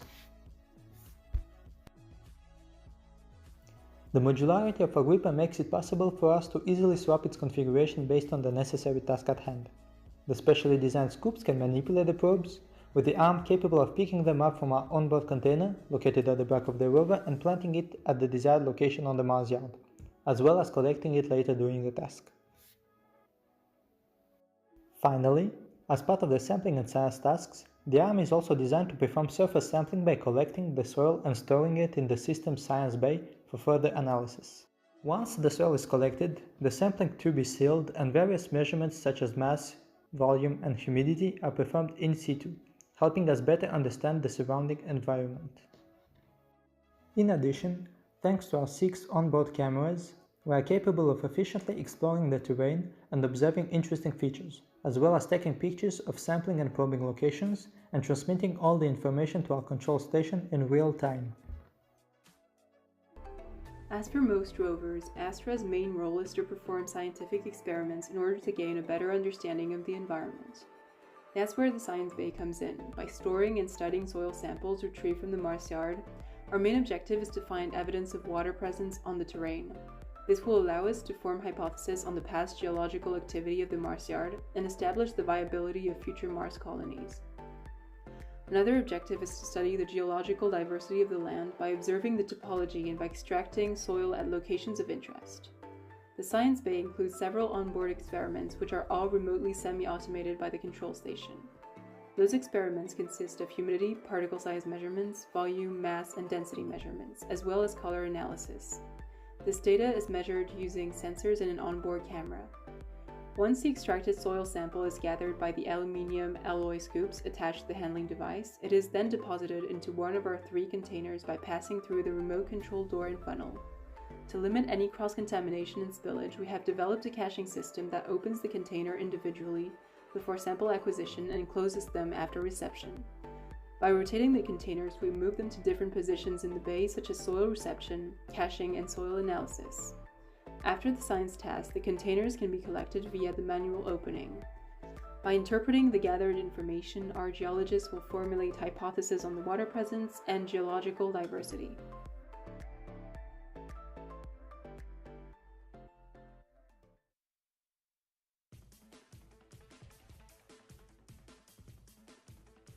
Project Red is a student team born in 2019 within the University of Modena and Reggio Emilia. This is our first year in the on-site competition, and in this video we will show you our rover Prosperous. We are a group of 60 students.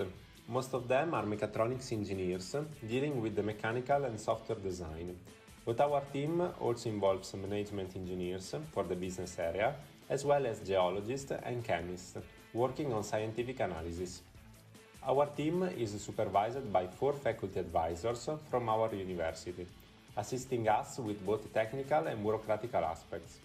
Members are all divided into 5 divisions: business, robotics, mobility, science and systems, each one coordinated by a division leader, who plans the activities and supports members in technical aspects. We also have a team leader and a team manager, coordinating each division in order to design and develop the final product. The whole team is following the Agile methodology, based on frequent meetings and activity replanning, in order to be flexible and rapidly adapt to unforeseen circumstances. The team's main goal is to create an hub in the area for university students who are passionate about aerospace and robotics. Here students can practice collaboration and teamwork in order to take part in the European Rover Challenge. Working on a multidisciplinary and large-scale project such as this one gives students the opportunity to gain experience in fields of mechanical, electronic and control design, but also gives the possibility to practice transversal skills such as teamwork, collaboration and the ability to manage complex projects. The safety system must disconnect the battery from the rest of the rover in emergency. To do this, you can press one of the 2 emergency buttons on the rover that allow you to switch off the power instantly via contactor, while to restart the rover you must first rotate the emergency button and then press the green star button. To protect the lines and the main components, we have put special blade fuses. Battery is also connected to a BMS, which has the purpose of protecting the battery from over voltage and over temperature and constantly monitors the main parameters: battery temperature, voltage of each cell, instantaneous current and the percentage of charge. These data can be derived via CAN or UART communication to then generate consumption reports. An additional safety system is given by the light tower, which indicates possible danger to humans. When a green color is on, it means that the rover is stationary, so you can get close. When a yellow light is on, it means that the rover is about to start up and will do so within the next 5 seconds, so you need to move away from the rover. Finally, if the red light is on, it means that the rover is moving, so you can't get close. The rover control can be performed with a joystick or a keyboard, which communicate with the rover using a Wi-Fi network. We also implemented a low-frequency network, exploiting the LoRa protocol in order to provide a wide-range communication. Over this network, the rover will send telemetry data to be visualized on the ground station and simultaneously receive from us elementary commands to operate on the onboard systems.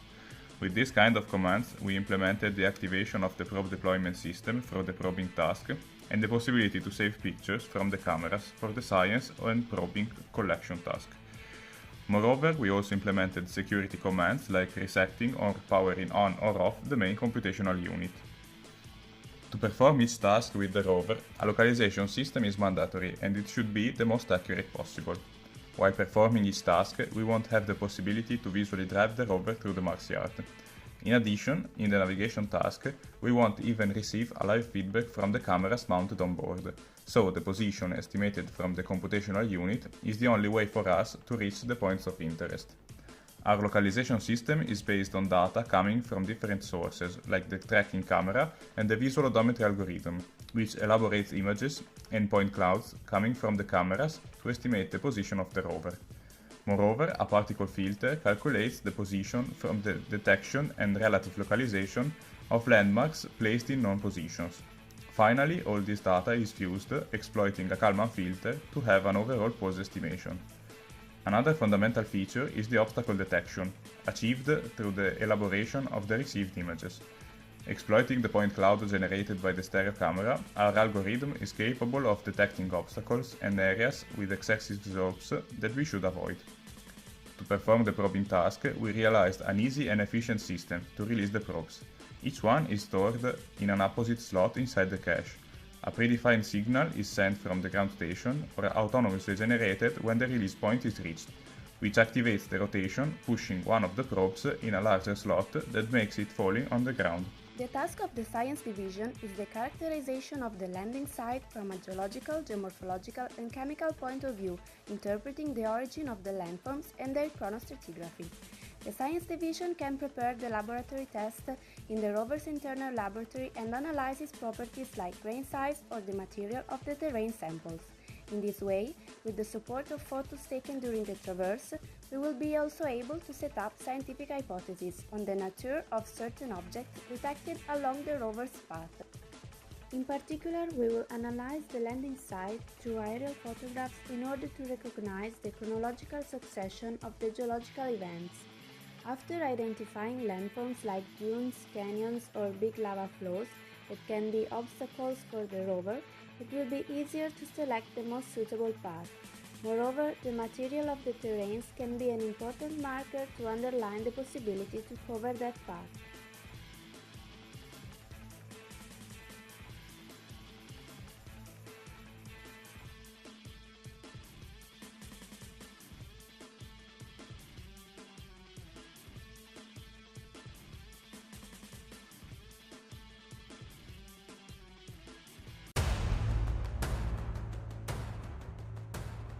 Hi, I'm Joel and we are the FH&W Rover team competing at the ERC 2022 for the very first time.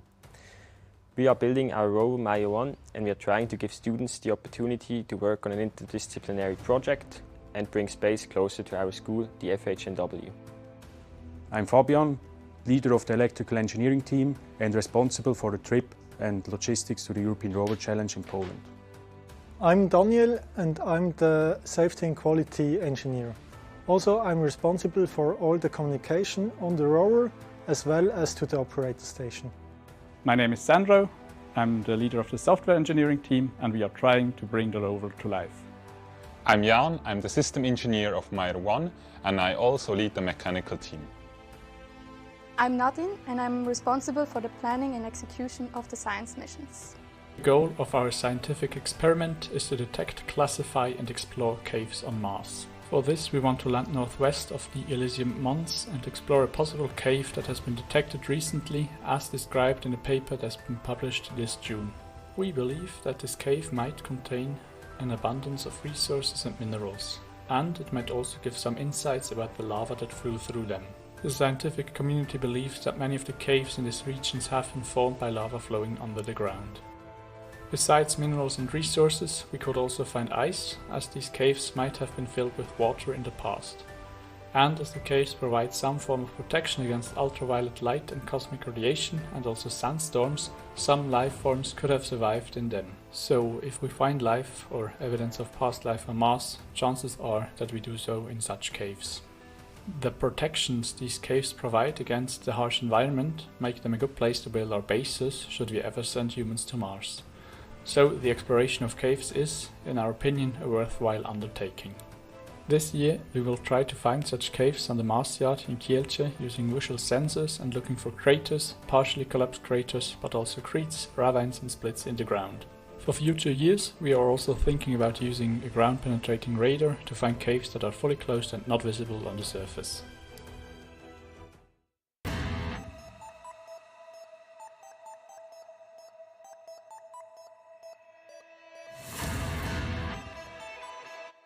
Here you can see our rover driving around on a muddy terrain. It can drive backwards, forwards and also rotate.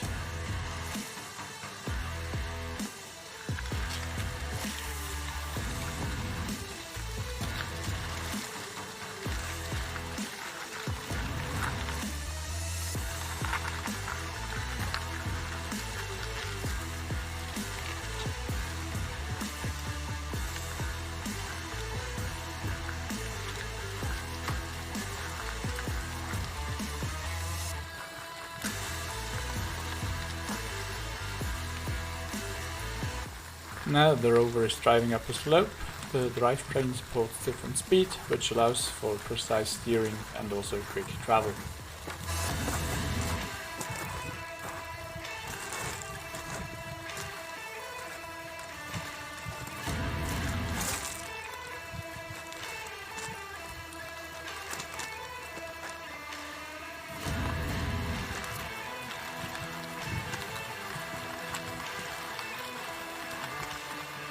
Now, our safety engineer Daniel is shutting down the rover with the emergency stop button. The rover is now completely powered down. Back in our workspace, and while cleaning the wheels after the drive in the mud, Daniel is now steering the robotic arm of the rover to place the probe in the sand.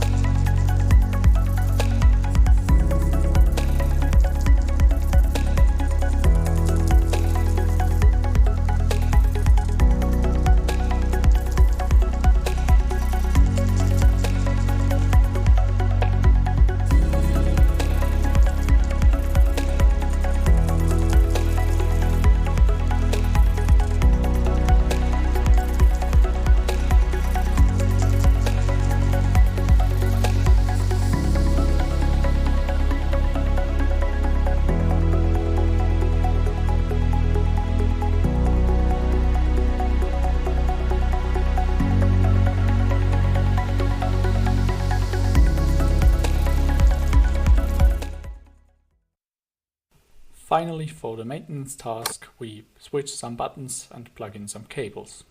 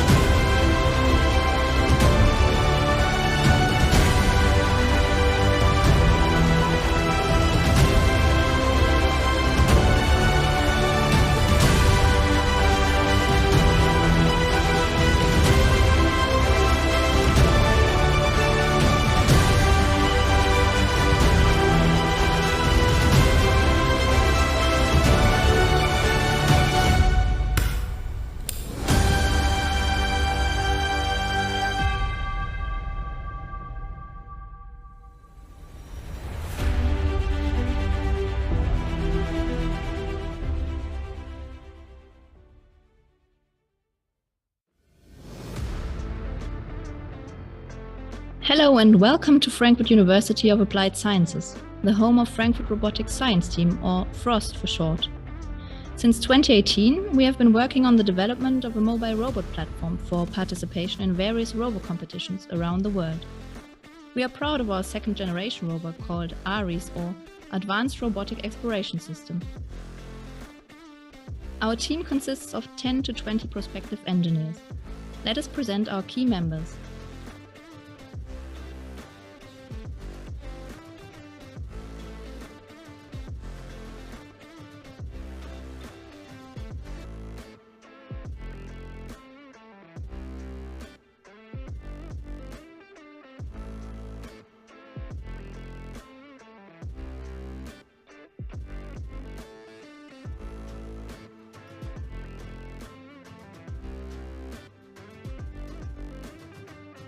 Here's why we want to participate in the European Rover Challenge.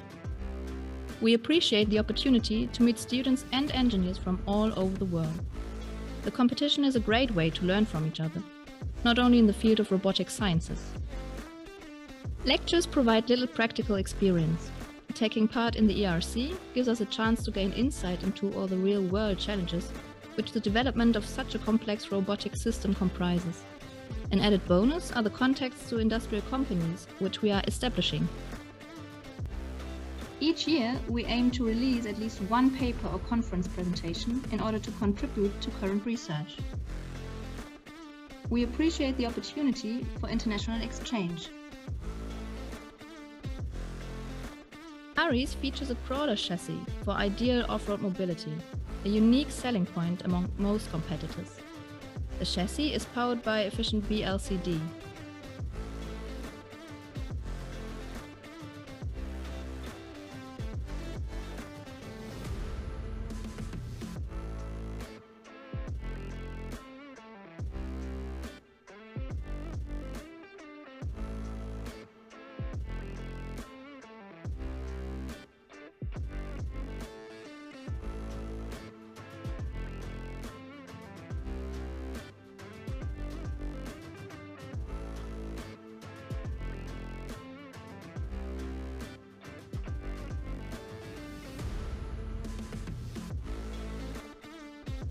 Our Rover's safety system has two security stages.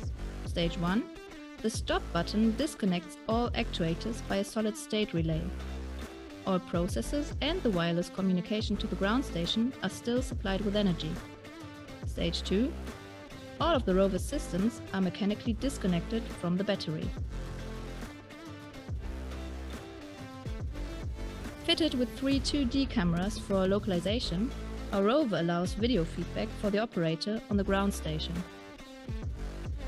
Aries features a 6 DOF robotic arm with a parallel gripper as an end effector for various manipulations.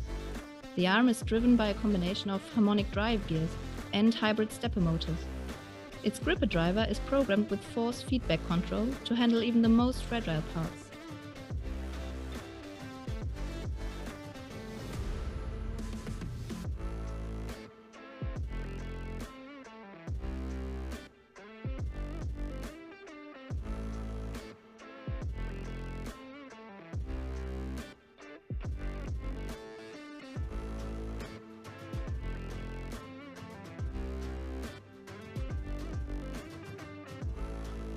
Our scientific project will investigate the hydrological cycle and possible plant growth on Mars.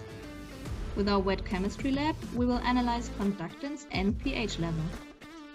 On the one hand, these factors can help determine whether recurring slope lines consist of salts, which indicates an active hydrological cycle with the Martian atmosphere. On the other hand, our research will show whether the pH value of the soil is suitable for plant growth.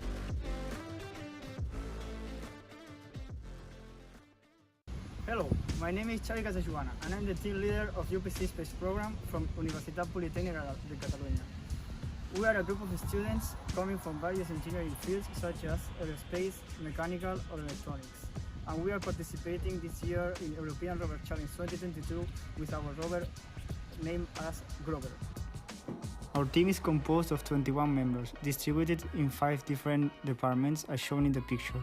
The structural department, in charge of the design and construction of the rover itself, the electronics department that designs the custom PCBs as well as cable management, software development for the communications and control of the rover, a department dedicated solely to the documentation and social media posts, and a scientific team in charge of the science task development. The structural design has had a complete glow-up. The combination of mechanical and additive manufactured parts If the rover possesses strength to withstand harshful conditions while granting maneuverability to move around complex runs. A very important part of the rover is our robotic arm that we have friendly named BRAS. It enables us to manipulate objects for scientific tasks, like taking the required samples to be studied, or for the maintenance task. As we can see, we have the gripper that can catch and release rocks or other objects. It has the capability of rotating with 5 degrees of freedom, and can take up to 600 grams on its gripper. With brand new motors that let the rover climb 45-degree slopes, and stepper motors that enable it to turn around itself at the University of Technology, which is an educational and research institution in Bangladesh. Our team has highly enthusiastic undergraduate students of different disciplines. For efficient team management, the team members have been divided into different sub-teams. The mechanical sub-team is responsible for designing the components of the rover from the ground. The electrical team designs the whole electrical system of the rover and powers it. They are also responsible for implementing the communication system. The programming and autonomy sub-team is responsible for the software design and automation of the rover. Then comes the documentation team. They manage the report writing, paperwork, and creative aspects of the team. Lastly, there is science and research sub-team. They research science instruments and geoproperties of the elements of Martian terrain. We're a team of passionate and curious students who want to solve problems and explore the unknown. Space exploration motivates us to dedicate ourselves to this field. We believe ERC is the best platform to showcase our engineering excellence and understanding of Mars. Previous 2 years are not so good for us because due to the pandemic we couldn't build our rover. But this time we fought back. Ubisoft 4.0 is a massive upgrade than its previous version. This time our sub-team built a more robust design and efficient electrical system. This time we also implementing our own software with autonomous power. This year our improved design is more compact, lightweight and modular, which can be assembled and disassembled easily and even fit inside a travel bag. The high-torque DC motors of the wheels enable the rover to move forward, backward, steer left and right.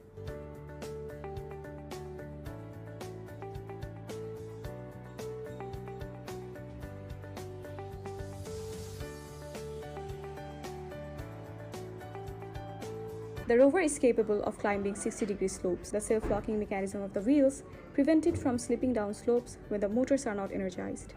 The emergency stop button is placed on an accessible part of the rover body, which isolates the batteries, therefore stops the rover. For the safety of the rover, we have implemented several safety functionalities, including emergency stop circuit, battery protection circuit, and thermal protections. The battery protection circuit deals with undervoltage and overvoltage protection. The circuit is based on comparator principle. It isolates the battery from the system as soon as the battery voltage goes below the threshold value. For navigation, we are building an autonomous system for efficient traversaling, mapping and data analysis. For SLAM, we are using Intel RealSense D4355 that have features like stereo depth view, real-time positioning, area calculation and distance measurement. This year we are planning to use Chimera by MIT Spark for SLAM, which will be run on board in our rover. These SLAM have different features like visual inertial odometry, robust pose graph optimization, multi-frame 3D mesh generator and semantically annotated 3D meshes. For traversal, we will use RRT S-star algorithm for path planning and with object avoidance mechanism based on neural network. Our own made software will help us to store data like waypoints, coordinates, marker, images as you want. So we can do further analysis on it using tools like Pandas, Matplotlib, etc. and apply different ML algorithms like XGBoost, random forest for more analysis.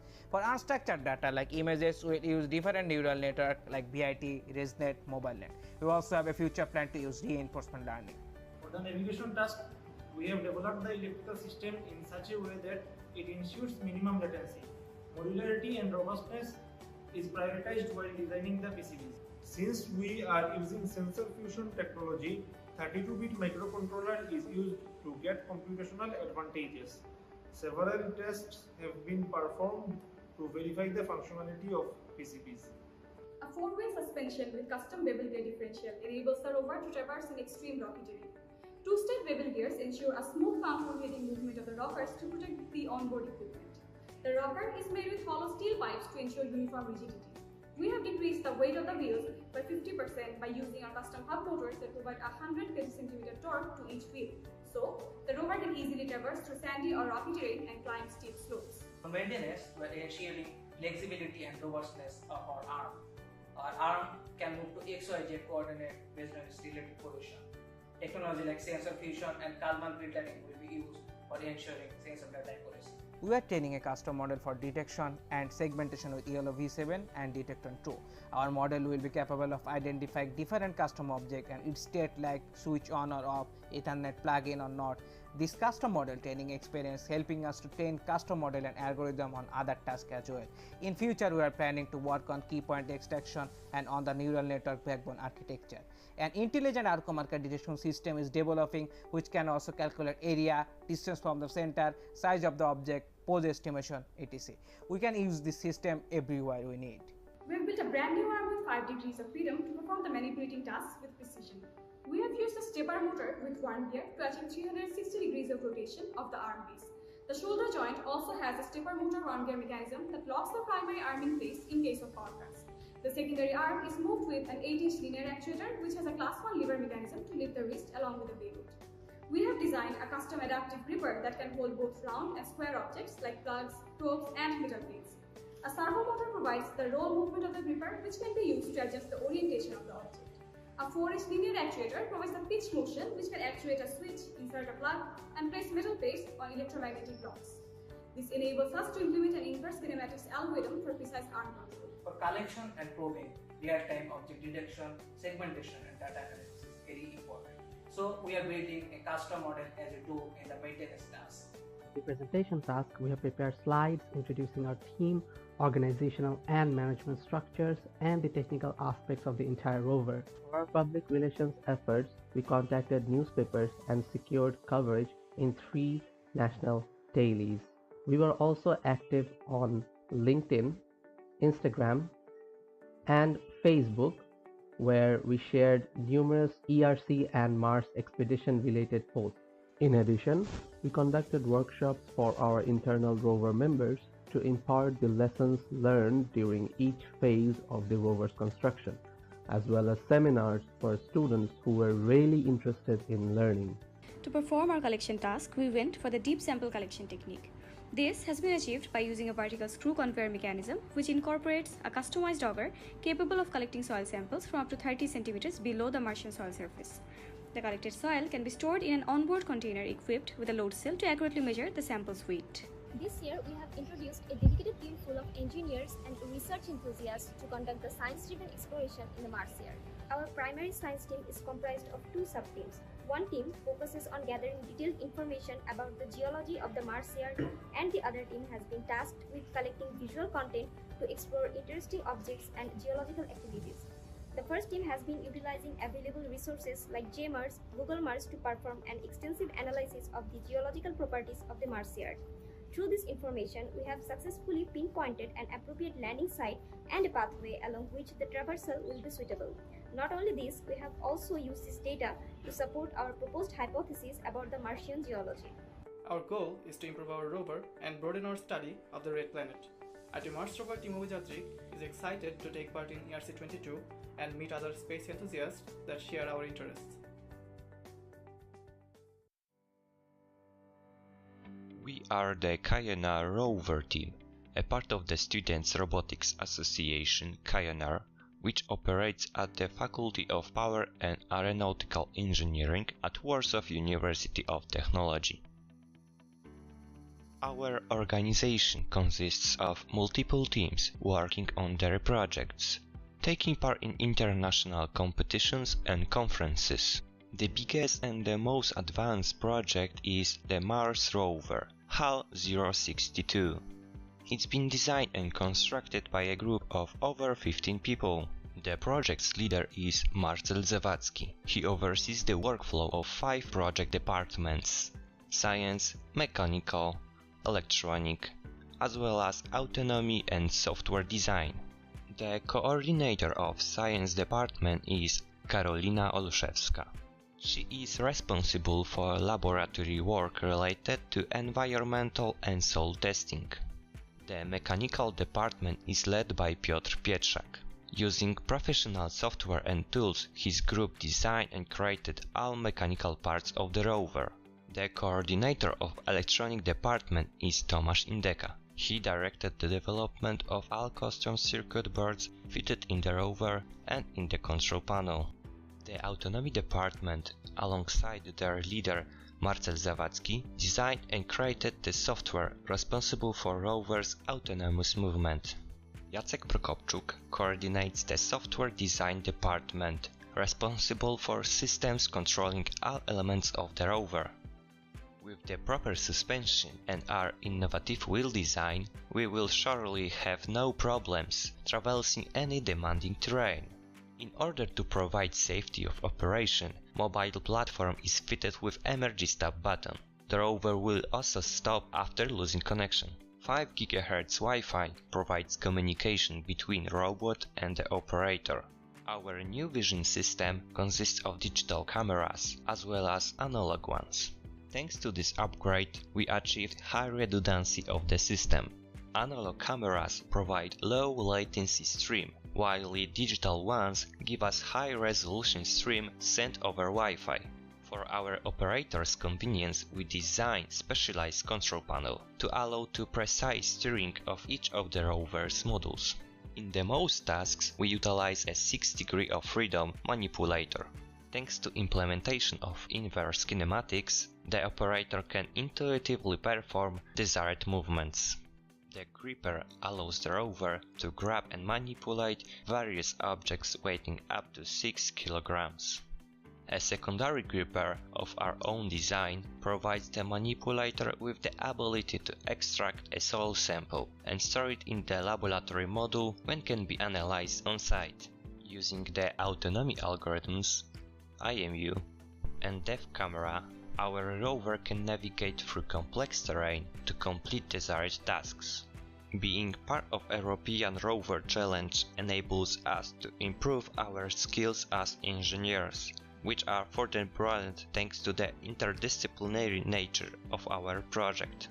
We are certain that owing to the high regard of the competition, we will stand out of the crowd as potential employees. Our successful performance during the event may also positively impact the attractiveness of our organization, encouraging new students to join KNR. We cannot wait to see you at ERC. Grüße from Germany. My name is Jonas, and together with Arno and Benjamin, we represent the project lead for the rover team of our university group, Star Dresden. In this video, we would like to present you our new rover, Merope, and the team behind it. After participating for the first time at ERC 2021, our rover team grew to a size of around 30 star members from Technische Universität Dresden. We are all eager to participate again at ERC 2022. Developing a rover is an ideal project for us as students, as it gives us insights into a technological project with all kinds of challenges and management necessities. After we were able to reach 5th place in last year's competition, we want to build on the experiences and lessons learned from our old rover Electra and innovate with new ideas from our new team members. Our engineering team consists partly of members from the Electra project, but to a large extent new faces of Star Dresden. To assure that every part of the project is accounted for, we utilized a matrix structure sorting the members into subsystem responsibilities and teams for mechanics, electronics and software.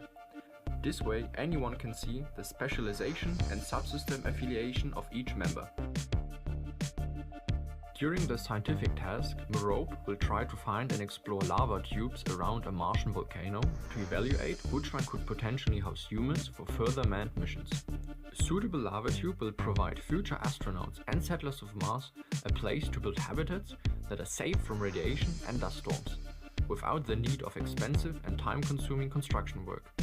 These tubes could be the very first stepping stone for humans on Mars. Together, Niels and Lukas are working on the scientific mission of Merope. To gather the required data for the scientific task and accomplish the other assignments of the ERC, we designed our new rover Merope from the ground up and with last year's lessons learned in mind. Here's a short overview for the subsystems and the associated team members. The main body contains the core of the rover structure. Most of its electronics are located inside this subsystem. Responsible for the main body are Arno, Thaddeus, Karl and Julius, while inner electronics were jointly developed by our internal electronics team. Contrary to Electra's main body, this year we opted for a more rigid metal design for the primary structure and optimized the force flow introduced by the arm by positioning it directly over the BEMA interface. A hole grid in the bottom plate allows for optimal modularity and even future changes to inner components and their orientation. BEMA, or Boogie Electromechanical Assembly, is the subsystem responsible for the locomotion of the rover. The drive and steering motors, as well as wheels and the suspension system, are part of the BEMA. Design and manufacturing were done by Rico, Gregor, Konstantin and David. Utilizing a vertical hollow shaft enabled us to fix the relative position of the steering and driving motors. This allows for infinite turning of the steering, which enables us to easily implement holonomic drive kinematics.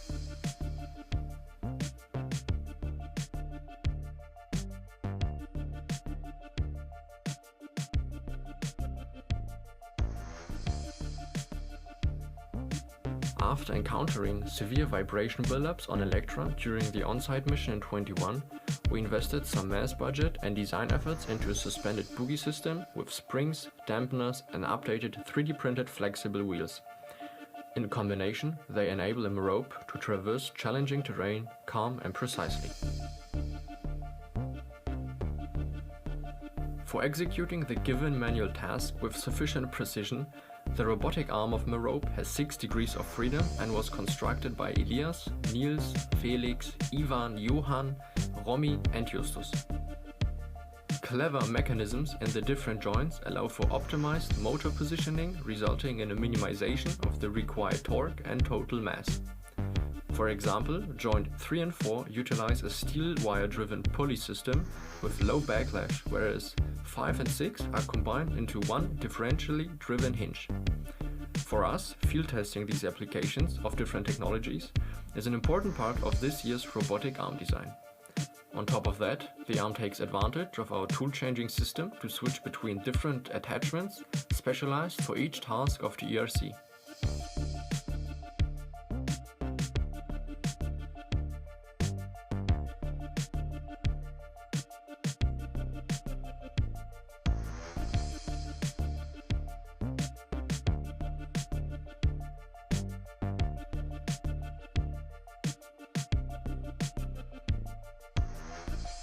To navigate the Mars Yard and visually inspect its features, Merope has a total of 9 cameras, 4 of which are time-of-flight cameras for 3D scanning the rover's close surroundings. They provide accurate, high-resolution terrain data, which is crucial for our localization and navigation algorithms.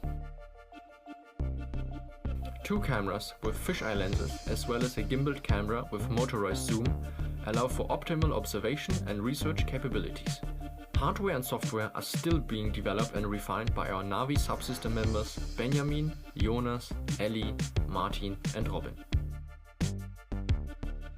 Maybe the most crucial requirement for a successful mission is a stable communication link between the rover subsystems as well as between the rover and the ground station.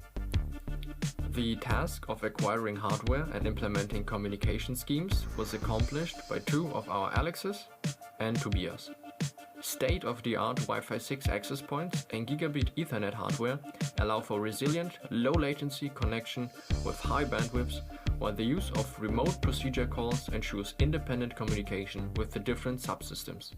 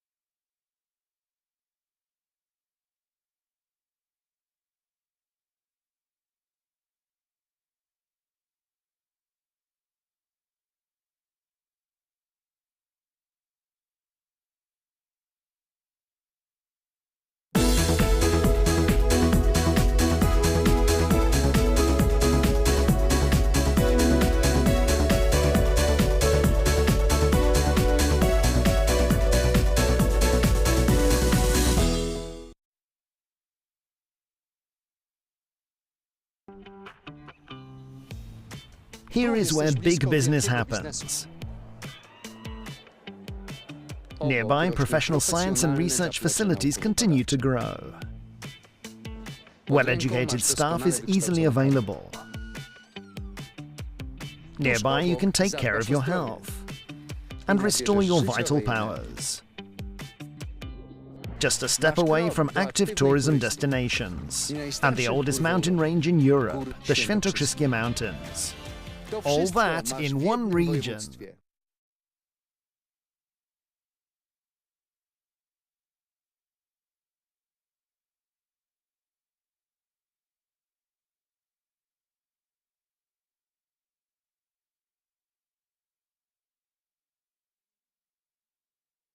Welcome back after the break at the European Rover Challenge 2022. Let's start the second part of the first day of the biggest robotic at space event in Europe. It's my pleasure to welcome on stage Dr. Gernot Grümer, the founder and administrative director of the Austrian Space Forum, who will share his thoughts about the future Mars exploration. Gernot, the stage is yours. Thank you. So good afternoon, everybody, and I have a hard time now because right now after lunch about 50% of your circulating blood flow is in your belly and lacking the brain. So if you fall tired, that's totally physiological, so that's okay. So my challenge will be to keep you awake, but more importantly, inspire you in a way to take you 380 million kilometers away from here. So if I might introduce myself a little bit further, thanks for the kind introduction beginning. My name is Gernot Grümer. I'm both the admin director of the Austrian Space Forum, but I'm also an active analog astronaut. So this is actually my working suits, weighing about 50 kilograms, takes about 3 hours to put it on, 5 months of basic training until you're allowed to use it. So why I'm doing this is, first of all, let me give you a quick 3-minute introduction to Mars for those of you who are not that familiar. I know the ones who aren't in Mars exploration know everything I'm going to tell you in the next 3 minutes by heart, but nevertheless, I think it's good to have a common joint context to the same. So Mars, from the environmental perspective, can be a cold, barren desert, minus 70 degrees Celsius average temperature, about less than 10 millibars of average air pressure, and this is comprised out of 95% CO2. It's very, very dry. The amount of precipitable water in the atmosphere is about 10 microns of water. So this is drier than the driest cake you've ever eaten in your life, I guess. So the distance between Earth and Mars can be up to 380 million kilometers. That means that a message from Earth to Mars may take more than 20 minutes. So if you have a problem on Mars and you say, Kielce, we have a problem, it takes up to 3/4 of an hour until you get the response, aha, and what exactly?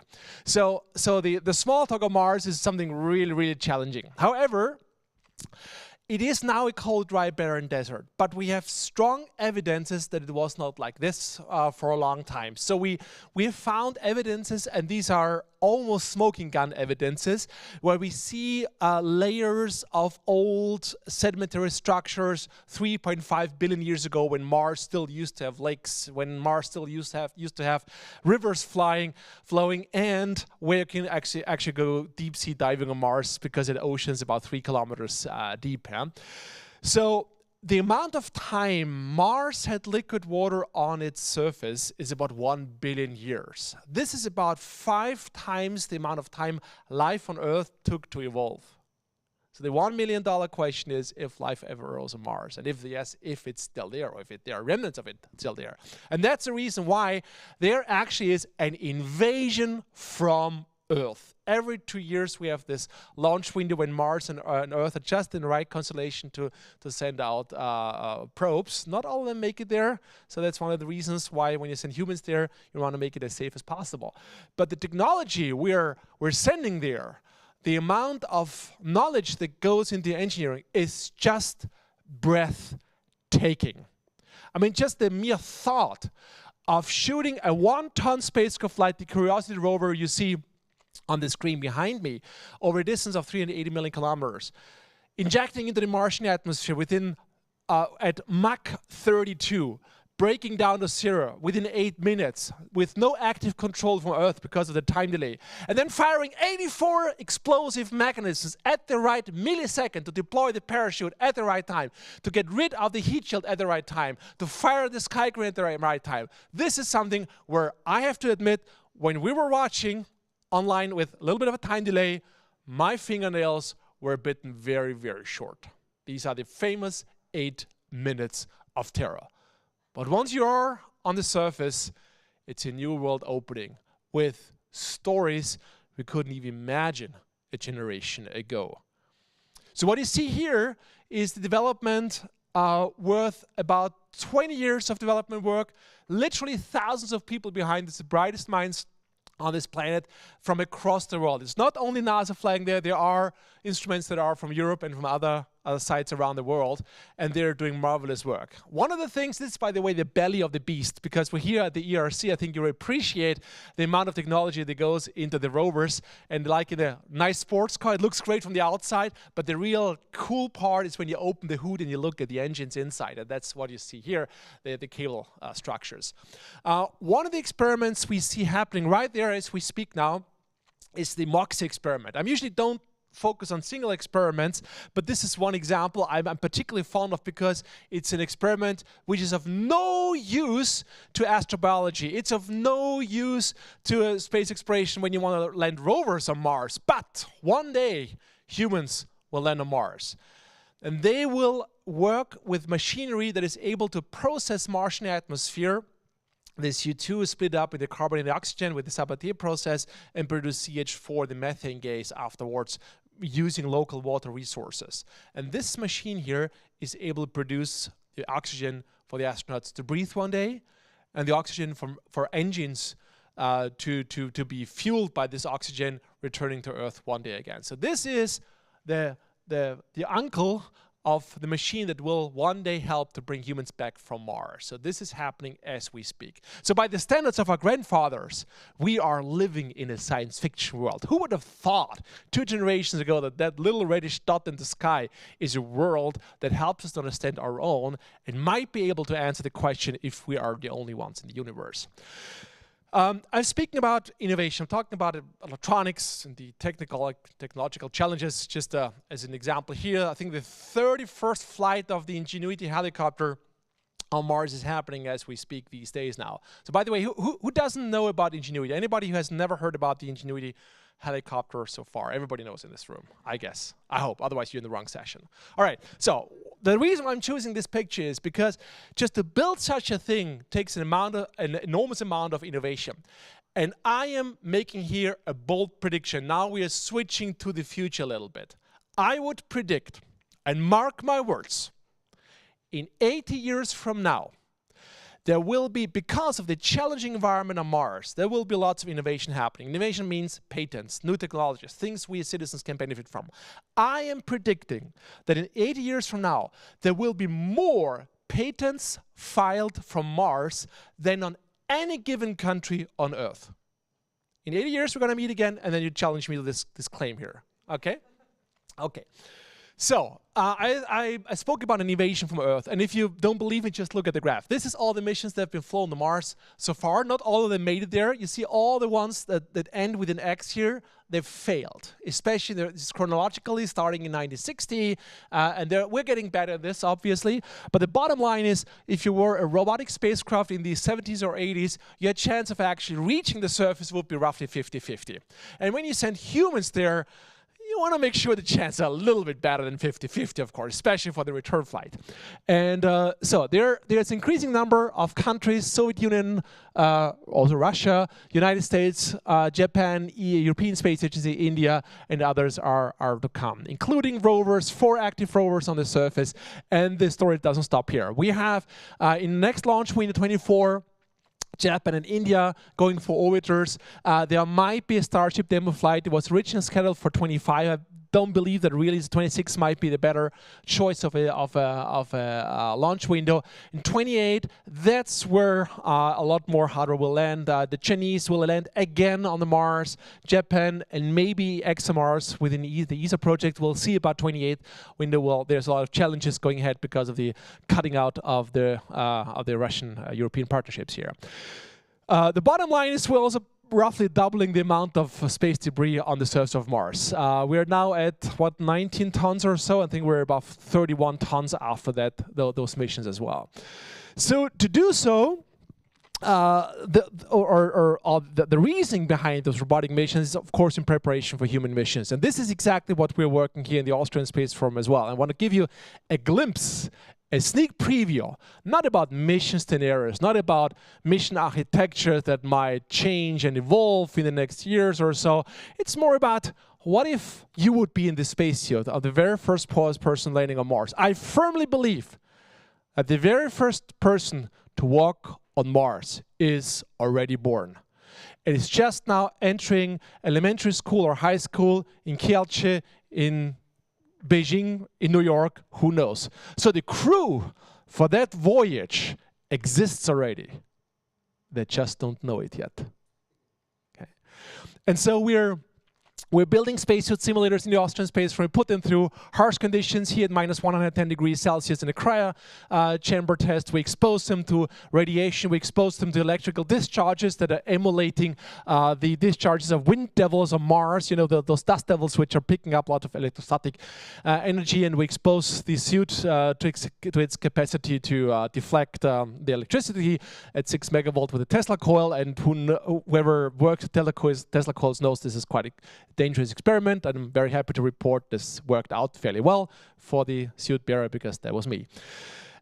We go then and push the limits by exposing the suits, the infrastructure, the rovers we built together with our partners to harsh environments. Like here in the Kepler station in Oman in our 2018 mission, this was a habitat that was specifically built just for our own mission, including inflatable components and container-based solutions for a crew of 15, where we were really in the middle of nowhere, so way from any type of civilization, and this was our private Mars, so to say.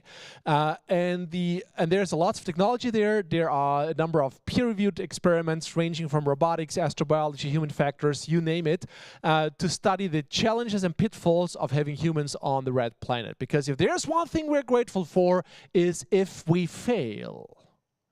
Failing is where we learn.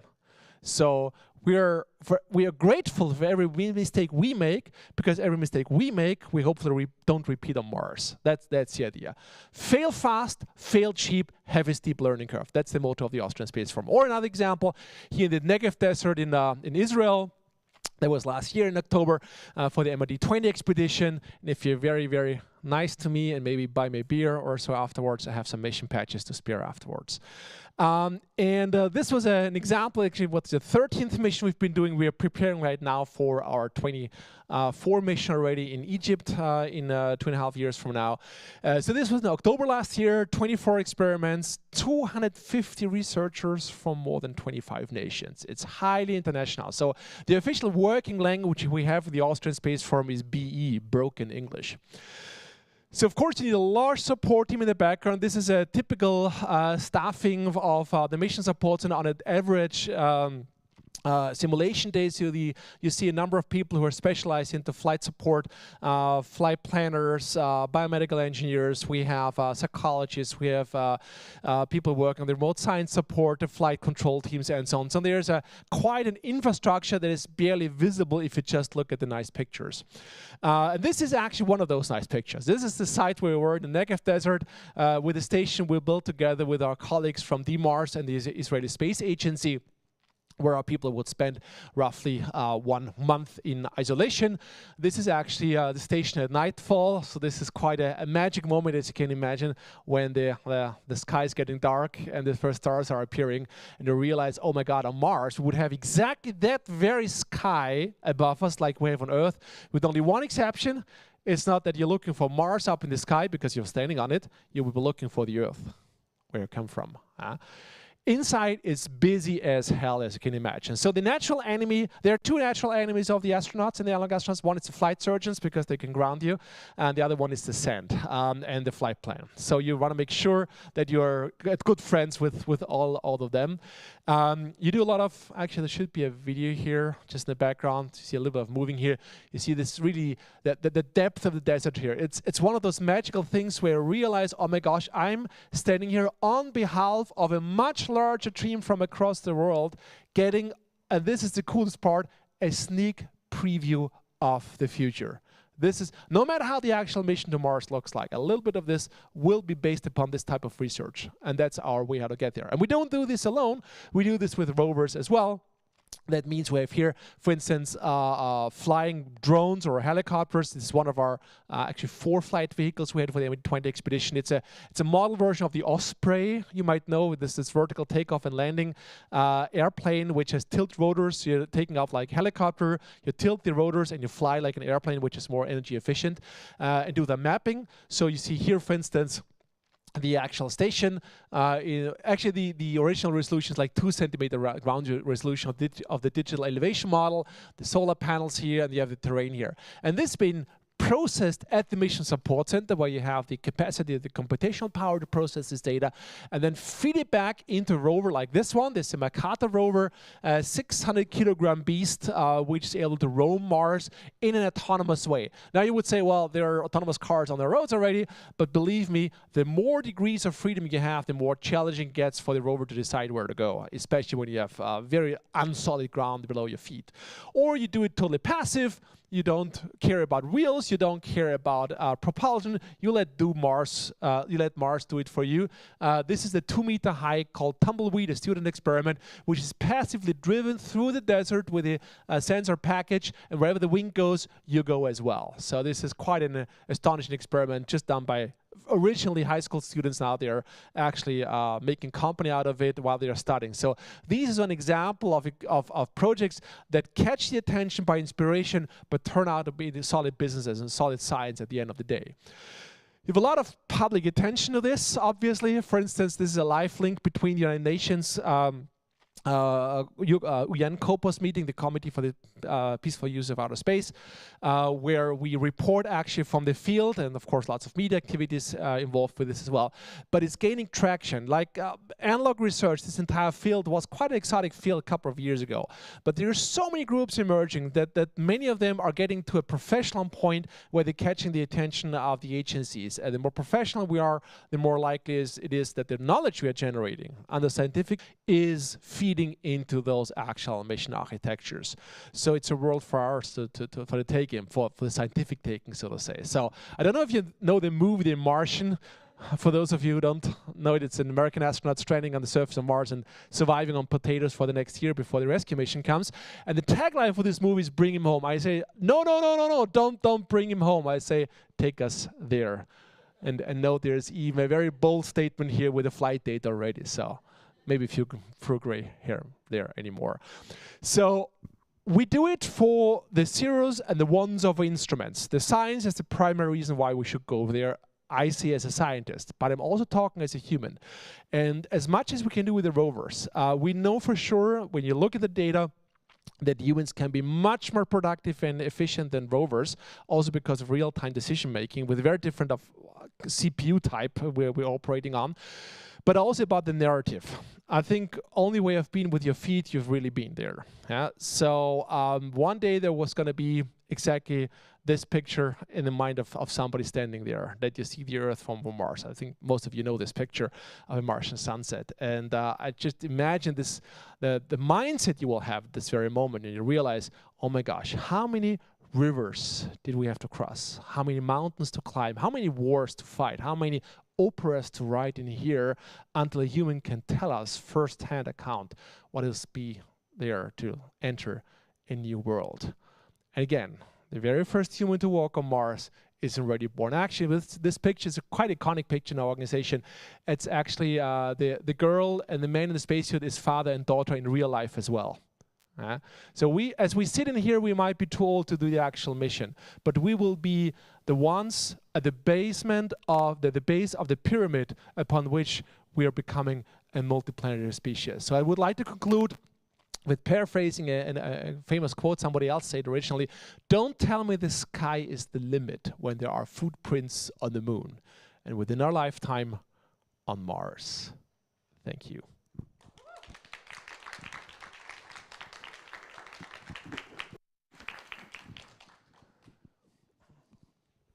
Thank you. Thank you, Gernot, for sharing your thoughts about future Mars exploration. But that's not all. We are continuing the topic, and Gernot would stay here. And let me invite you on a stage, Professor Thais Russomano from Innova Space, and Dr. Joanna Jurga from Design Lab, Dr. Anna Łosiak, the geologist, and Leszek Orzechowski from Lunares and Space is More. And we will have also two participants online that will join us online. Romain Fontaine from Foresight Institute and European Space Agency, and Nicolas Peter from International Space University. And we will discuss the topic of living in a Martian city.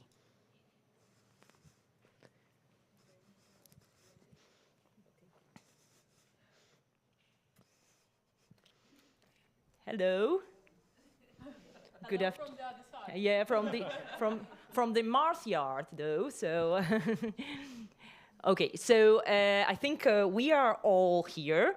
So I'll try to make it like a more comfortable for all of us. And it's really a great and distinguished guest that we have here. So let me start maybe with your connection to Mars. I mean, every of you is somehow connected to Mars.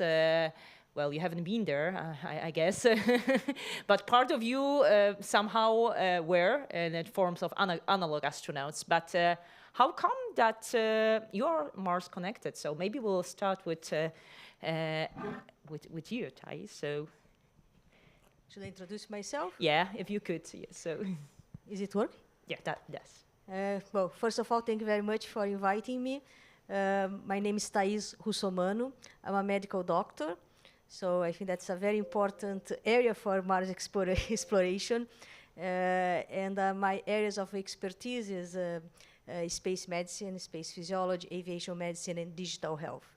So I'm an academic and also a businesswoman now with a company called Innova Space. And I want to contribute somehow with my knowledge to this debate, as I believe that, as it was shown by my dear friend Gernot, we are on Mars with rovers. Now we are exploring Mars, but the problem to get there, unfortunately, relies on my area of expertise, which is how to take humans to Mars safely and allow them to work there, live there, and one day maybe come back safe to Earth. So this is the main challenge. The human body is extremely complex. Thank you. Thank you for that introduction. So, well, Gernot, we already heard a bit more about yourself, but maybe you want to add something? Well, you were asking about the connection to Mars. Why we're doing this? Why climb a mountain? Yeah, there's a famous quote from Sir Edmund Hillary, the first climber of Mount Everest. When he was asked why would you do this, he said, because it's there.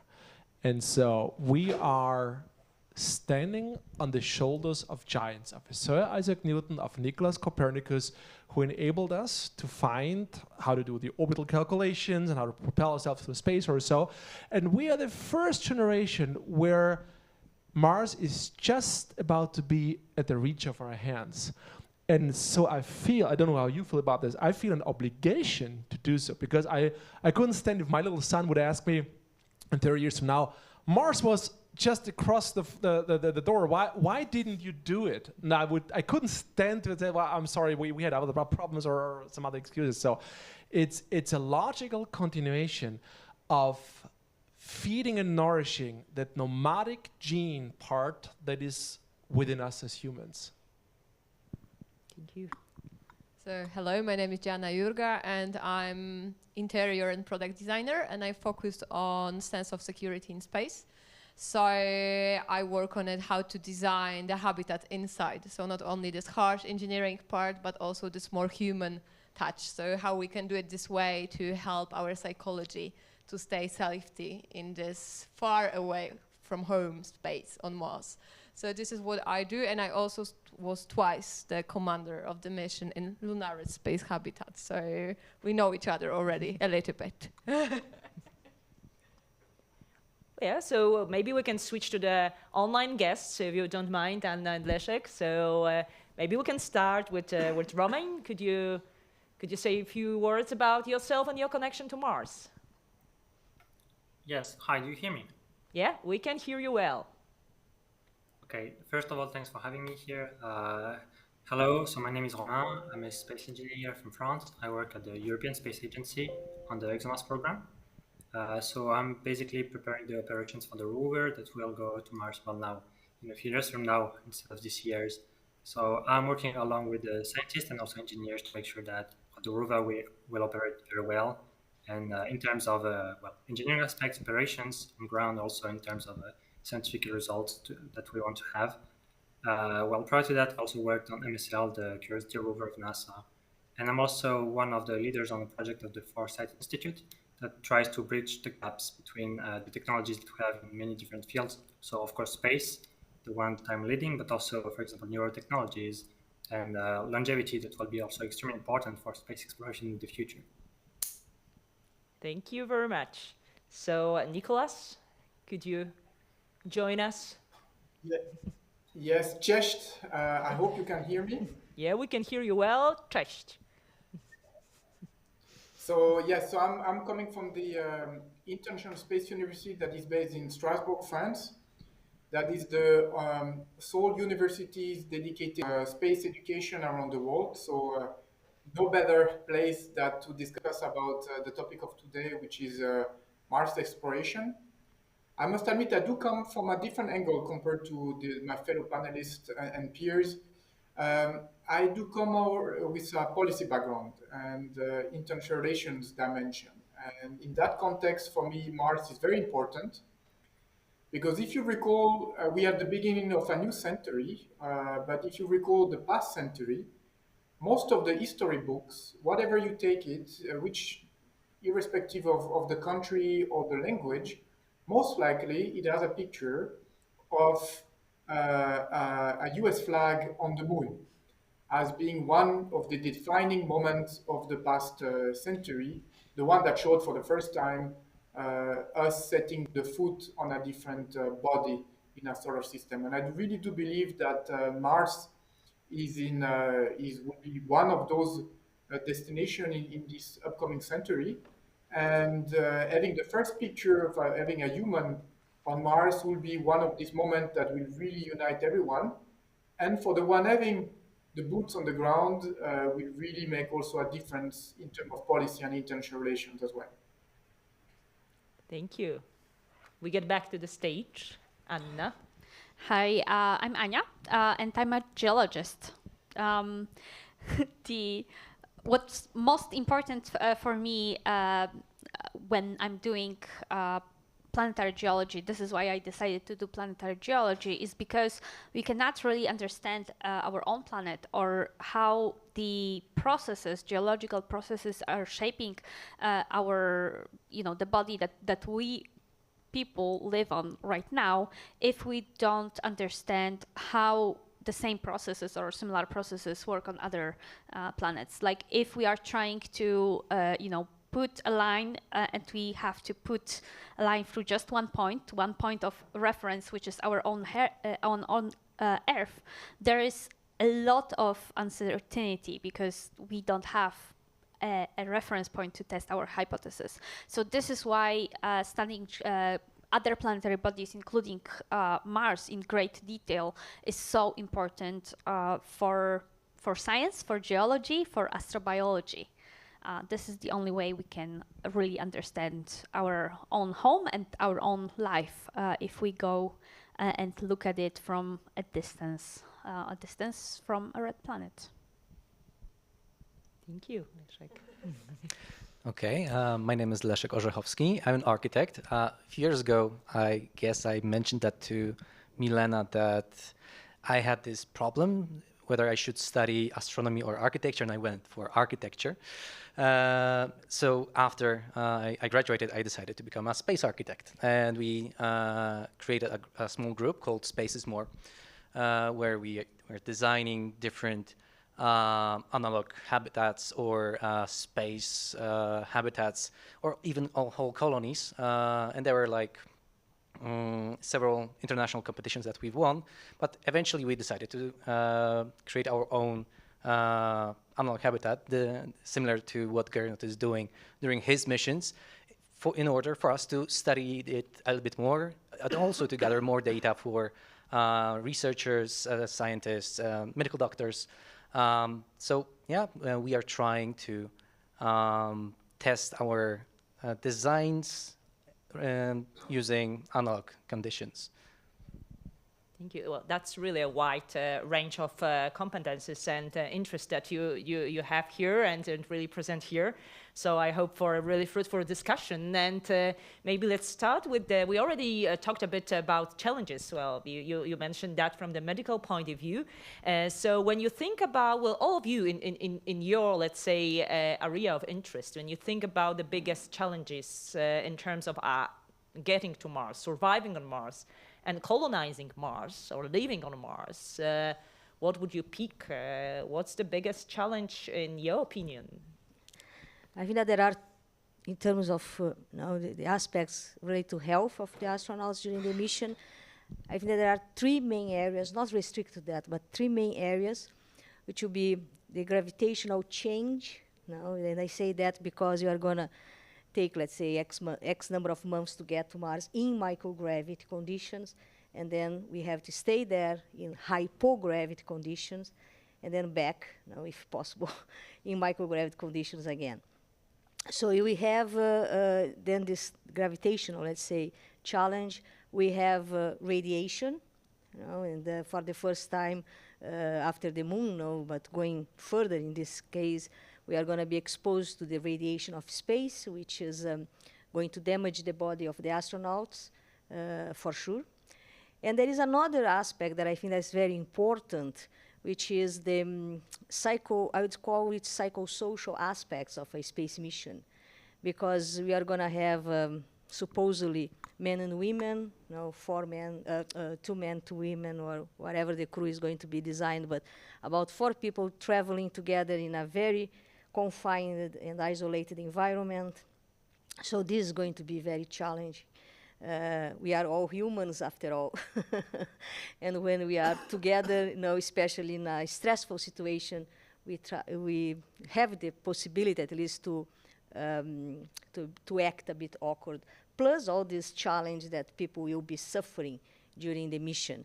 And on top of that, it is another issue, let's say, not related to the mission itself, the astronauts traveling, but how could we as doctors or scientists help the astronauts during the mission? Normally we use digital health, telemedicine, for the astronauts that are orbiting the Earth. And to go to the moon, it's not that problem, because the moon is roughly 300,000 kilometers from Earth, and then if there is a delay in the communication, it will be 1 to 2 seconds in terms of the communication going at the speed of light. But when you are on Mars, we know that it's going to range from at least 3 minutes each way and up to 22, 24 minutes each way, which is it's not ideal. We can still manage some clinical situations, but for sure in an emergency, in an accident, it's not going to be very helpful.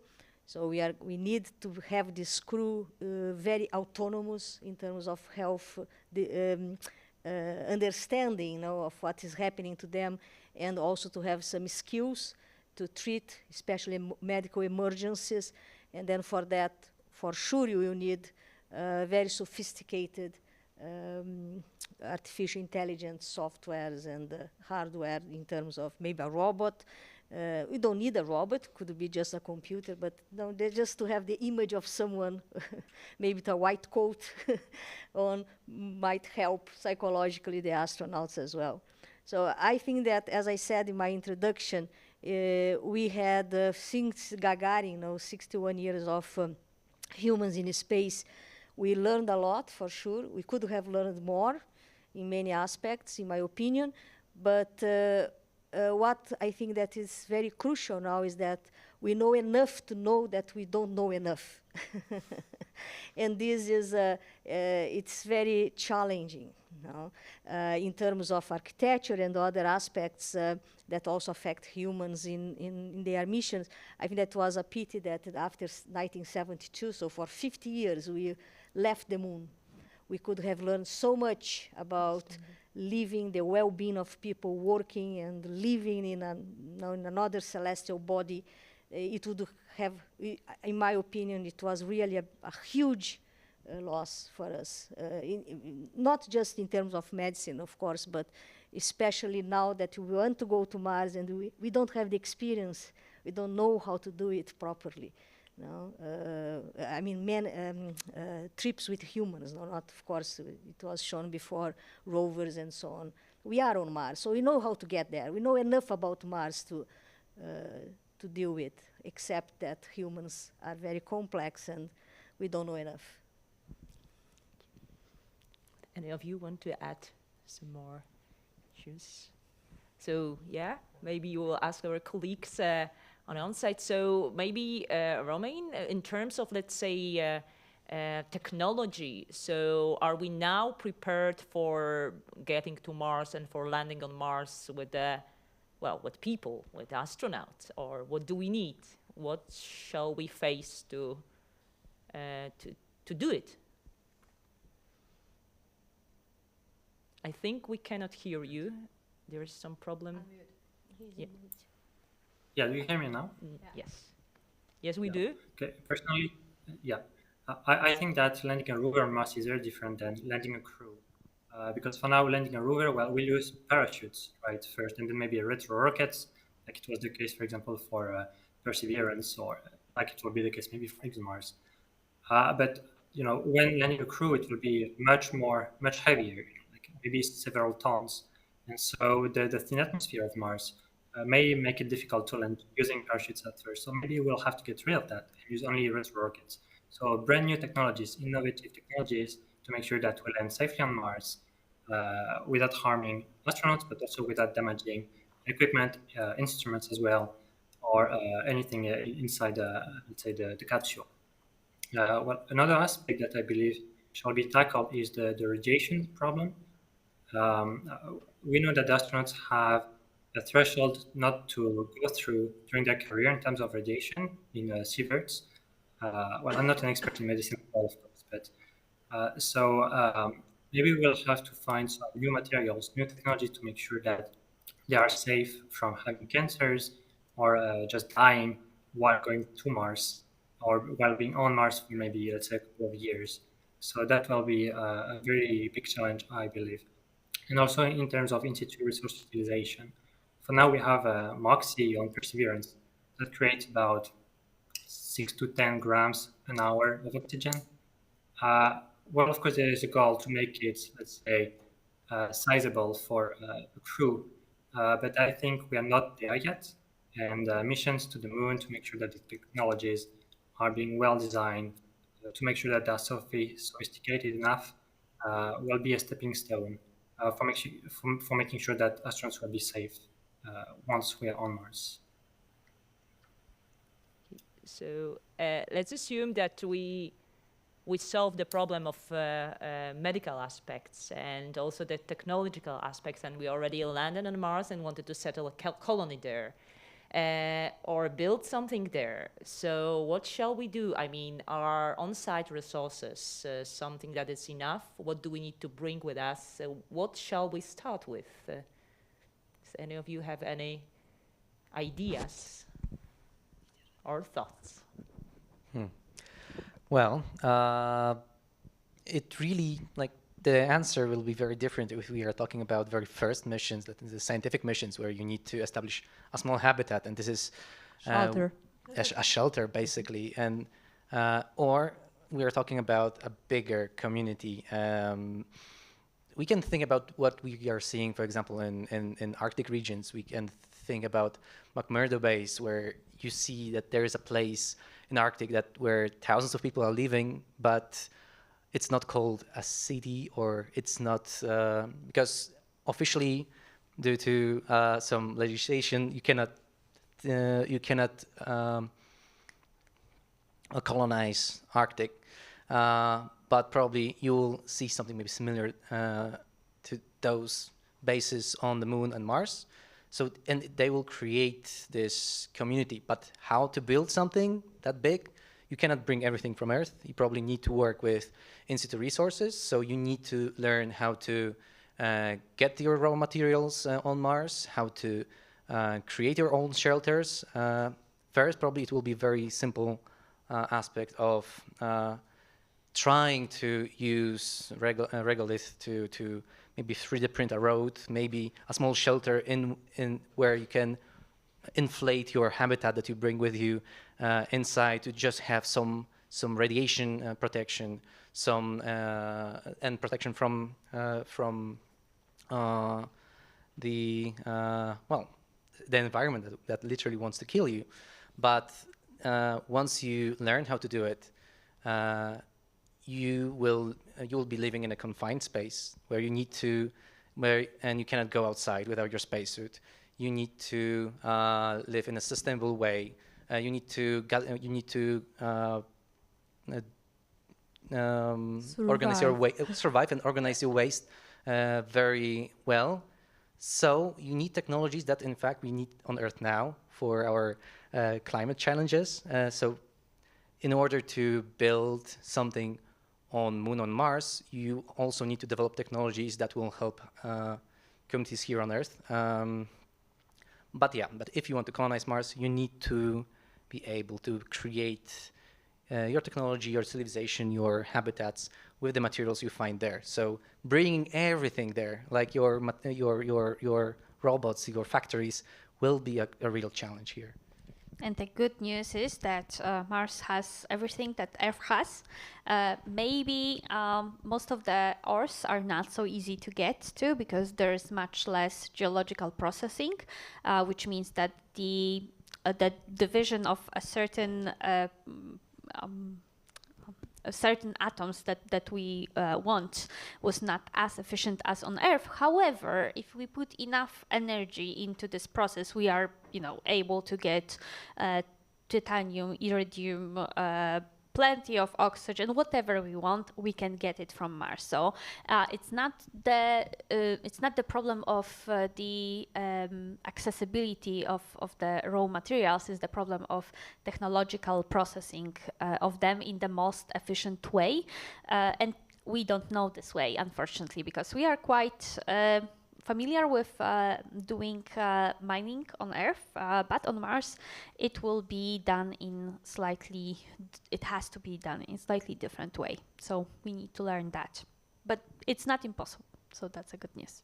But I still think that, as one of the astronauts say, they promise us Mars and we get Facebook. So in the way which is most important, that is our psychology and the way that we have to survive as these 4 people on the beginning to flying there and not kill each other, and then survive there in this small shelter in the way that we don't know when and if we come back. So like from my point of view, this way and the whole knowledge which we can take now from the isolation on Arctic North or South Pole is the one of the most important, because as we know, the technology can survive. We as the human beings are much more complex. So we should focus on that, how to training and how to support people, not only robots and computers, to do that as good as possible.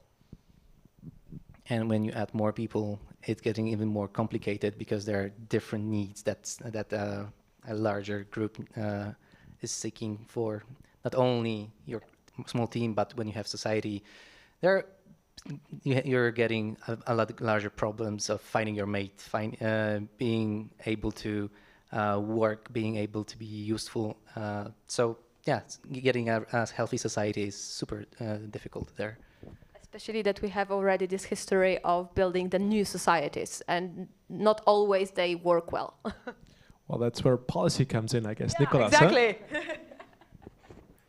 Yeah, exactly. I find the discussion very fascinating, but I think for me the biggest challenge has nothing to do with science nor technology. It's really back on Earth. Is which leader will have the courage to engage into a mission that is, even though we know the results is going to be groundbreaking, to get the decision to engage us to go to Mars in most likely a mandate that will go beyond his political term.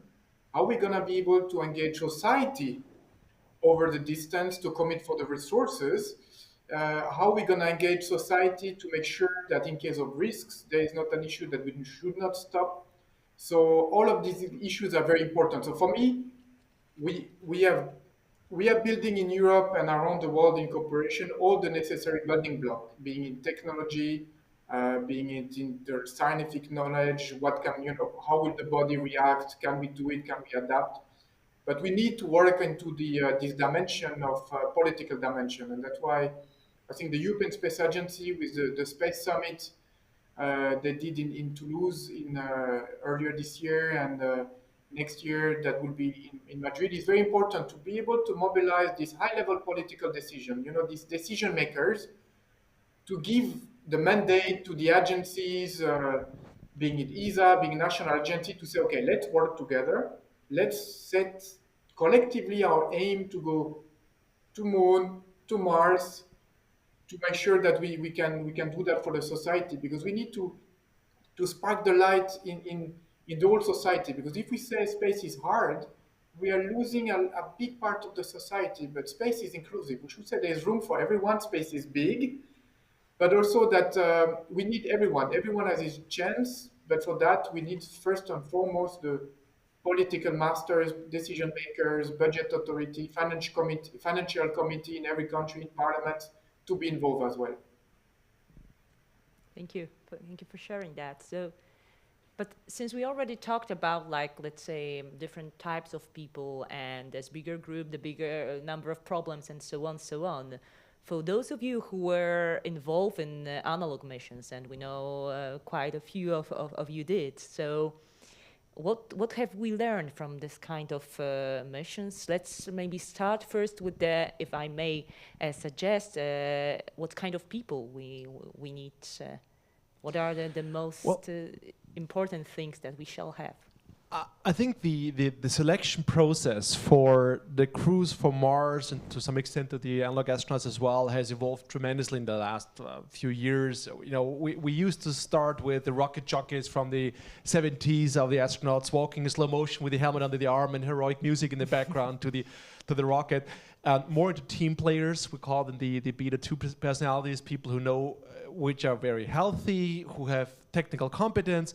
But it's the people who you want to have it after work beer because they have some nice stories to share. Yeah, the guys who are able and the women who are able to tell a joke in the airlock spontaneously, just release the tension a little bit. Yeah, because otherwise, I can tell you, if you don't take very carefully selection into your consideration, people will start to scream and shout at each other before you left lunar orbit. On the opposite, of course, it also bears challenges and promises. What if you send 6 people to Mars and 7 want to return? So there will be surprises on the way, for sure. So what I'm saying is it's all about the people, right from before we even start a mission to Mars until we have a full settlement of Mars. That's where policy comes in. So let's be honest, we're living here in a bubble here. We're all in favor of going to Mars, but that's not the majority of the population outside. They either don't have an opinion or see it as a waste of money. But if we can convince them incrementally that there are benefits to the European citizens, and there is, it's not an empty promise. We see science generating benefits in analog research already now. Let me give you one example and then pass on the mic. We all experienced COVID. Many of us, I would say the majority, had to go into some sort of quarantine in the high phase of the challenging global problem. And we all had the challenge of, okay, the first day you think about cleaning your environment, like clean the windows and then do some painting. I know how many walls have been painted through COVID throughout worldwide. And after the third, you say, okay, how am I going to spend the rest of the day? And that's the very same thing that kicks in if the space newness factor wears off on the voyage to Mars or if you're in a long duration isolation mission. So the studies that were done years ago already about isolation missions, all the recommendations that came out of this, like keep a regular daily schedule, don't neglect your social contacts, reward yourself for an accomplishment you can do. All those things come from analog research, and we have evidence for that. So we have already the first spin-off, if you want it or not, the first spin-off of analog research into a COVID-stricken society. Not a lot of people know that, but it's in the papers. So we're getting there. And once we realize that Mars is not only catalyzing innovation, which is the natural resource we have in Europe we need to capitalize on, and that there are materials on Mars worth for Earth, that there is tourism kicking in at one point, maybe not to Mars first low Earth orbit and then the Moon and then one day to Mars or so. So incrementally there are incentives that might justify a societal engagement. We should not focus on sending 6 people on the ground on Mars, put the flag in and disappear again into nothingness of history, but have it sustainable, responsible, always having the benefits of society on our radar, and that will get us to Mars.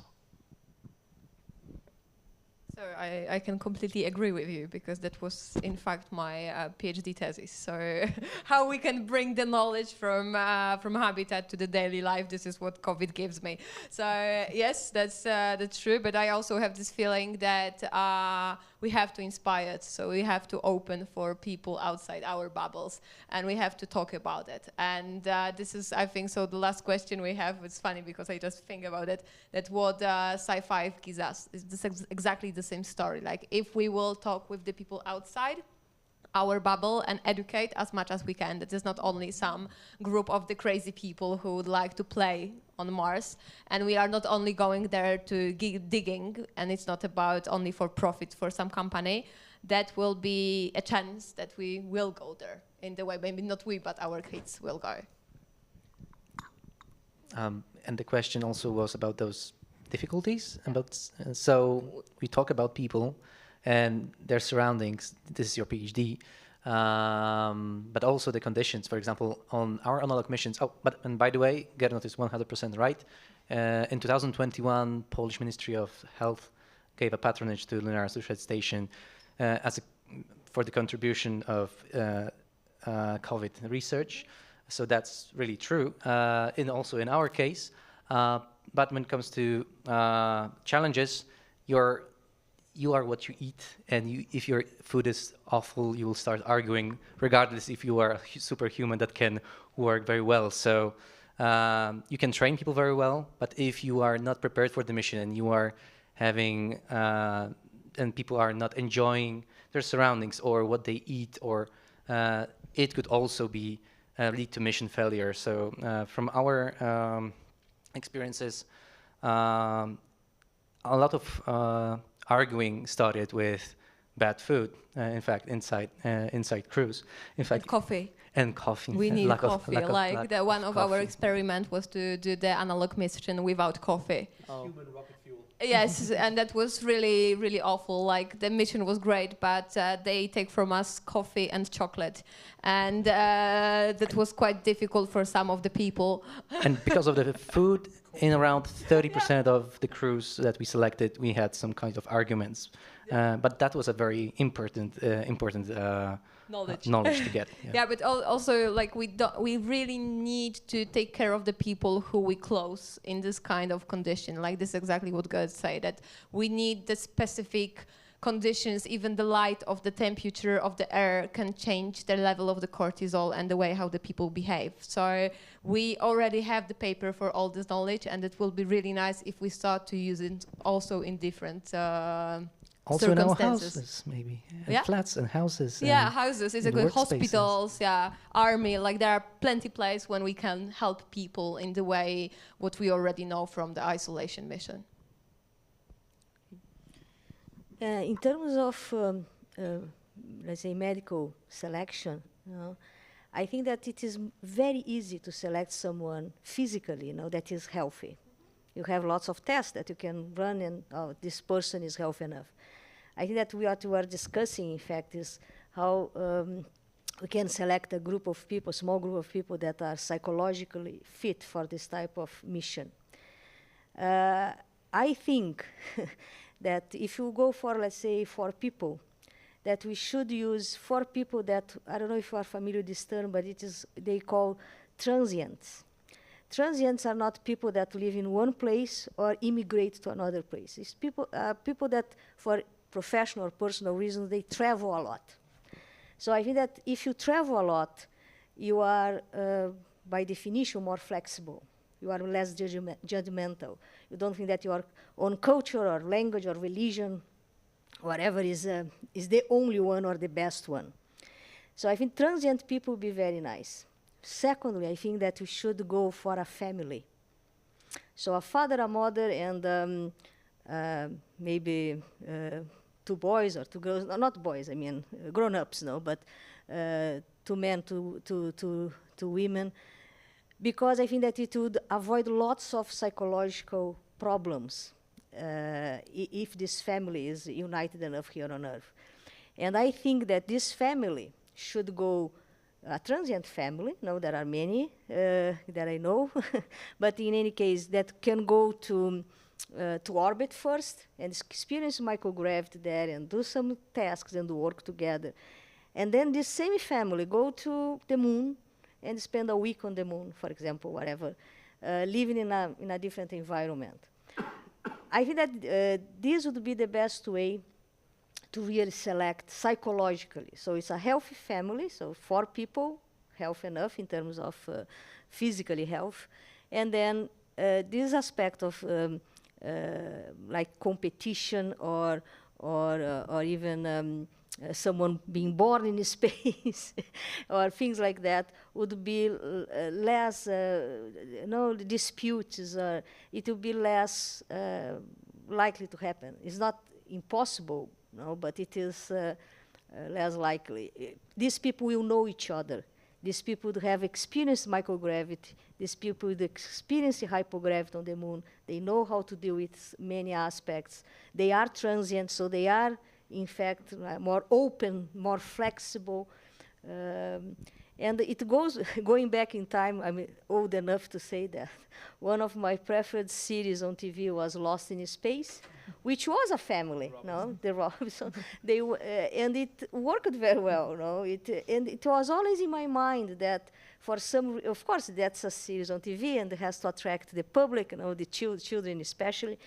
But in any case, I think that 4 people, a family, a transient family, and a robot would be a possibility. Just to add as a footnote this, or you could also consider going couples who have been working and living together for many years or so. Yeah, the problem the couple sometimes is like the ABBA couples. I know, there's a funny note on this. I've been talking with Cheryl Bishop, who is a very famous American space psychologist, and she said, well, we should send 3 couples, or I suggested to her we should send 3 couples tomorrow, 6 people, 3 couples. And she said, yeah, that's a good idea, Gernot. And I'm sure there are going to be 3 couples returning, but not the same 3 couples that went there. So yeah, that's something that we need to be concerned about sometimes, and can create, as with, I'm just using the example of ABBA, but it was a real problem for them, when they had this exchange of couples, and I think that it is, we need to decrease the stress, and you need to work properly together. So that's my idea, so it is just for us to debate, and I'm not saying that I'm right, I'm just saying that it might be a possibility. But for transient people, independently of being a family or not, transient people are the best choice, I believe, for things like that. I can suggest another great choice for future astronauts, because they are transient people very often, and also tested out in very unexpected and hard conditions where it's crucial to work together. Otherwise, outcomes can be literally deadly. And I'm talking about field geologists. Haha. So there are, of course, different levels of doing field geology, where you are going either just in your own country and spending, a couple of days maybe in the tent or maybe not, or you can be doing field geology in Antarctica, where you are just in the white nothingness for months, and there is literally no one to help you in case you break your leg, because there may be, you are literally cut off from the environment. And then like experiences that were maybe not put into papers yet, even though they probably should, where, for example, that in the very beginning, those missions that were, for example, to collect meteorites from the ice in Antarctica, were taking all of those alpha males, something that Gernot mentioned previously. And it very often it was leading to very dangerous situations, because they were getting bored very quickly. They were trying to show off between themselves, and there were fights and a lot of testosterone floating all the time. Very unhealthy situation. Right now, a lot of the the missions are much better designed, because people are selected better. They are selecting people that can work in, sometimes boring situations, because very often, most of the time you spend on waiting until, for example, weather will be good, or on doing boring stuff that needs to be done, but it's very important to do it well, but it's still boring. And I would like to say that a lot of those people that are now selected to run it better are women. So maybe we need women field geologists in space. But I think so we need them everywhere. Any candidate? But this is why exactly they start sending women on the Polish North Pole station. So we also have some papers about that. And it's also the quote that the Arctic is the place when we create a lot of worst poetry and art around the world, because people are so bored waiting for the things to do. So yes, we need to know how to survive when we are really boring in this kind of conditions. But then you also need to be able to work once really hard, and second under a lot of pressure in case something happens, and you need to do this like full range of different things at the same time, being one person, and this is very hard to and I find. think it will be true both for the first scientific missions and for living in a city with others, because Mars will always will try to kill you. Okay, so let's assume that we have policymakers that make it possible and give green light for going to Mars, that we have all technology needed, that we have medical challenges overcome, and we have a crew that is selected, and it's a good crew, let's say, to be selected. We go to the Mars. Where shall we land? Where the first mission shall land? And this is the question, actually, that has at least two aspects. One is from technological point of view. So what are the locations already maybe discussed that are kind of safe from the technology point of view, that we can safely land there and our machines will not get broken, and so on, so on. And also from the geological point of view, so which are of the biggest, let's say, value for us as humans from a geological point of view? Well, first of all, we need quite a lot of water, because all of other things can be gathered easier, but we should probably land, if we want to sustain a sizable number of people. I'm not saying about those first missions where there will be just a couple of people, maybe 20, maybe 30. There should be enough water in the regolith to provide needs for for this small outpost. However, if we want to have something larger, like a small city on Mars, we need to have a sustainable, large source of water. And this is, of course, slightly problematic because water tends to be more to the north, or there's more water below the ground as ice in the northern and southern parts, close to the poles.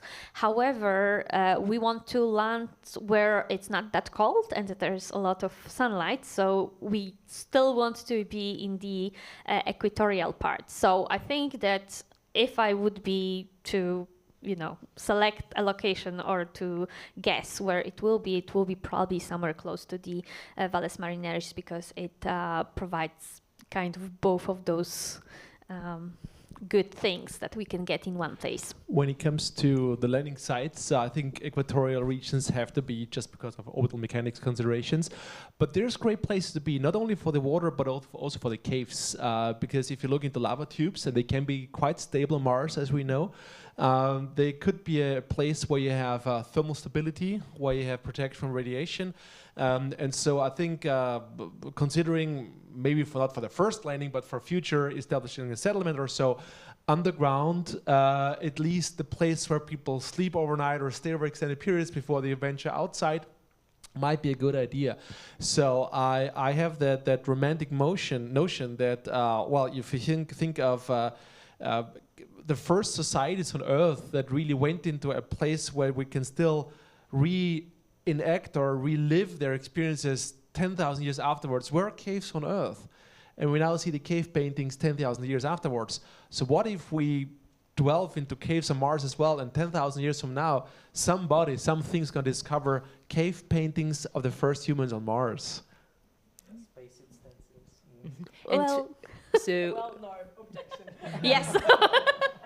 I'm not so sure about. Well, I'm not saying it's impossible, but I think that people, if they could find better shelter, they were looking for shelters outside, and caves were very often used as kind of special locations where they were going for more fancy religious or other reasons. Then caves are not so great to live in, and also I think that on Mars they won't be perfect because we cannot really control how stable they are. We cannot really check and create the shape, size, whatever that we really want. So I think that from the pragmatic point of view, even though I love caves, especially lava tubes, awesome, but from the pragmatic point of view, I would, if I were future Martian person, I would prefer to live in a regolith cover shelter.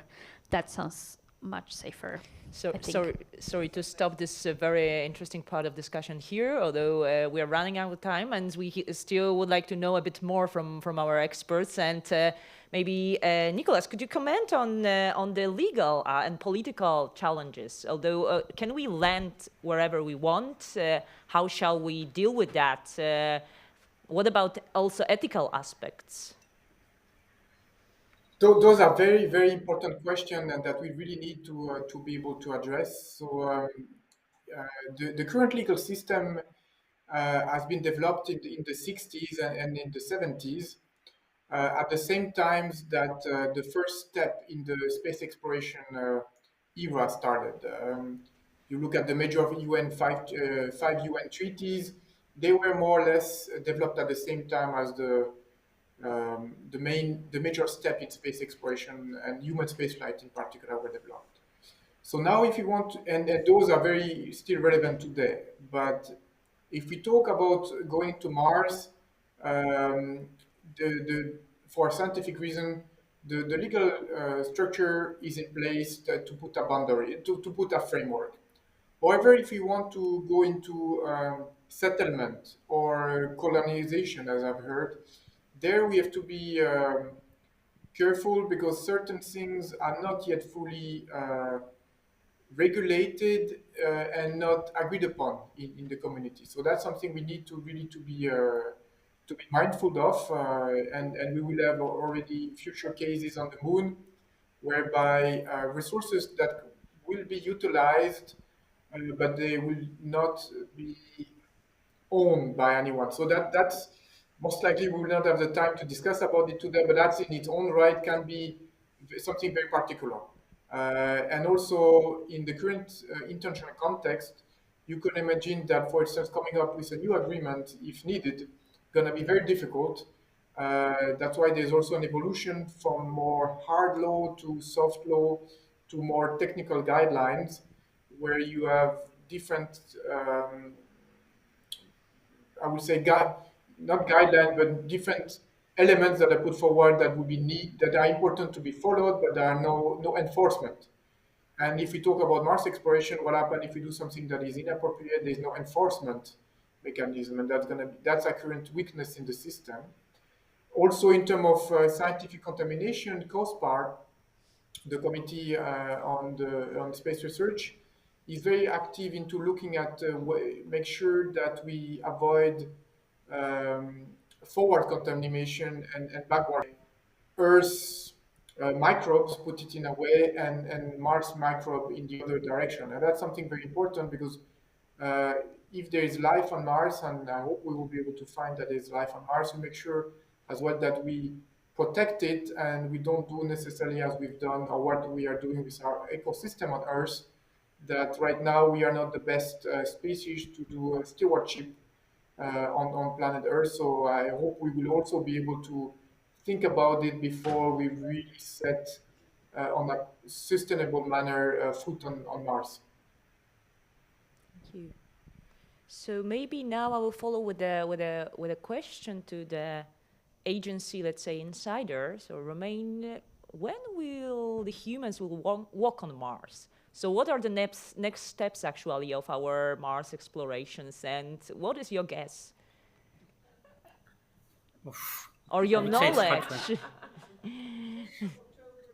That's I guess that's hard to because we always have some problems that we cannot consider. For example, COVID-19 is a real example of an issue that we had worldwide that impacted the space exploration programs as well.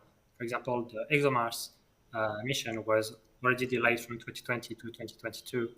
And also SLS has many problems and still delayed from September to the end of this month. So we have a lot of problems that we need to assess that can be known or not.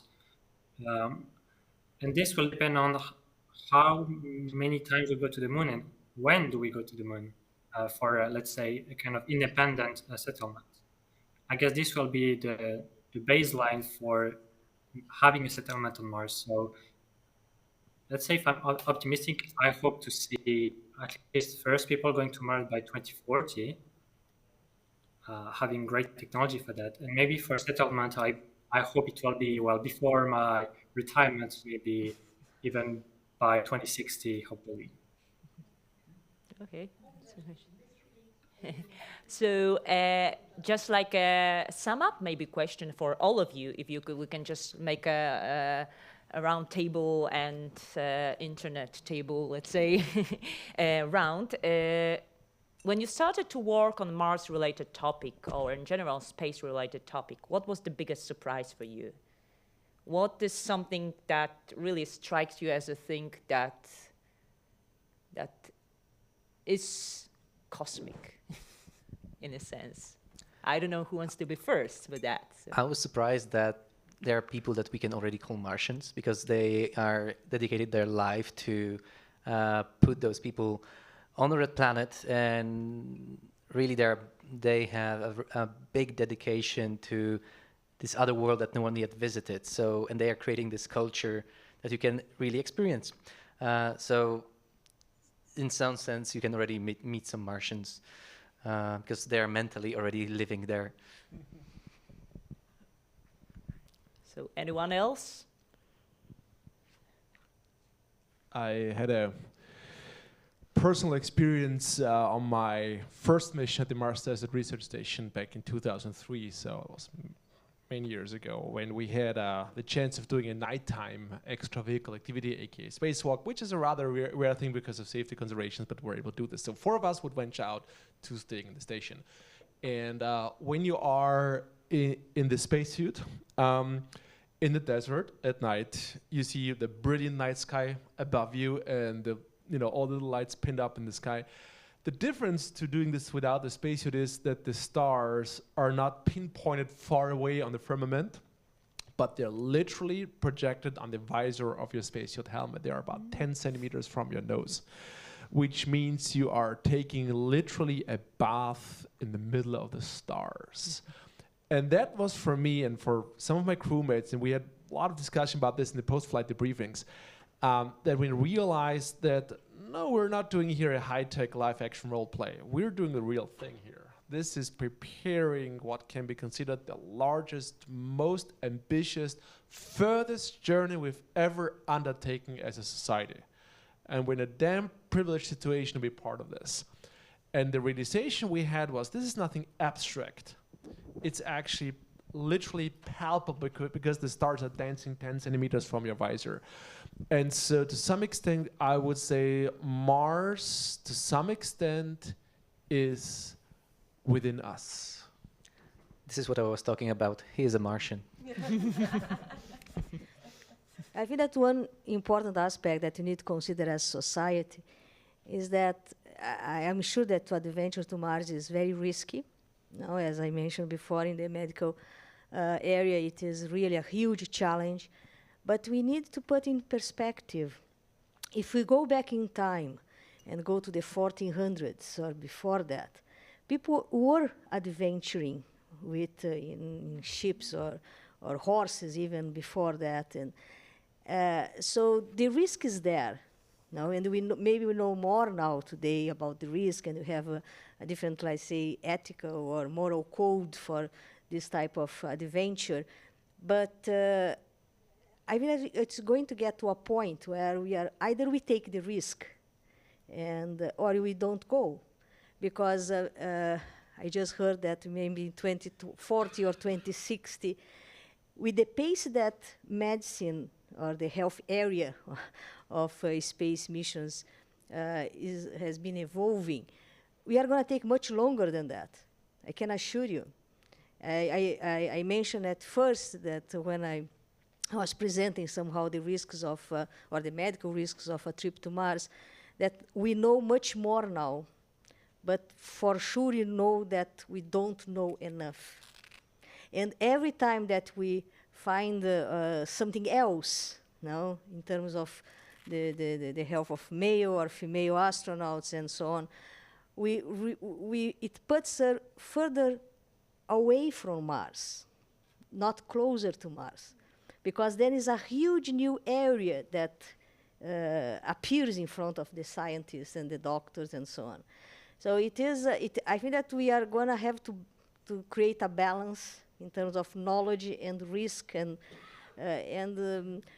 we cannot. I'm not even talking about the ships in the 1400s, but even when we went to the moon in 1969, we knew much less than we know now. Much less. In terms of medicine, I can assure you, and in terms of technology as well.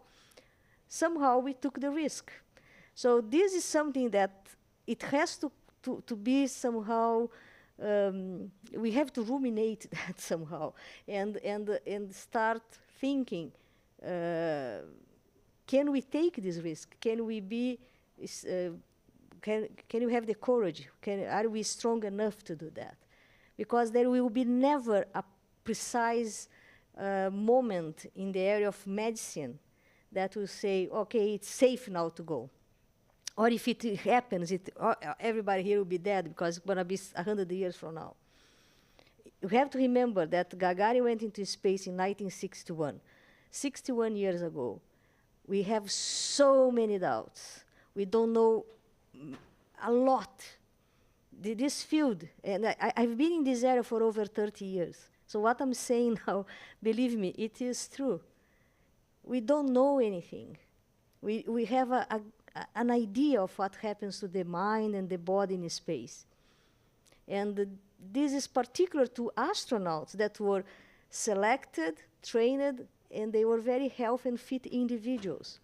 I have this joke that now with the space tourism coming in, And we are going to have old people, young people, sick people, people taking medications, chronic diseases. Now space medicine is starting. Till now was the acclimatization, adaptation of humans in a different environment. So health individuals in a different environment. It's a completely different scenario.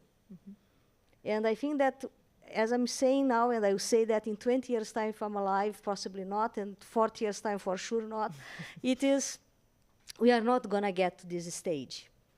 As I believe that the crews from the ships in 1400s or before that were not also sure. They didn't know what was going to happen. They didn't know what was, when they discovered Brazil in 1500s, they didn't know that there was land there. No, they were risking. So maybe some point in time we need to take the risk.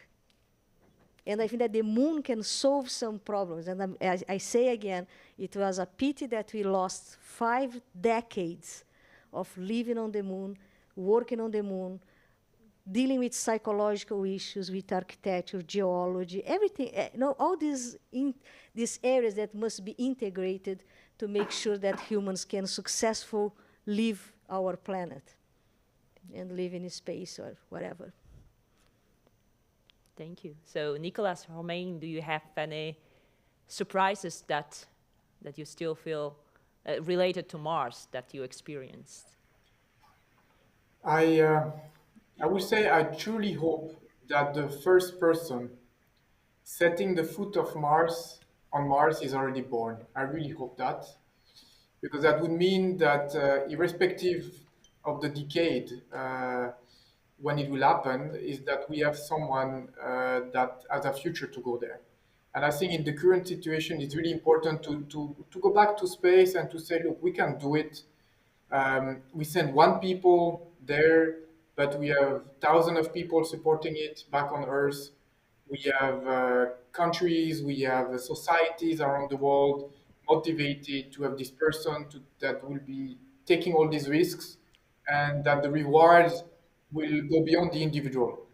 Even by motivating young people to study STEM, now look at the younger generation. We have really to show them that there's a future. It can be positive. So that's really what I'm hoping with space exploration. And I really like what my predecessor just said with the example of medicines, or saying that exploration towards Brazil was difficult.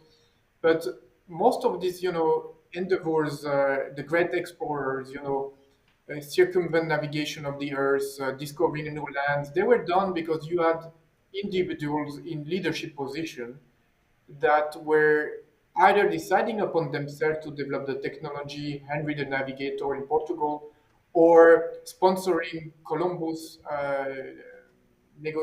travel. So for me, we really need to have the people that have the dream to go there, but you need to be courageous, but you need also to have leaders that are courageous to take the decision, to understand why we need to do it. So we need, in fact, a lot of courage to go to Mars. And I really hope that we have both the people, the first one that will set the foot on the moon, and the one that will take the decision, political decision. It's 2 courageous people that are already there. And Romain, do you want to add something as a summary? Oh, well, that's hard to add something to everything that was just said, but I truly believe that we are entering a new phase in space exploration. Before that, there was only, let's say, the main space agencies, NASA, Roscosmos. Now we have many new space agencies entering the race. We have the UAE, India is going to enter the race, China has entered the race. And I remember I had a talk with some astronauts from the Apollo program, and they were discussing the rise of China for the lunar settlements, the lunar exploration.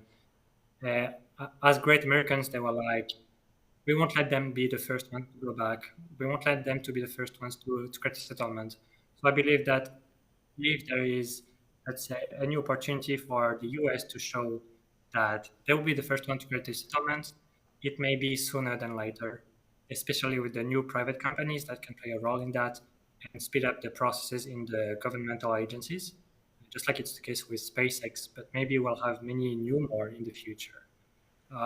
But what I would like to say, maybe more related to rovers, that could be of interest for the audience is,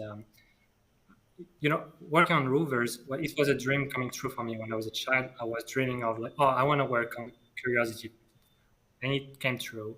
And it was a super big surprise to, well, you could imagine that it was a surprise to see that, all the teams working all together to make sure that such a complex system works perfectly fine, millions and millions of kilometers away, targeting rocks that are a few centimeters long or wide or thick. It's extremely wonderful. And I felt like it was an orchestra, like many different orchestras from all over the world working all together with the same purpose. And I hope it will stay the same for colonizing Mars. Thank you. Can I just final remark? Just like a final remark. Just talking about, I agree very much with what was said, that we need a leader or someone that is strong enough to take the risk. But over centuries now, from the beginning of mankind possibly till now, we have these leaders that send people to war. And these people are going to war possibly to die. So I don't understand sometimes why it's so difficult to take the risk for something that is possibly making mankind a more, let's say, a cosmic species, and we can send our young men and women to war without considering the risk, possibly, I don't know, because these people might not come back home. So it is double standards in this sense. The politicians are so keen or the leaders, not just now happening wars, but for all our history. So we are able to take the risks, and I think that there is no interest, basically. So, well, by this we came back from Mars to our earthy problems. So. Thank you very much for a very fruitful discussion. Thank you for sharing your thoughts with us. And it was really a pleasure to be in this group. And hopefully to see you all somehow soon. And have a good time. Thanks a lot. Thank you. On the Mars.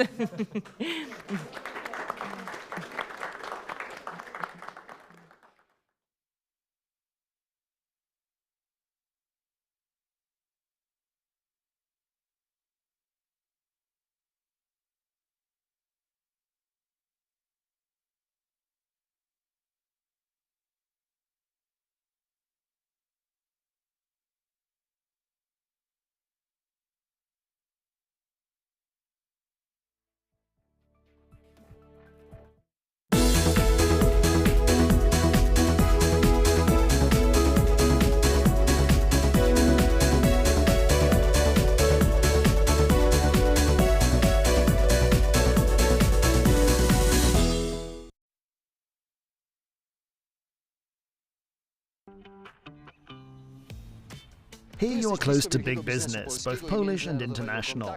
Contacts with various industries are within your grasp.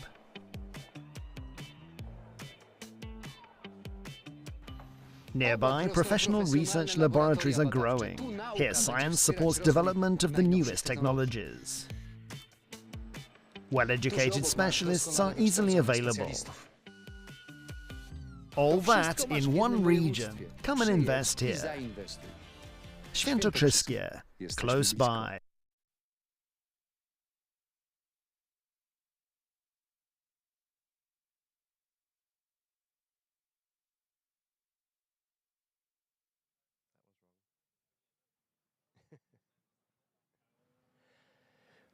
Welcome back to the Mars Yard, everyone. And as you can see, the competition is still going on behind us here. And in the next half hour, we'll talk to a few guests about what's going on here, the relevance of what's going on here. First of all, if you have missed some of the discussion before, we saw quite a few very inspirational quotes and lots of facts about the real side of Mars exploration, the real challenges of Mars exploration. If you haven't seen it, or if you want to follow what's going on social media, follow hashtag ERC2022 on all social media platforms, and you have a good overview of what's been happening today. Now, if you've watched us this morning from the live, from the Mars Yard, you've heard about the relevance of the interaction between machines, and this is a machine competition in a certain way, and the humans operating it. And we've really seen that the human factor is the critical factor of winning or losing here on the Mars Yard, but obviously also on Mars. And that is something that we're going to talk about now with my guest here from the Polish Space Agency Polsa, Przemek Ruch. So welcome, hello. Mr. Ruch, hello. On the Mars Yard. Hello, everyone. On the edge of Earth and Mars, as we were saying earlier. And I would really like to discuss with you the human factor. And not just the human factor as we see it here in the competition, but also what this competition means for inspiration and for people who are aspiring a career in the space industry. And I believe that Polsa is supporting that. Can you tell us a little bit about that? Yeah, we are really interested in space career paths to show to everyone what they can do to get in space sector. And one of our activity is Future Space project. Future Space program. It's a part of Erasmus Plus program, and we are close to finish it. This is the last month of this project. The leader of the project is Space Research Center of Polish Academy of Science. Polsa is a member of this group. We also work together with our partners from Netherlands. This is NEMO Center, Educational Center, and Noesis Education Center. And you know, Future Space project is considered as a, in my opinion, is a first attempt to give the teachers in primary and secondary schools, give them tools to show how their pupils can make first step in the education, sometimes very early education, to think about their future. So the future in space sector. So my goal as a Polish Space Agency part of this activity was preparing several scripts for teachers, such topics like global warming, Earth observation, living on orbit, some topics from astronomy or astrophysics, how to observe the sun, how to observe constellations. I think that everyone who is interested to be a part in his future, to be a part of space sector, can use those scripts even outside the school. Use them for himself, but I think it is only the first attempt to show to authorities a very important thing, that we have to think about changing curriculums in schools, because lots of curriculums was made lots of years ago with really small changes. Now we live, you know, close between Earth and Mars, and such informations about astronomy, astrophysics, astronautics, Earth observations, and a very important thing, maybe very funny, but you know, in school teachers learn as geography, or biology, chemistry. We have these sciences have the equivalent in cosmic sector, you know, biology, astrobiology, chemistry, astrochemistry, geology, astrogeology, climatology, planetary climatology. So when we will go further in the future, when let's say we will discover ancient civilizations on other planets, there will be place for planetary archaeology. So we need lawyers because the world still needs cosmic law. There is a very small number of law acts for every nations. So in space sector there is a place for technicians, for engineers, for specialists in natural science, and for mathematicians and for physicians. So Future Space Project is considered as a activity for pupils, for primary and secondary schools, but especially in secondary schools, this young people thinks about what they have to do to become a part of this sector. Okay, wow, that was a very long story. You say that the project is ending. Yeah, do you have any results? 2 or 3 weeks. Can you share some results? Yeah, the results could be studied in a dedicated website, futurespaceproject.eu. Futurespaceproject.eu. Okay. That's right. So there are scripts, there are programs for educational centers, and interviews with professionals from space sector to show what they do, how they get to the place they are at the moment. So you are welcome to visit. Okay, very interesting. That material, will that remain available after the project finishes? Yes, of course. To teachers and to anyone who wants to use it? Yes, of course. It? In Polish language, in English, and Dutch, and in Greece. Very good. Multiple languages. That is what we like to see in communication, because it's not all English that we speak in space, even though we do right here, right now, but that is not the leading language. So thank you very much for those insights, Przemek. And with that, I would like to hand over to my friend Tadeusz here. Thank you. So thank you very much for being here. Thank you. So Tadeusz, thank you for joining us and welcome. Can you quickly introduce yourself and tell the audience what it is that you do in the ERC? Well, my name is Tadeusz Kocman. I come from Poland, and here at the European Rover Challenge, I am the member of jury who is currently responsible for the probing and collection task. Probing and collection. Can you tell us a little bit about what that means? So the gist of this trial is for the teams to navigate the rover to previously selected 4 points where they should drop small probes of about 180 grams weight into, as I said, pre-selected points. And the distance between the tip of the probe and the selected point should be as small as possible to get maximum number of points. There is, of course, also many points that they can gain for using some autonomy in the gripper operation or autonomously navigating to the points where the coordinates are given. Okay, so they place probes and they pick them up later again, or you say collection? Well, in this case, we actually only drop them for a collection maybe by one of the future Mars missions. And the collection task is actually soil collection.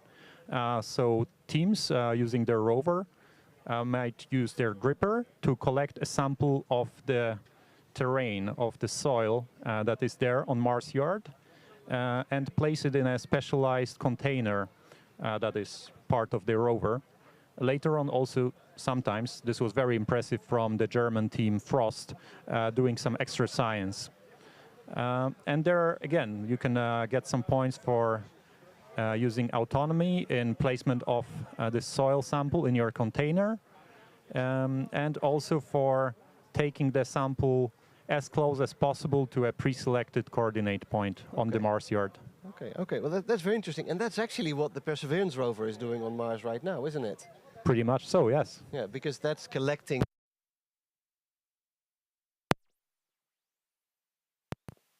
very much, again, in line with reality, and that's one of the key features, I think, of this challenge, isn't it? Exactly. What you're mentioning is the sample fetch rover that is in preparation as a mission, I think, by the European Space Agency, also in cooperation with other space agencies, mainly NASA. Yeah, exactly.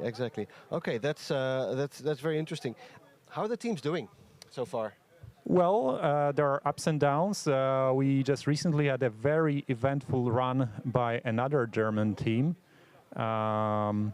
And what happened there is that when they were heading for their fourth probe drop point, actually 2 of their wheels broke. Wow. They are plastic wheels which are surrounded by like a moving element. It's basically looks like a small tank. 2 of those plastic wheels broke, and the team had to do something like a Formula One pit stop to actually exchange them. And they managed to do it in an amazing time of about 4.5 minutes, which allowed them to go further and actually gain some more points for finally placing the probe exactly 0.7 meters from the predefined place. Okay. Now that sounds very impressive from a competition point of view, but on Mars, if your wheel breaks, it's game over, right? Unfortunately so, yeah. And actually what we should be teaching the students from the rover teams here is that their design needs to be as sturdy as possible, as reliable as possible, both in terms of mechanics, electronics, software. So they should put a lot of time into both analyzing and then also testing. And what I've seen also with one of the other teams is that they tried to test placing the probes from their container and dropping them on the ground, but unfortunately they were using very much lighter probes. Okay. And here, in the shaky movement of the rover on the Mars yard, actually their container was not able to hold the slightly heavier probes, and they fell out without the team actually noticing this. So what's also important is to have full vision of what's going in front, on the sides, and also at the back of the rover. Sure. Because this actually did not allow them to get any points in that trial. Now, the teams get that information about the weight and size of the probes beforehand, don't they? That's actually true. So just like in the space industry, it's really important to take time to familiarize yourself with all the requirements, with the required way that they should be demonstrated in a space mission. And this is also something that we try to teach through this competition here. This is probably the first time where some of those requirements are imposed on them so strictly. It's also important for them to be here on time when their trial is planned, is scheduled. And well, I need to mention that due to foreseen rain tomorrow, we had to make some shifts to the schedule. So there were some surprises to them. We apologize for that, but it's something that we just had to do. Exactly, and again, that is in line with reality where unexpected things happen and you have to be on time, and certain things last longer. Or what about the sandstorm on Mars? Exactly, you just have to sit it out and wait it out. So no, that's definitely true. You mentioned something really important, and that is the educational element to the teams, but maybe also to the greater community. The teams can be quite large. I talked to a team, a Swiss team that has 50 people in it. Not all of them are here, but 50 people working on the rover. That's an amazing team. So the education element, you said the teams are learning from this. How does the competition help them to put in these learnings, and how are these learnings then taken through to even bigger communities, maybe back at the university? Well, so I think, like you also touched upon the point of how to organize the work. This is quite a large project to be organized by a team of students.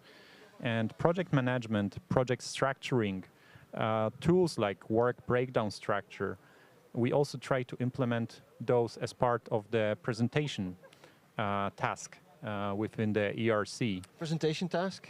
Yeah, Explain. so, well, presentation task is for teams. They have about 20-25 minutes to present themselves, then the way they are working together, the technical solutions that they implemented within their rover, the testing that they plan to do, any software tools that they have used, and also quite importantly about the outreach. So the ERC is also heavily about the outreach. So we ask them to show them that they are engaging with the local community, that they are active on social media promoting this competition to a wider audience. Well, and hopefully many of the viewers here online have picked up on that promotion and are watching us now because of that promotion. And I see some teams are more visible than others, but that's an important part. And again, I keep coming back to this. This is reflecting reality, isn't it? Because these missions, often financed with public money, with taxpayers' money, the information needs to flow back to society somehow, and outreach, of course, is one of the things. So again, this is reflecting reality to do these presentations and this outreach, isn't it? Yeah, definitely. What you mentioned is that if there was no support for the space research and no common knowledge about how much advantage we are gaining with space, like resources that are generated in space, the navigation data, the Earth observation data, meteorological data. I think the ERC is just the first step for the students to show to the students that the outreach is also an important part of the job. Yeah. We also see it in our business environment. It's important to also be active and tell about all the success that you've had. Yeah, exactly. And in business we call that marketing, and we do it because that's a way to sell our products. But in public projects and in space, we often call it outreach, because Indeed. we basically sell it back to society in benefits, but also in inspiration and all these things. So, yeah, I'm glad the teams are involved in that. We've got one more minute. As a jury member, how does these the scoring in your area, the collection and the placing of probes, how does the scoring work? How do you determine which team will win that part of the competition? Well, so we actually have quite a detailed, predefined way how to score on certain parts of this trial. So I mentioned the distance from the point where where the probe was dropped and the marker. But there is also some points for technical excellence. So, for example, if a team really amazes us with their gripper design, or just has a brilliant idea how to implement a container onto their rover so that it's useful for this competition, then they can also get some additional 10 points, which might bring them a little bit closer to the top places within the pack. Okay, well, excellent. That's good to hear. Thank you for all that information and for explaining to us yet another little piece of the competition. And we'll continue to do these interviews during our live from the Mars Yard intermission. So thank you very much, Tadeusz, and thank you, Remco. We'll hand it over to you, Piotr, if you could join us.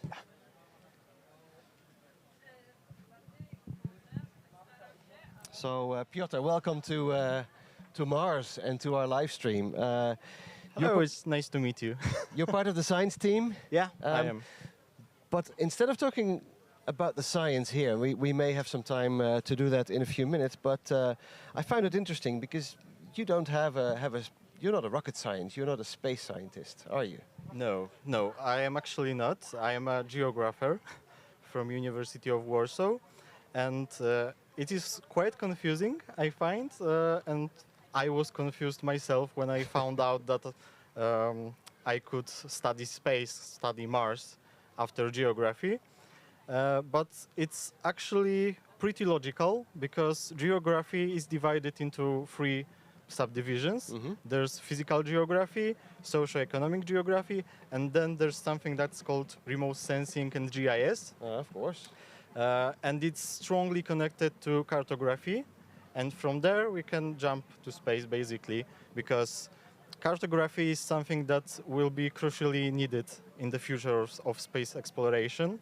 And I feel like it's quite a niche topic because in Poland there's basically no stuff like planetary cartography. There's planetary geology, for example, but yeah, planetary cartography is not really a thing. But that is also a thing that I'm interested in and that I have some experience in because I was a part of Polish Atlas this year and I made 3 maps of Mars, Venus and Moon. So yeah, that's how I got into space basically. Okay, very cool. So you're a geographer. For the viewers, can you really briefly explain? Because we had a geologist here this morning, Dr. Anna Losiak. She's a geologist, of course. She was my supervisor. I see. What is the difference between a geologist and a geographer? A geologist is, it will be really simple, but it is more of a physical studies of rocks, of stuff that is happening, for example, on Mars Yard. And geography is really broad plane of study.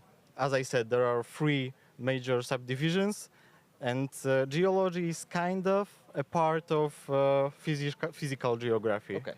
Okay, I see. Now, you talked about physical geography, obviously societal geography and cultural geography. That doesn't exist outside planet Earth, but... Not yet. But not yet, that's exactly right. That's exactly right, because we talked about that before.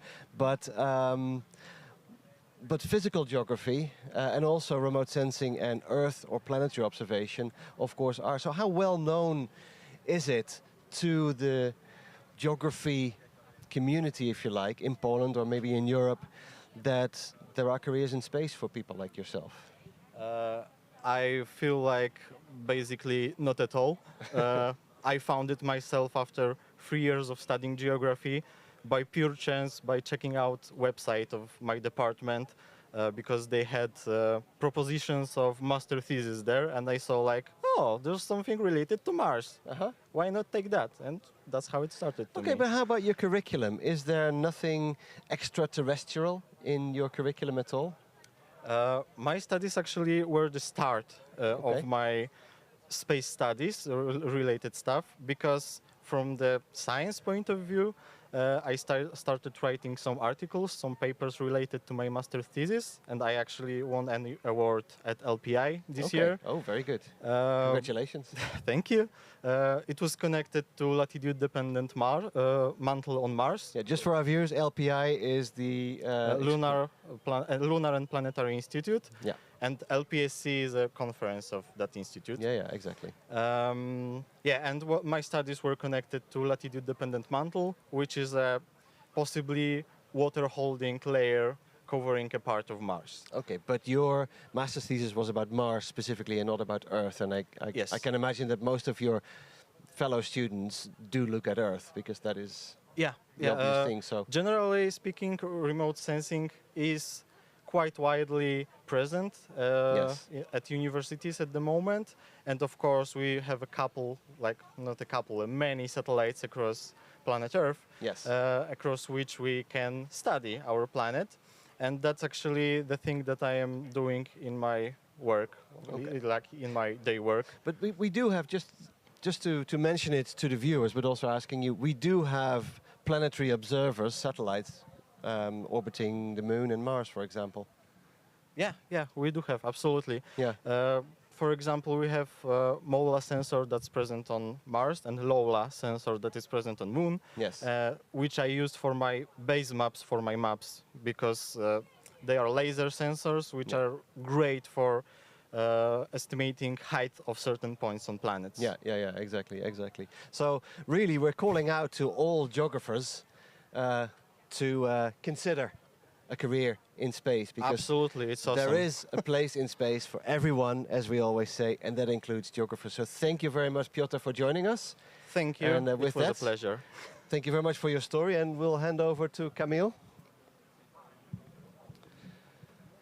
So, Camille, thank you for joining us. Tell us a little bit to the audience who you are and what your role is here at ERC, please. So I'm part of the science team. I'm the one of the persons who designed the Mars Yard, and we look at how the rovers conclude the task related to exploration of the whole Mars Yard and analyzing the geological features on the whole area. Okay, so tell me a little bit about your background. How did you end up as a member of the science team at the European Rover Challenge. Okay, Are you a rocket scientist? No, I'm a software engineer and I work in the space sector in GMV. I work with the payload data from the satellites. I also study automatics and robotics control. Geology is more like a hobby to me, to be honest. So I don't have any official background, I would say, related to geology. Okay. But I have enough knowledge to be a part of the science team, it turned Well, I'd out. say you know about data analysis, you know about how the space industry, how space works, how rovers work. Yes, I know about space sector, I think a lot as for a student. And I really like being a part of this space sector in Poland because this is the part of the market that is evolving in our country. It's not big yet. So you have to look for the knowledge very often outside of the university because you won't find enough information and experience in there. Of course, you can have the basic background and so on, but the real stuff you will find it in the companies, in the student scientific associations, and so on. Okay, so tell me a little bit about your study. You studied software engineering? Yeah, automatics and robotics control, which was mostly related to software engineering, exactly. Maybe a little bit to the mechanical engineering as well. Yeah. So how much of your curriculum in university was about space? University related to the satellite engineering and so on. And I was trying to be involved in them. And my engineering thesis was also related to space. I hope that my master thesis will be related to space as well. And I was also the part of the team that was sending the student satellite a few years ago. And I think that's all if it comes to the university. Okay, that's a great example, I guess, again, and we're seeing several examples of if you're dedicated to space, if you're interested in space, if you're a space geek, apparently, like you and me, whatever you study in university, you can find an angle related to space. Exactly, yes. I have seen the people that are saying that you have to be a software engineer or the mechanical engineer to be the part of the space sector. I totally disagree. You can be nowadays a lawyer, you can be an artist. Each single job can be related to space nowadays. I really like you saying that, an engineer saying that we need lawyers and artists and people from outside of science and engineering, even being an engineer yourself, but it's so true. Yeah, we need lots of engineers. Now let me look very quickly, as a last question, at career perspective. Yeah. How easy is it for a software engineer to find a job in space? In Poland, in your case? In Poland. Well, I think in Poland, software engineer in space is the job that it's easiest to find in the space sector, to be honest. Also the mechanical engineer and electronic engineer. Okay. Do you hear that? I think those are the three most important segments in Polish space sector. Exactly, and that is what I hear in other countries as well. So if you're studying software engineering, you don't have to work in fintech or in health tech or in edutech. You can work in space tech, and there is no industry cooler to work in than the space sector. So thank you very much for confirming that and being a live example of if you want to work in space, you can work in space. And that will only get better in the future now that the space sector is booming. So yes, I totally agree that the sector will be evolving, becoming larger and larger, especially in Europe and Poland.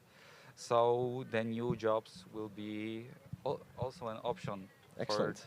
Excellent. Well, young people. Thank you very much for sharing that with us and hopefully giving people ideas of their career in space. So with that, we're going to a few commercials and then we will see you again at the other end of the Mars Yard, where we will be talking to a few teams and a few of the exhibitors. So we'll see you back in a few minutes.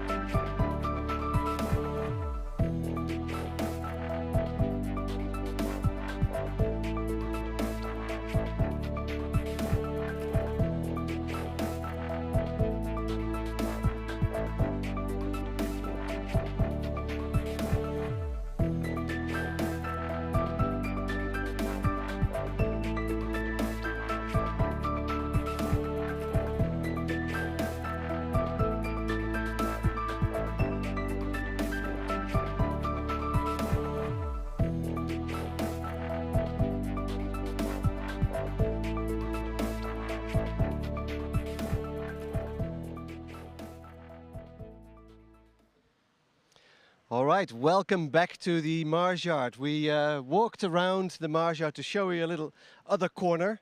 We have the Mars lander of the Mars Society Polska behind us. We have the banner, and you can see the Mars Yard from here. We also have two representatives of Team Diana. Yes. So welcome, and please tell us a little bit about your team and your rover. Okay. Our team was born in 2008 for participating in the Google Lunar X Prize, and then after the closure of the challenge, we started developing rover for Martian environment, and so we started participating in ERC. So we are long term of this kind of competition. First attempt was 2018. Then 5 rovers, and yeah, that's our short history. Okay. So which organization are you representing? Is it a university team? Yes, we are from Politecnico di Torino. Ah, okay. And yes, in North Italy. You want to? Yes, we are here with our last rover, Ardito, and today we managed to do the presentation task and the navigation. We are very proud of our results, so now we wait to finish the competition here in Kielce. Okay, so tell us a little bit about those results. Your rover did not break down. Your presentation team didn't break down. No, for now it's all good. All the navigation tasks went well with all the stuff we arranged. The structure, mechanical speaking, was good, and even the autonomous system works. So. Okay, very well. Now talking about these technical and communication aspects, we are talking careers in space today as a little theme in this live stream. Can you tell us a little bit of your background? What is your educational background? Okay, I'm an aerospace engineer, graduated in Politecnico di Torino, and yes, I started with the team in my bachelor, and now I'm in my master degree, and it's been a long experience, but it's the passion for space exploration and building things and see them work. It's quite strong, so it definitely worth it. Amazing. And how about yourself? Yeah, me too. I am an aerospace engineering student. I'm in my bachelor years. Yes, I think that working on team is a very good experience. It's start working in a team and practice future work life. Excellent. Now tell me a little bit about your team. How many people are there in your team? We are 75. Seriously, 75 people in the rover team? Coming from other all over engineering courses, so mainly aerospaces, but even computer science, electronics, civil engineers, mechanical. So we are a very big team with a lot of skills. And yeah. Wow, that's amazing. 75 people. How many of them did you bring to Kielce today? 28. 28 people here. 28 here. Wow. Okay, and this is, well, you've competed since 2018, you said. Yeah. So what have you learned in the past editions that is going to make you a potential winner here? We learn to be humble and not to believe too much in what we do. Okay, sorry about the question. No, but definitely we learn to, I don't know how to say it, to work hard and working for the result without expecting the result, and so working towards them and see what happens and learn from past errors. And it sounds like you've had your share of failures in the past. Is that true or? Yeah. Yes, we learn to be more patient and conservative in case in order to start the competition with something that works and something that we know. So we are more confident and yes. Okay, excellent. Last question, how can people find out about Team Diana? Do you have a website where people can find it? Yeah, we have a website, we have an Instagram page, Team Diana Polito. Polito is Politecnico di Torino. Okay. And even a LinkedIn account. Very good, social media, I always like that. Yeah. So yeah, if you hear that, follow Team Diana on social media, and of course keep using hashtag ERC2022. Thank you very much for this little interview and for some insights into your very big team. I'm impressed by the number of people involved. So thank you very much and very good luck with the competition. Thank you. Thank you. Okay, so now we'll move on to yet another Rover team. So gentlemen, good afternoon. Can you introduce yourselves and your team really briefly? We are the FNV Rover team from Switzerland, Aargau. My name is Jeffrey Smith. I'm Joel. I'm the project leader for this year for the Rover. And so our Rover is called Meyer 1. We named it after our school administrator that is now retiring this year. And he's a bit of an urban legend in our part of the country, under all the engineers, basically. So we thought, why not call our Rover that? Very good, very good. It's always nice to have a role model, someone who inspires you, and let him or her live on in the name of the Rover. So we were talking to your colleagues, competitors just now. Their team is 75 people big. How big is your team, if I may ask? Here, and the maintenance task went really well as well, I find. Okay, have you encountered any unexpected problems? We've had some issues with communications, but we were able to resolve them. I think I've talked to other teams, a lot of them have communication issues, unfortunately. But it seems they have started to figure out how to switch channels properly so that it works. And then the biggest challenge will be, I think, tonight, the navigation task during the night. So we'll see how well it works with not that much sunlight. During the night, you say? I didn't realize that the competition went on during the night. Can you tell us a little bit about that? Sure, yeah. So as far as I know, we've moved a lot of tasks from tomorrow morning to tonight because it's raining.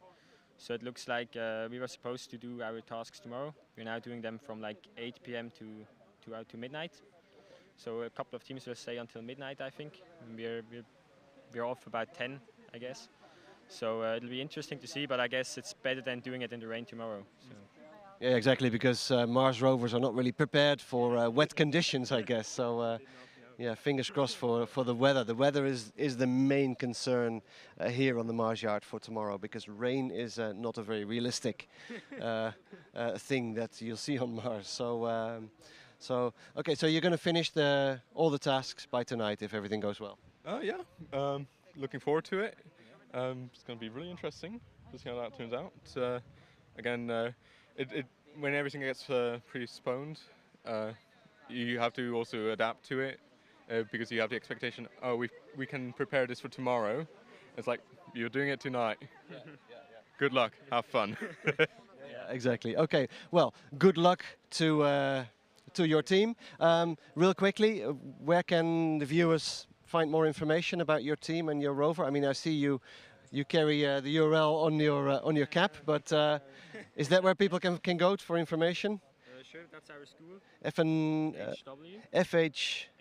FHNW.ch. Yes, or you go fhnw.rover on Instagram, for example, or find us on LinkedIn. That's the best place to stay in touch and see what we're all about.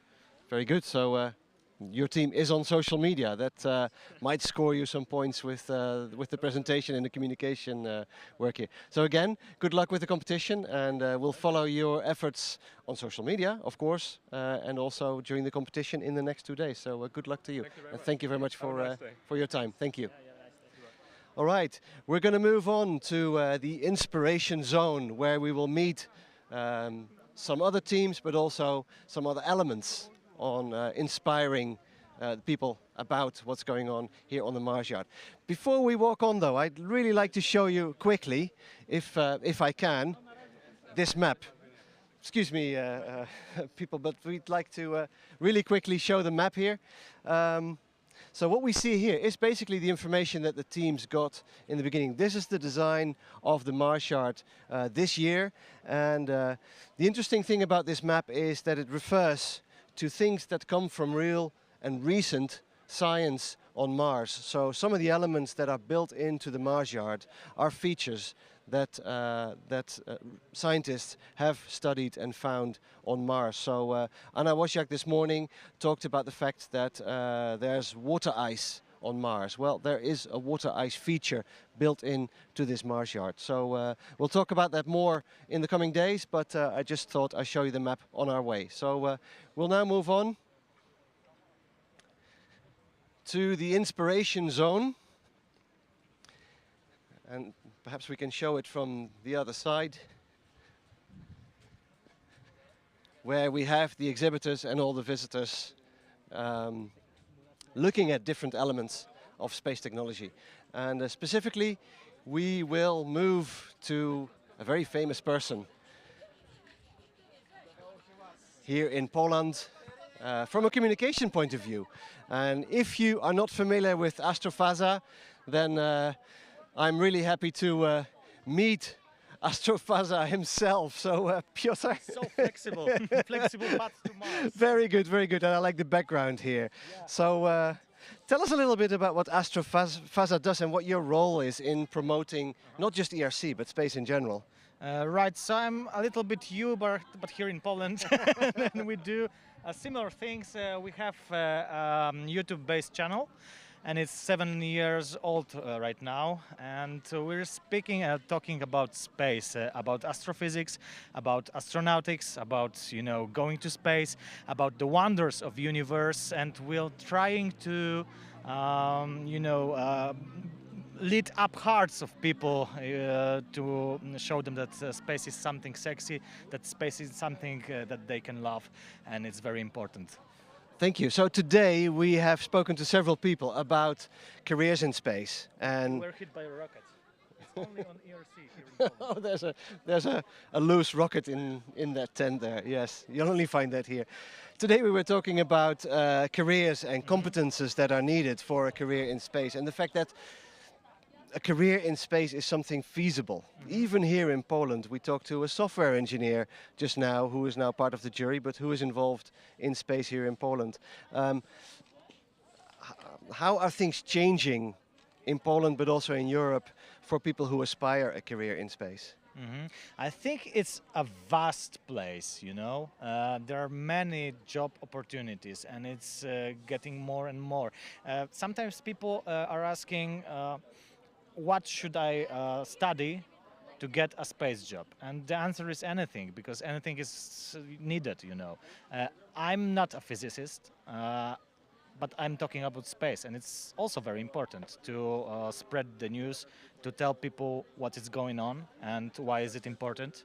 And this is a place for me, and it's place in space industry, and everything from programmer, journalist, physician, medical staff, everything. Everything is needed, and you just need to be good, very good at the thing you are doing. And then you can pour a space sauce over it, if you like. Yeah, space chef. Yeah, exactly. I really... Someone has to cook for astronauts, It's Absolutely. So even chefs, if there's any chefs watching the live stream, there is a place in space for you. One of the things I like that you say, and now that we're talking communicators to communicators, is the role of, well, people like ourselves, people who spread the word, if you like, through YouTube, through social media, through any kind of communication channel. What is the role of communicators like us? Because, hey, space is cool by itself. They don't really need us, do they? But how do they know? How do they know?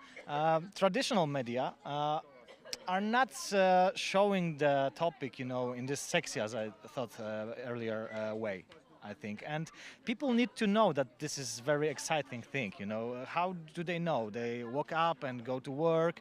Okay, there is space above us, and that's all, But you can show them that there's something more up there. The truth is out there, There's something more out there. There are wonders, there are people that are constantly working on the orbit, Many people don't know what planets do we have in our solar system. And it's, this knowledge, I forgot the word, but there is a mechanism that you know a lot, and you think other people know a lot as well. Yes. And it's not true, So it's our job to show them that this is very exciting, very important topic, and to do what we do. Okay, so tell me about what we see behind us, because this is like taking the mickey almost, making a joke out of space exploration, isn't it? Yes, and it works. It works because we're showing that it's not something very posh, and something, oh, it's space, go off, it's space. Okay? Just leave the space, it's ours. No, space is something that belongs to all of us, and we can make jokes out of space also. So we have some funny t-shirts, but also not funny t-shirts, a lot of them. And we're selling this stuff to make our channel bigger, better, and to spread the news. So it's one of our ways to earn money for, acceleration of Astrofaza. Okay, yeah, I see your logo very small on many of these t-shirts. Yes. Tell me, how can people find you? I mean, most people have found you already, but tell me where people who on the live stream who may not be familiar with Astrofaza, how they can find you. So, well, the main project is our YouTube channel. So you just type in Astrofaza and that's all. But we're also currently working on our webpage, and we will make this special hub of news and everything that belongs to Astrofaza. So if you type astrofaza.pl, you may just find everything there. Okay, excellent. Well, thank you very much, Piotr. That's all the time we have right now. So we're going to finish here and hand it back over to the studio. But I will see you again tomorrow, where we have these 2-hour intermezzos in the morning and in the afternoon again. In the meantime, hashtag ERC2022 on social media to follow everything that is going on. So back to the studio.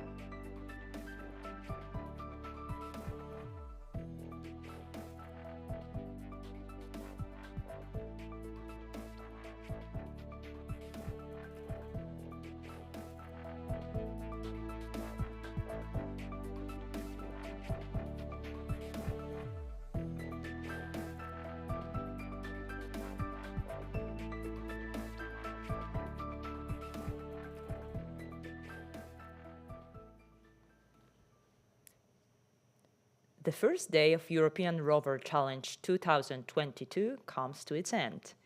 Mars seems to be an exciting place in our universe, waiting for the humans to be discovered. Let me thank the organizers of the event, partners of the meeting, participants of the competition, and our broad audience for making this day very special. Now it's time to share our thoughts during evening informal meetings.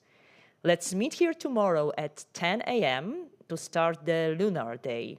Have a good time and see you soon.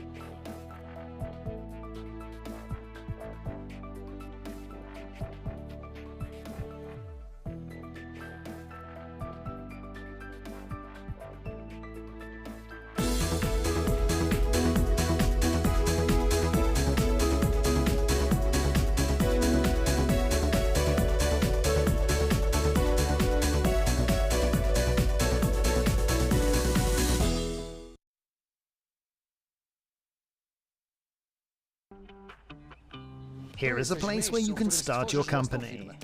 Here you will also establish professional contacts and develop your business. Attractive conditions await your business. Land for investment and infrastructure offer unlimited possibilities. Here business meets the world of science and technology. Young inventors conduct projects on a cosmic scale. All that in one region. Come and invest here. Świętokrzyskie, close by. Grüße from Germany. My name is Jonas, and together with Arno and Benjamin, we represent the project lead for the Rover team of our university group, Star Dresden. In this video, we would like to present you our new Rover, Merope, and the team behind it. After participating for the first time at ERC 2021, our Rover team grew to a size of around 30 star members from Technische Universität Dresden. We are all eager to participate again at ERC 2022. Developing a rover is an ideal project for us as students, as it gives us insights into a technological project with all kinds of challenges and management necessities. After we were able to reach 5th place in last year's competition, we want to build on the experiences and lessons learned from our old rover Electra and innovate with new ideas from our new team members. Our engineering team consists partly of members from the Electra project, but to a large extent new faces of Star Dresden. To assure that every part of the project is accounted for, we utilized a matrix structure, sorting the members into subsystem responsibilities and teams for mechanics, electronics and software. This way, anyone can see the specialization and subsystem affiliation of each member. During the scientific task, Merope will try to find and explore lava tubes around a Martian volcano to evaluate which one could potentially house humans for further manned missions. A suitable lava tube will provide future astronauts and settlers of Mars a place to build habitats that are safe from radiation and dust storms, without the need of expensive and time-consuming construction work. These tubes could be the very first stepping stone for humans on Mars. Together, Niels and Lukas are working on the scientific mission of Merope. To gather the required data for the scientific task and accomplish the other assignments of the ERC, we designed our new rover Merope from the ground up and with last year's lessons learned in mind. Here's a short overview for the subsystems and the associated team members. The main body contains the core of the rover structure. Most of its electronics are located inside this subsystem. Responsible for the main body are Arno, Thaddeus, Karl and Julius, while inner electronics were jointly developed by our internal electronics team. Contrary to Electra's main body, this year we opted for a more rigid metal design for the primary structure and optimized the force flow introduced by the arm by positioning it directly over the BEMA interface. A hole grid in the bottom plate allows for optimal modularity and even future changes to inner components and their orientation. BEMA, or Boogie Electromechanical Assembly, is the subsystem responsible for the locomotion of the rover. The drive and steering motors, as well as wheels and the suspension system, are part of the BEMA. Design and manufacturing were done by Rico, Gregor, Konstantin and David. Utilizing a vertical hollow shaft enabled us to fix the relative position of the steering and driving motors. This allows for infinite turning of the steering, which enables us to easily implement holonomic drive kinematics.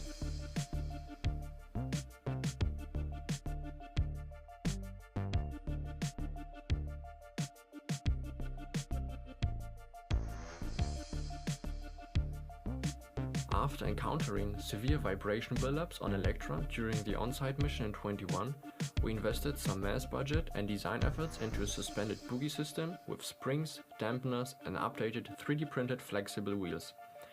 In combination, they enable a Merope to traverse challenging terrain calm and precisely. For executing the given manual task with sufficient precision, the robotic arm of Merope has 6 degrees of freedom and was constructed by Elias, Niels, Felix, Ivan, Johann, Romy and Justus.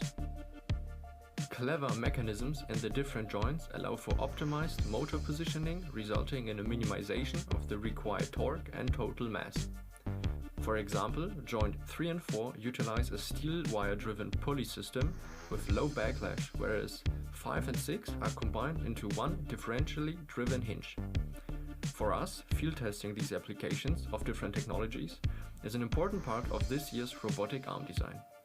On top of that, the arm takes advantage of our tool-changing system to switch between different attachments specialized for each task of the ERC.